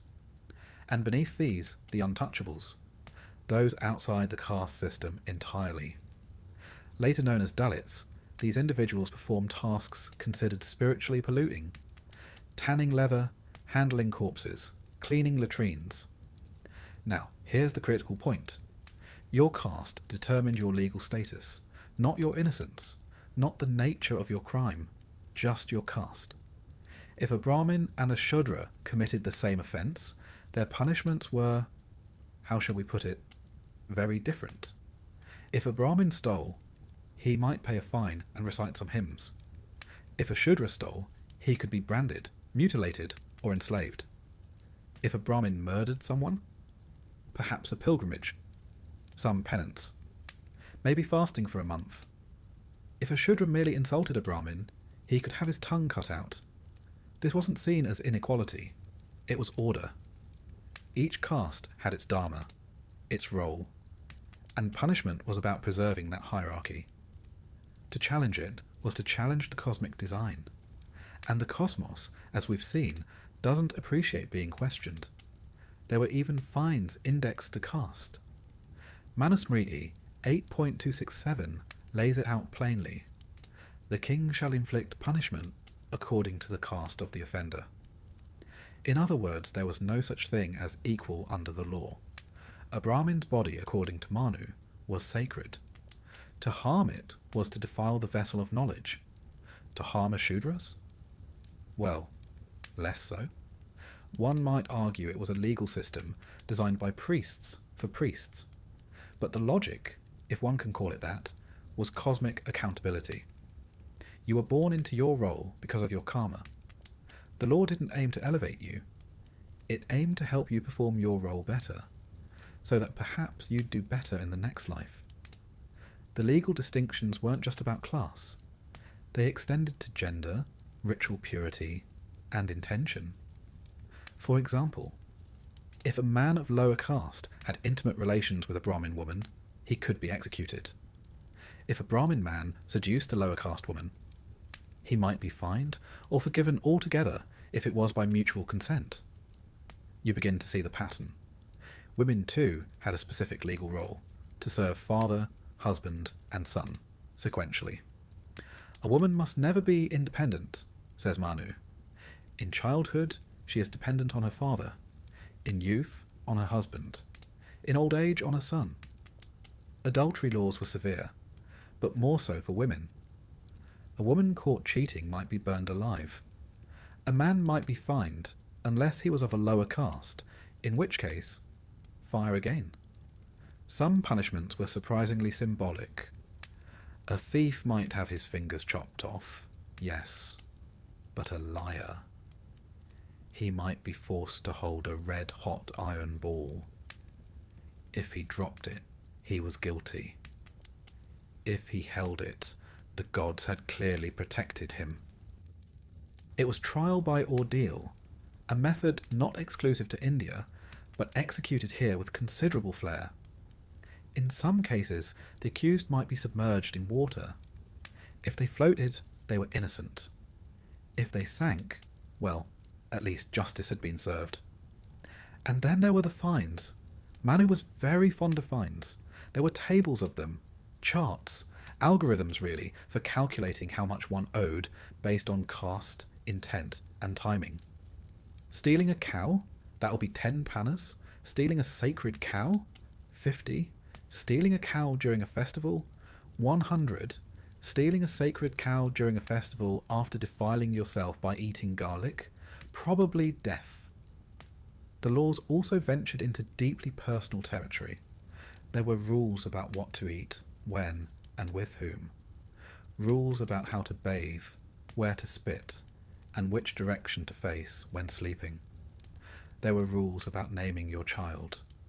Brahmins should have names ending in Sarman, while Kshatriyas might end in Varman. Even bodily posture had rules. A student should not lie on his side during Vedic study. A penitent should sleep on the ground.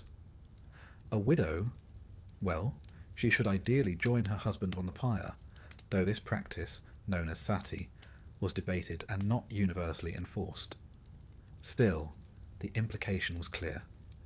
Every moment of life was subject to regulation. And yet, amid this intricate lattice of caste, purity, and penance, there were glimmers of something else. For example, the concept of non-violence, ahimsa, was deeply embedded in the legal and moral tradition. Even animals had protected status. To harm a cow was far more offensive than to insult a merchant. In some cases, accidentally killing an insect could require ritual purification. And then there was the law's interest in intention. Unlike other ancient codes that focused purely on the act, Dharma law often considered the motive. Did you kill out of anger? Did you regret it?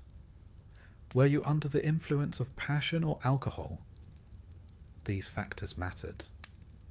The punishment might not change dramatically, but the priest overseeing your atonement would certainly take note. There was also a legal mechanism for pardon. If a king erred, or a judge issued an unfair verdict, or if a guilty man confessed with genuine remorse, certain punishments could be reduced. Repentance, fasting, pilgrimage, and charity could all cleanse sin. Not legal innocence, but karmic mitigation. In other words, a man might be guilty in court, but innocent in the eyes of the gods, if he performed the proper penance, donated cows to Brahmins, and refrained from eating onions for a year. Let us pause now to imagine a courtroom in ancient India. It's not a courtroom as you know it. It's an open-air pavilion, perhaps near a temple. The judge is a Brahmin, flanked by assistants. Nearby sits a scribe with palm leaf scrolls. A merchant has brought a complaint. His neighbour borrowed a plough and returned it broken. The accused denies it. Witnesses are called. Oaths are taken, the plough is examined, an astrologer is consulted, and then the judge gives his verdict, calm, composed, citing both precedent and scriptural verse. The accused is fined 5 panas, and advised to bathe daily, offer ghee to Agni, and stop cursing his neighbour's buffalo. Justice is served, karma is preserved, everyone goes home. As you drift into sleep, consider this. In ancient India, law was not a separate profession. It was a sacred science, a blend of ethics, theology, astrology, and agriculture. Every rule had roots in the eternal. Every punishment shaped the soul. You were not just breaking a rule. You were disturbing the rhythm of the universe. And yet, even the strictest code offered hope, through penance, through discipline, through the long road of rebirth. After all, even the lowest might be reborn a sage, and even the purest might fall, if they forgot to bathe before prayer. So sleep gently, and may your karma remain balanced. Sleep well. Welcome now to ancient China, a land of jade tablets, silent courtyards, and law codes written not with justice in mind, but with efficiency. This was not the realm of mercy or cosmic balance. This was the realm of legalism. If you lived under a legalist regime, you didn't wonder if the laws were fair. You didn't ask whether the punishment fit the crime. You asked whether the punishment would arrive before supper, and if you'd be allowed to finish eating before being arrested. Because legalism, in its purest form, wasn't about morality, it was about control. And nowhere was that philosophy more ruthlessly, gloriously, and, one must admit, strangely applied than under the Qin dynasty, 221 to 206 BCE. A brief dynasty, a harsh dynasty, and one that, despite its short reign, managed to build the Great Wall, standardize the Chinese script, and bury an entire army of terracotta soldiers, all while making it illegal to own certain types of books. It was impressive, it was efficient, and it was absolutely terrifying. Let's begin with the basics. In early Chinese history, there were 3 competing philosophies: Confucianism, Taoism, and legalism. Confucianism believed in moral cultivation, wise rulers, and filial piety. Taoism preferred nature, flowing with the Tao, and not worrying too much about paperwork. Legalism, on the other hand, believed that people were naturally selfish, short-sighted, and in constant need of correction. It proposed that strong laws, with strict enforcement and harsh punishments, were the only way to maintain social order. It didn't care whether people were good, it just wanted them to behave. To quote the famous legalist philosophers Han Feizi, "If rewards are high, then what the ruler wants will be quickly effected. If punishments are heavy, what he does not want will be swiftly prevented." A motivational poster, if ever there was one. Enter Qin Shi Huang, the first emperor of a unified China. He inherited legalist advisors, legalist ministers, and a legalist worldview that saw mercy as weakness. He abolished the feudal states, replaced noble titles with state-run prefectures, and demanded loyalty not to family or tradition, but to the law. To ensure compliance, he issued a staggering volume of uniform laws, with punishment so precise you'd think they were designed by an angry accountant. Let's take a simple example: failing to report a crime. Under Qin law, if you saw someone commit a crime and didn't immediately report it to the authorities, you were guilty by association. This included your spouse, your children, your co-workers, and, depending on the crime, your entire village. You could be flogged, tattooed, sent to forced labour, or executed. In other words, see something, say something, or else.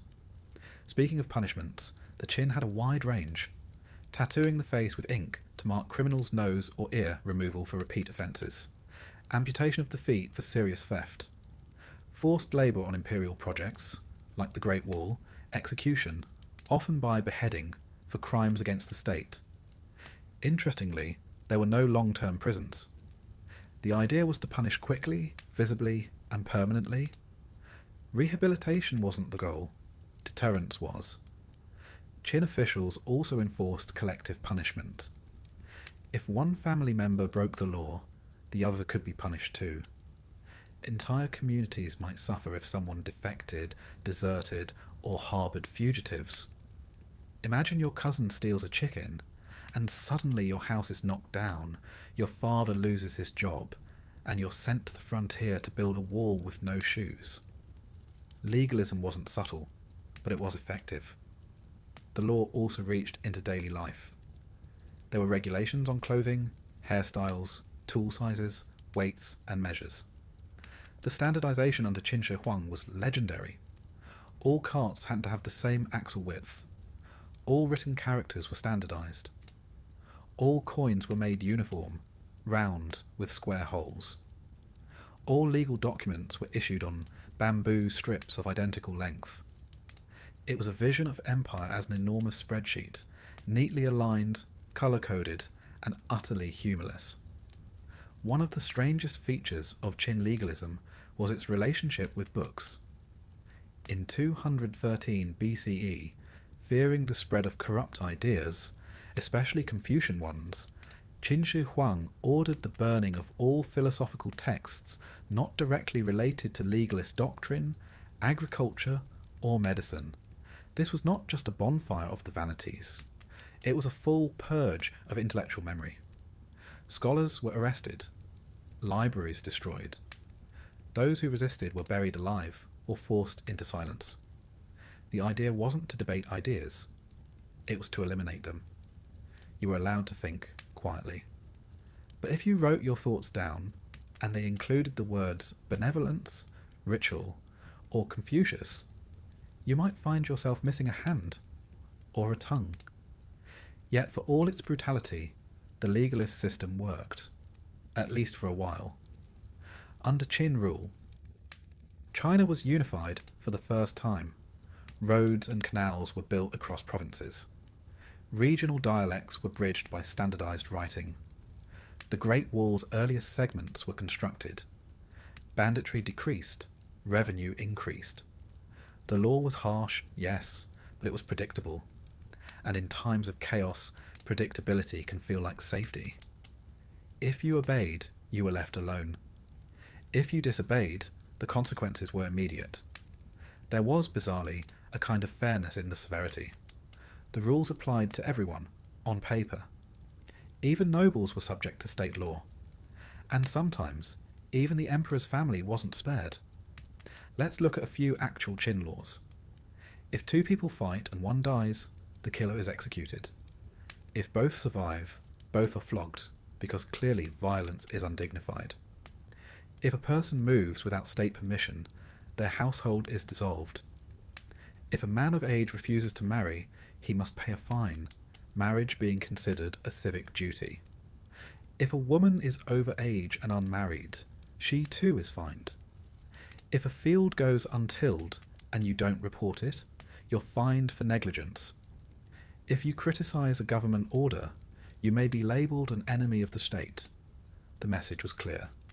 Don't fight, don't wander, don't complain, and for heaven's sake, plant something. Now, not everything was punished equally. Crimes against the state, sedition, desertion, tax evasion, were punished far more severely than crimes against neighbours. You could kill a man and be sent to labour. But if you questioned the emperor, that was treason. And treason was, as ever, a crime best punished with extreme prejudice.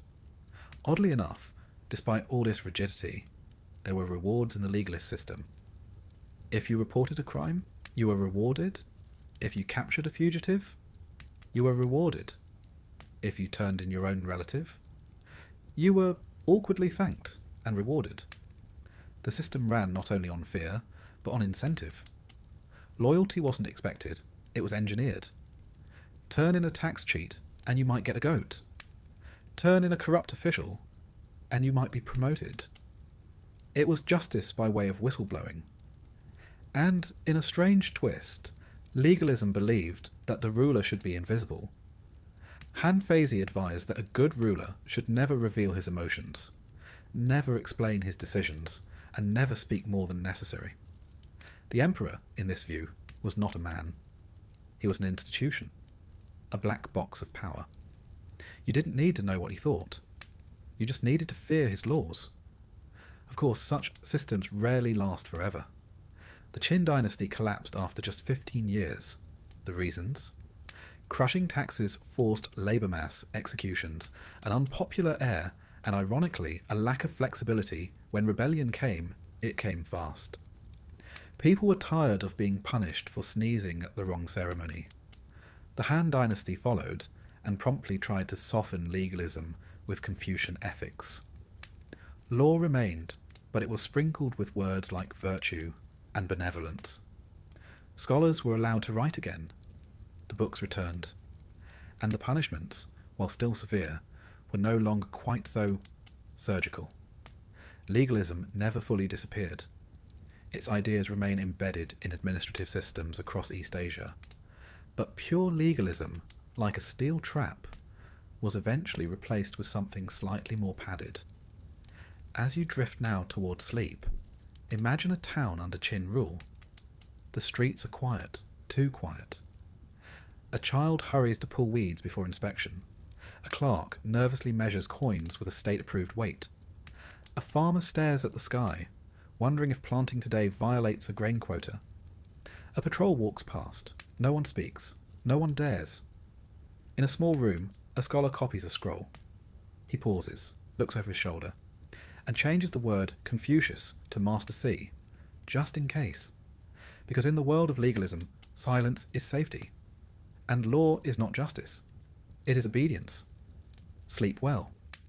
Now we travel north into the Anatolian highlands, to a land of stony plateaus, thick mud brick walls, and rather sensible people with a deep affection for cows and conditional justice.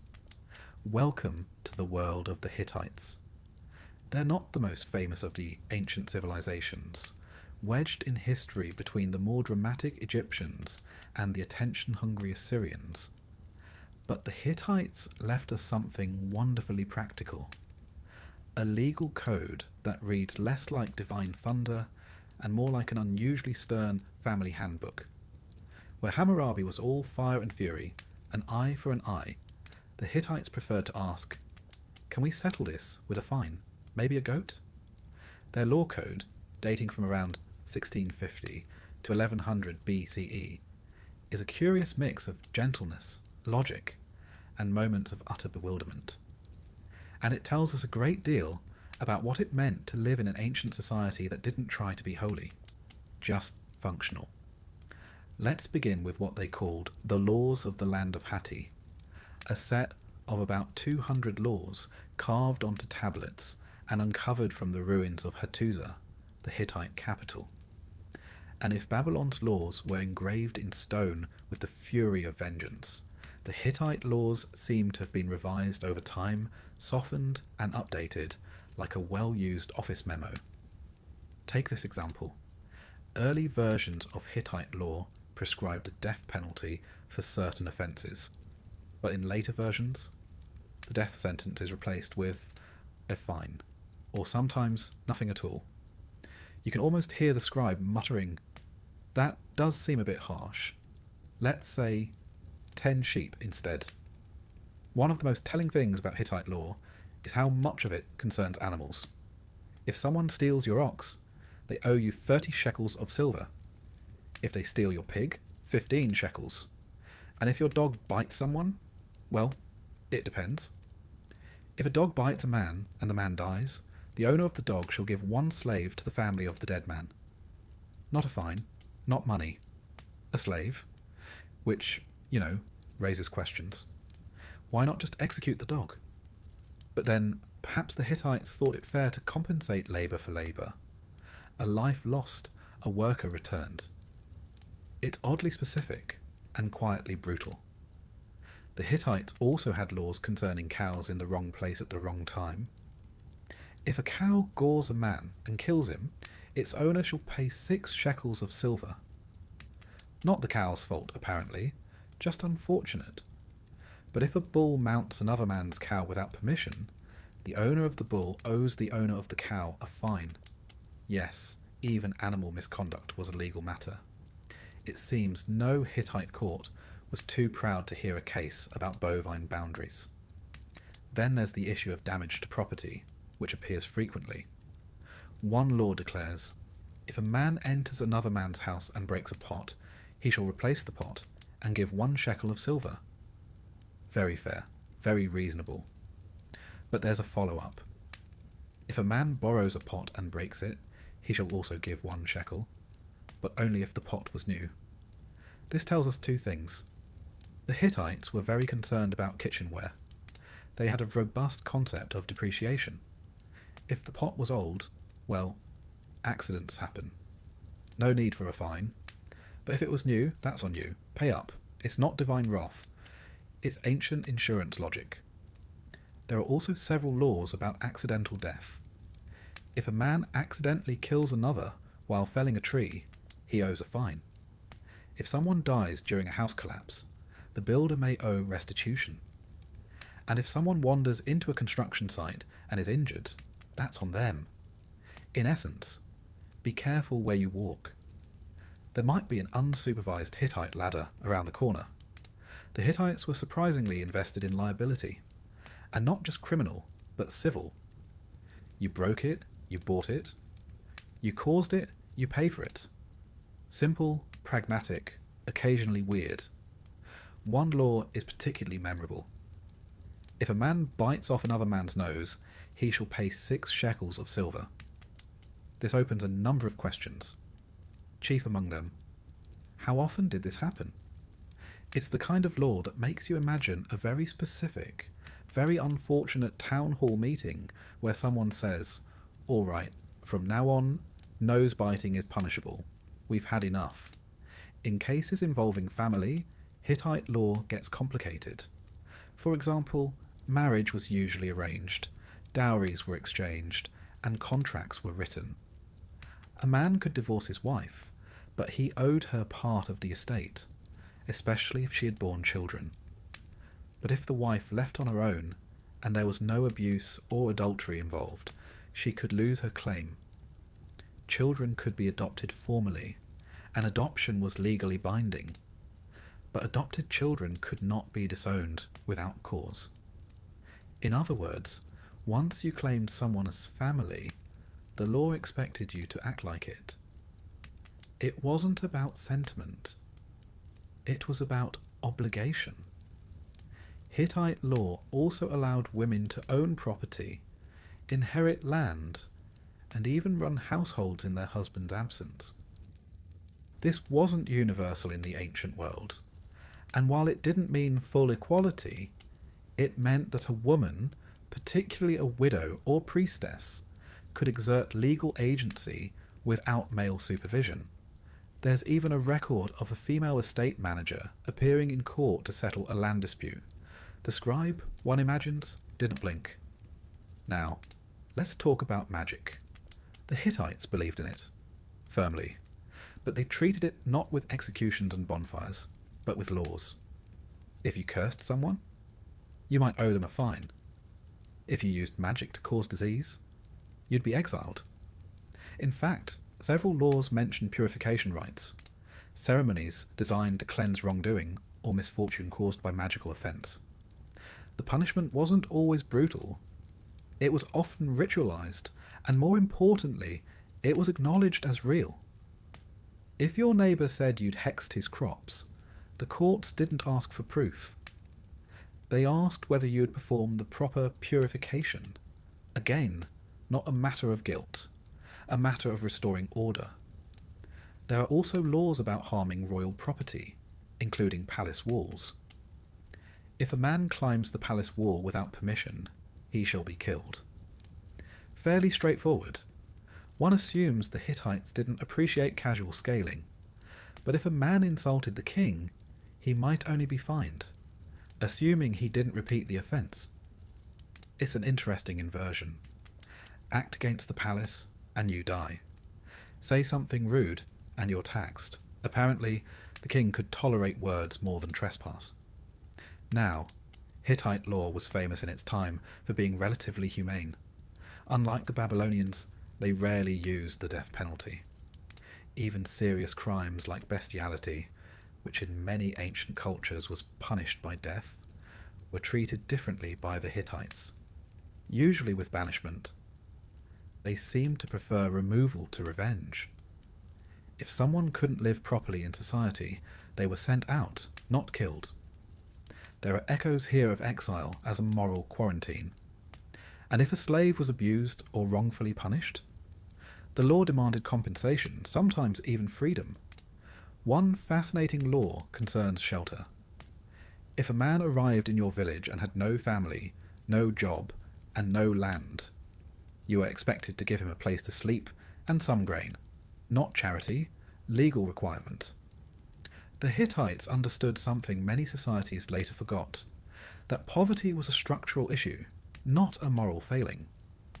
And the community bore responsibility for its vulnerable members. No one should starve in a land with rules. Now imagine, if you will, a courtroom in Hattusa. A man stands before a judge, barefoot, sunburned, holding a broken pot. He says his neighbour borrowed it, used it to cook millet, dropped it in a river, and now refuses to pay. The judge nods. A scribe unrolls a tablet. They check the pot laws. They debate its value. Was it new? Was it glazed? Did it belong to a priest?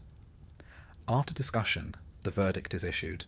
Repay the pot, plus 1 shekel for insult. The man nods. The neighbour grumbles.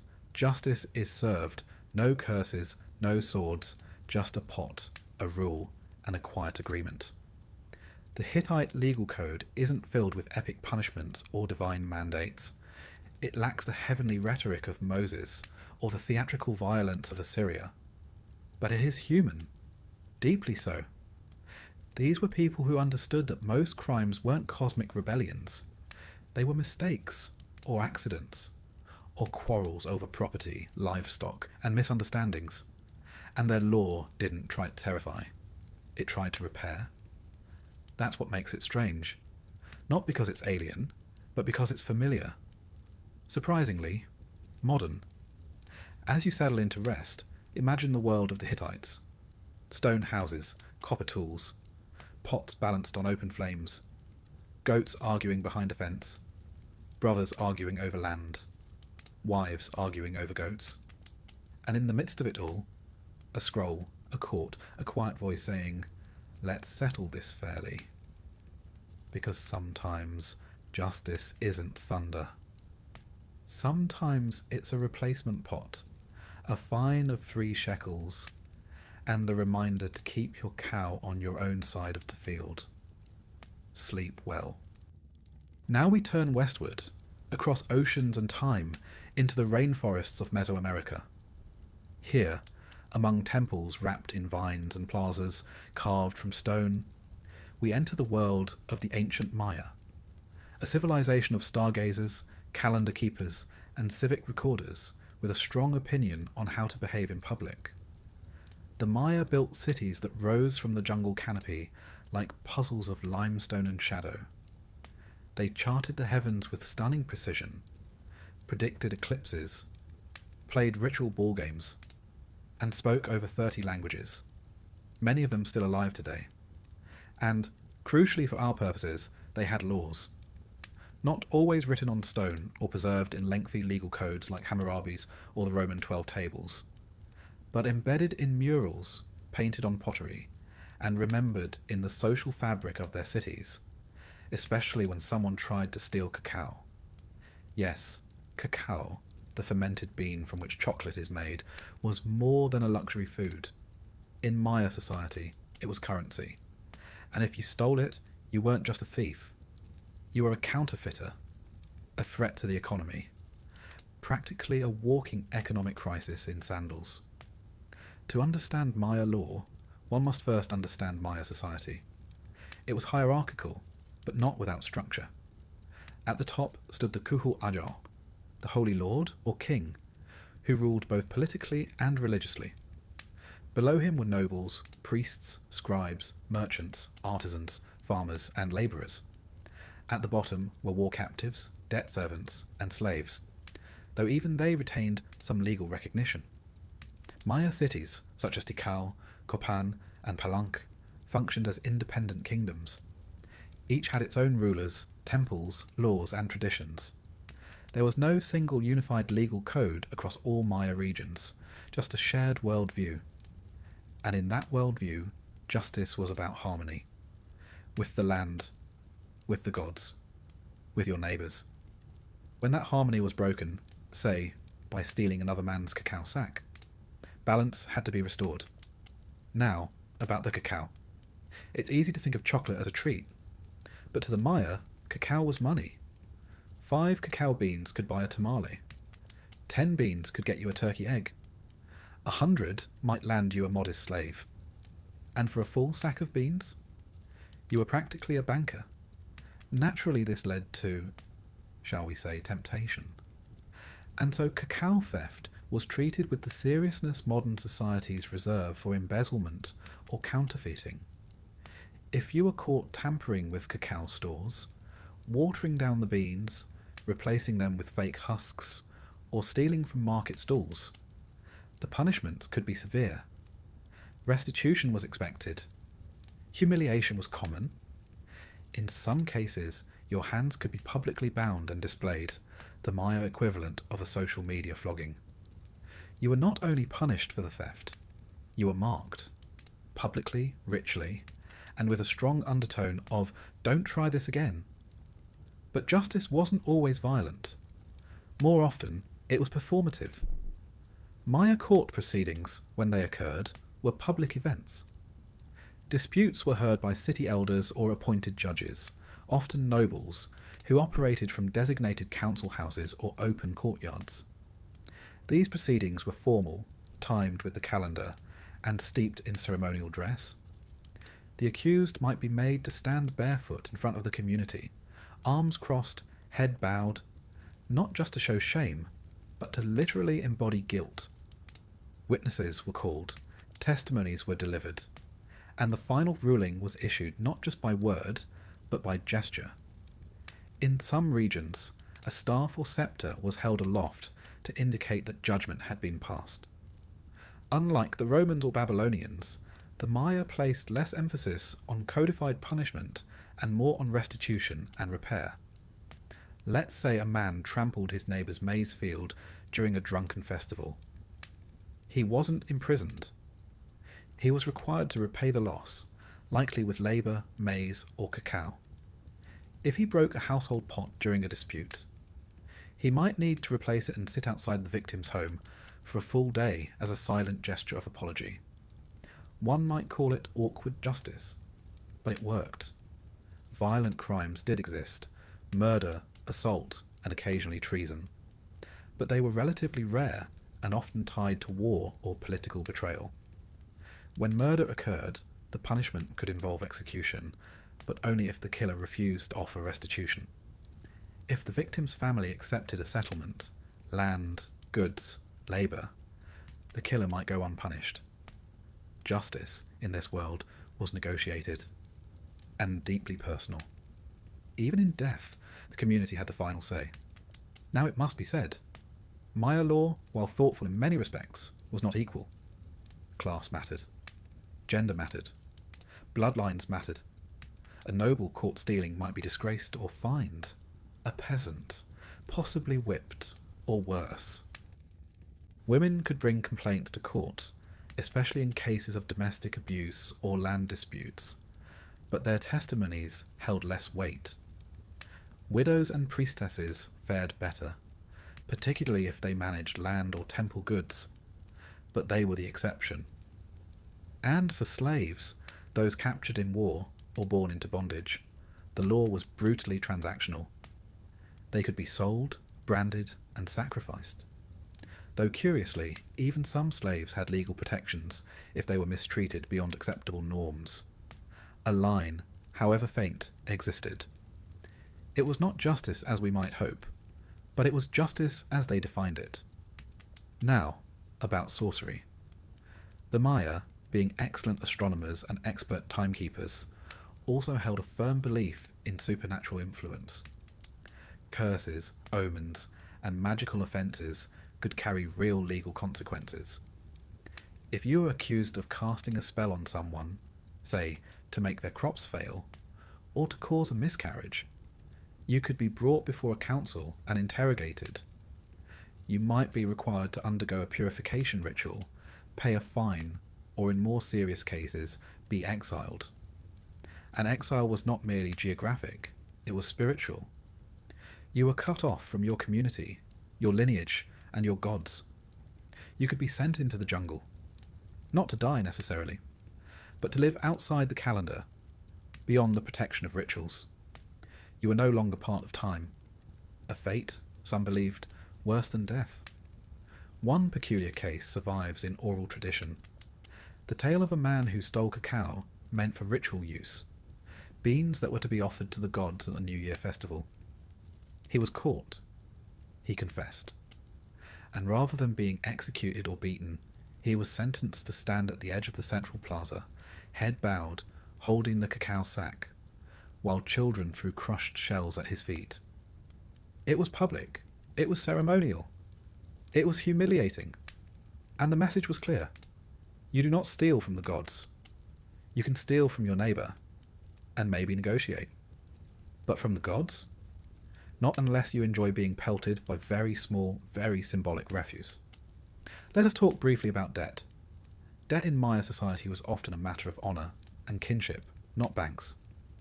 You owed a neighbour, a priest, or a merchant, not a financial institution. Failing to repay a debt could result in indentured labour. But this wasn't always permanent. Work a season, settle your account, and go free. But if you fled your debt, if you disappeared during a planting season, then you might be declared ritually dead, struck from records, your name erased from stelae, your debts transferred to your family. To default was not just economic failure, it was social disappearance. Even timekeeping affected law. Certain days were considered inauspicious for trials, executions, or punishments. You didn't want to condemn someone on a bad date. It might anger the gods or cast a shadow on the community's fate. Some offences were postponed until a more favourable calendar alignment.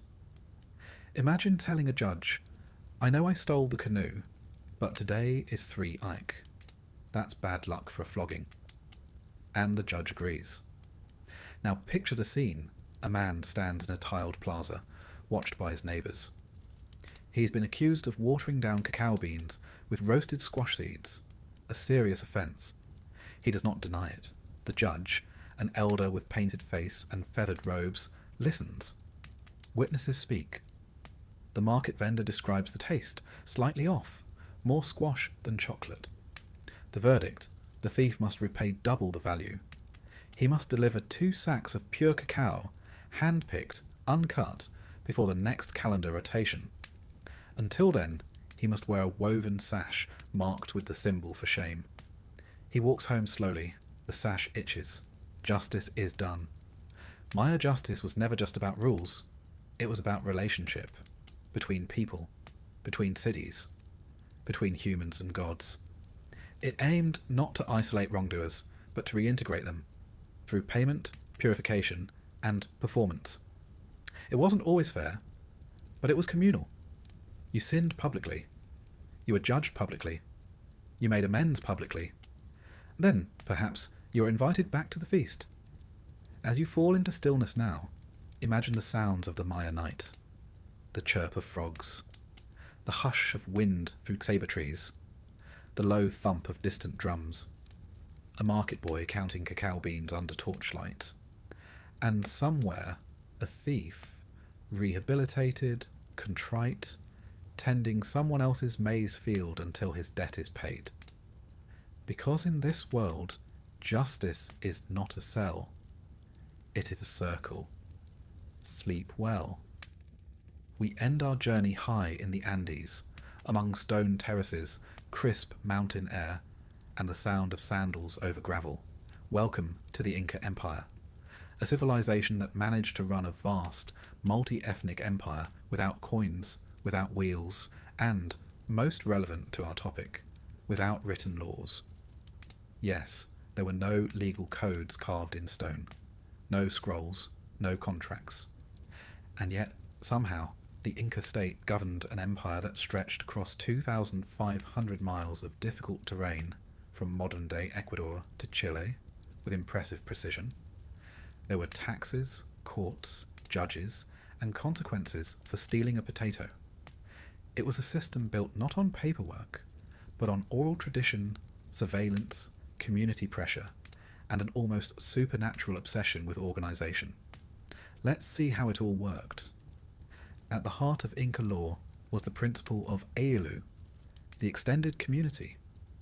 You didn't live as an individual. You lived as part of a collective, a village unit that shared land, labour, and resources. Your behaviour wasn't judged just on what it cost the state, but on what it cost the group. And if you stepped out of line, your punishment wasn't always personal. Sometimes it was collective too. For example, if one person failed to meet their mita, the rotating labour tax owed to the empire, the whole Ailu might suffer. They'd lose access to state seed stores, or get reassigned to less favourable land, or find themselves with fewer llamas to distribute in the spring. So when someone broke the rules, it wasn't the state they had to fear. It was their neighbours. Let's be clear, the Inca Empire had rules, lots of them. They were just memorised. The Incas were brilliant record keepers, but their system wasn't written in an alphabet. It was encoded in quipu, bundles of coloured strings with knots tied at specific lengths and positions. These knots recorded numbers, dates, census data, tribute obligations, and yes, crimes. Each province had a designated quipucamayok, a professional knot reader, who could decode these strings and report information to regional administrators. And if your name ended up in a quipu for the wrong reason, say, hoarding state maize, or failing to show up for canal maintenance, it was as if the empire itself had caught you in a tangle of string. You might be summoned, or reassigned, or shaved bald and paraded around the plaza. Most crimes in Inca society were handled at the local level. Village elders and provincial officials held tribunals. These were not elaborate legal dramas. There were no lawyers, no cross-examinations. Just a few stern men sitting on woven mats, listening to complaints and watching body language very closely. If the dispute was about a field boundary, they'd consult oral maps. Stories passed down about where one plot ended and another began. If it was about a theft, they'd ask witnesses. And if no witnesses were found, then the accused would be required to swear an oath to the sun god Inti. Lying under oath was not simply dishonest. It was cosmically dangerous. The sun saw everything, and eventually the gods collected their debts. But the most terrifying feature of Inca justice wasn't divine judgment, it was the spy network. The Inca state operated a system of informants, often elderly locals, who observed daily life and reported suspicious activity. These were not men in black. These were little grandmothers who noticed that your family's corn harvest seemed a little too bountiful this year. They were called Tokoirikok, meaning he who sees all. They were not secret. Everyone knew they existed. That was the point. If you were cheating on your mita labour, hiding surplus goods, or failing to show proper respect to a local official, chances were someone noticed. And if you thought you'd get away with it, well, perhaps you forgot that your fence leans against state land, and that's not a good place to plant cabbages. So, what happened when someone broke the law? The punishment varied, depending not just on the offence, but on who you were. Inca society was rigidly hierarchical. At the top stood the Sapa Inca, the divine ruler, said to be descended from the sun. Beneath him were nobles, priests, military officers, and administrators. Beneath them, artisans, farmers, and herders.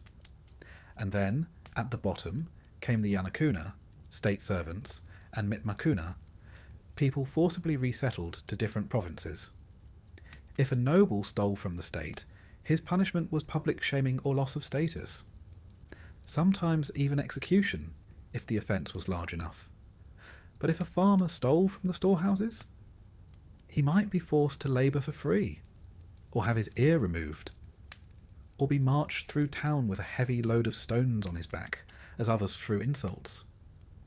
The goal wasn't punishment. The goal was deterrence. Humiliation was efficient. Repetition was unnecessary. Interestingly, the Inca Empire didn't have prisons, not as permanent holding spaces. Why feed and house a criminal when you could simply shame them publicly, assign them additional labour, shave their head, and reassign their job? Or in serious cases, execute them swiftly. Murder, rebellion, and certain types of theft, especially from the state, could carry the death penalty. But even here, the punishment was practical. The sentence was carried out by a local authority. It was quick, clean, and usually followed by a small ceremony to restore cosmic balance. One might ask, how did the Incas prevent chaos without written laws? Simple. They didn't prevent it. They designed society to avoid it. Every household was registered, every farm assigned, every tool counted. The state knew who you were, where you lived, what you grew, how many blankets you had, and how many working hands were in your home. This wasn't invasive. It was normal. The empire took care of you, and you, in turn, followed the rules. You gave labour, you got clothing, you contributed to harvests, you received maize during droughts, and if you failed to contribute, then you no longer received. It wasn't cruelty. It was equation. Input equals output. No more, no less. The state storehouses, Tampu, were at the heart of this model. Every province maintained storage buildings filled with food, tools, textiles, and weapons.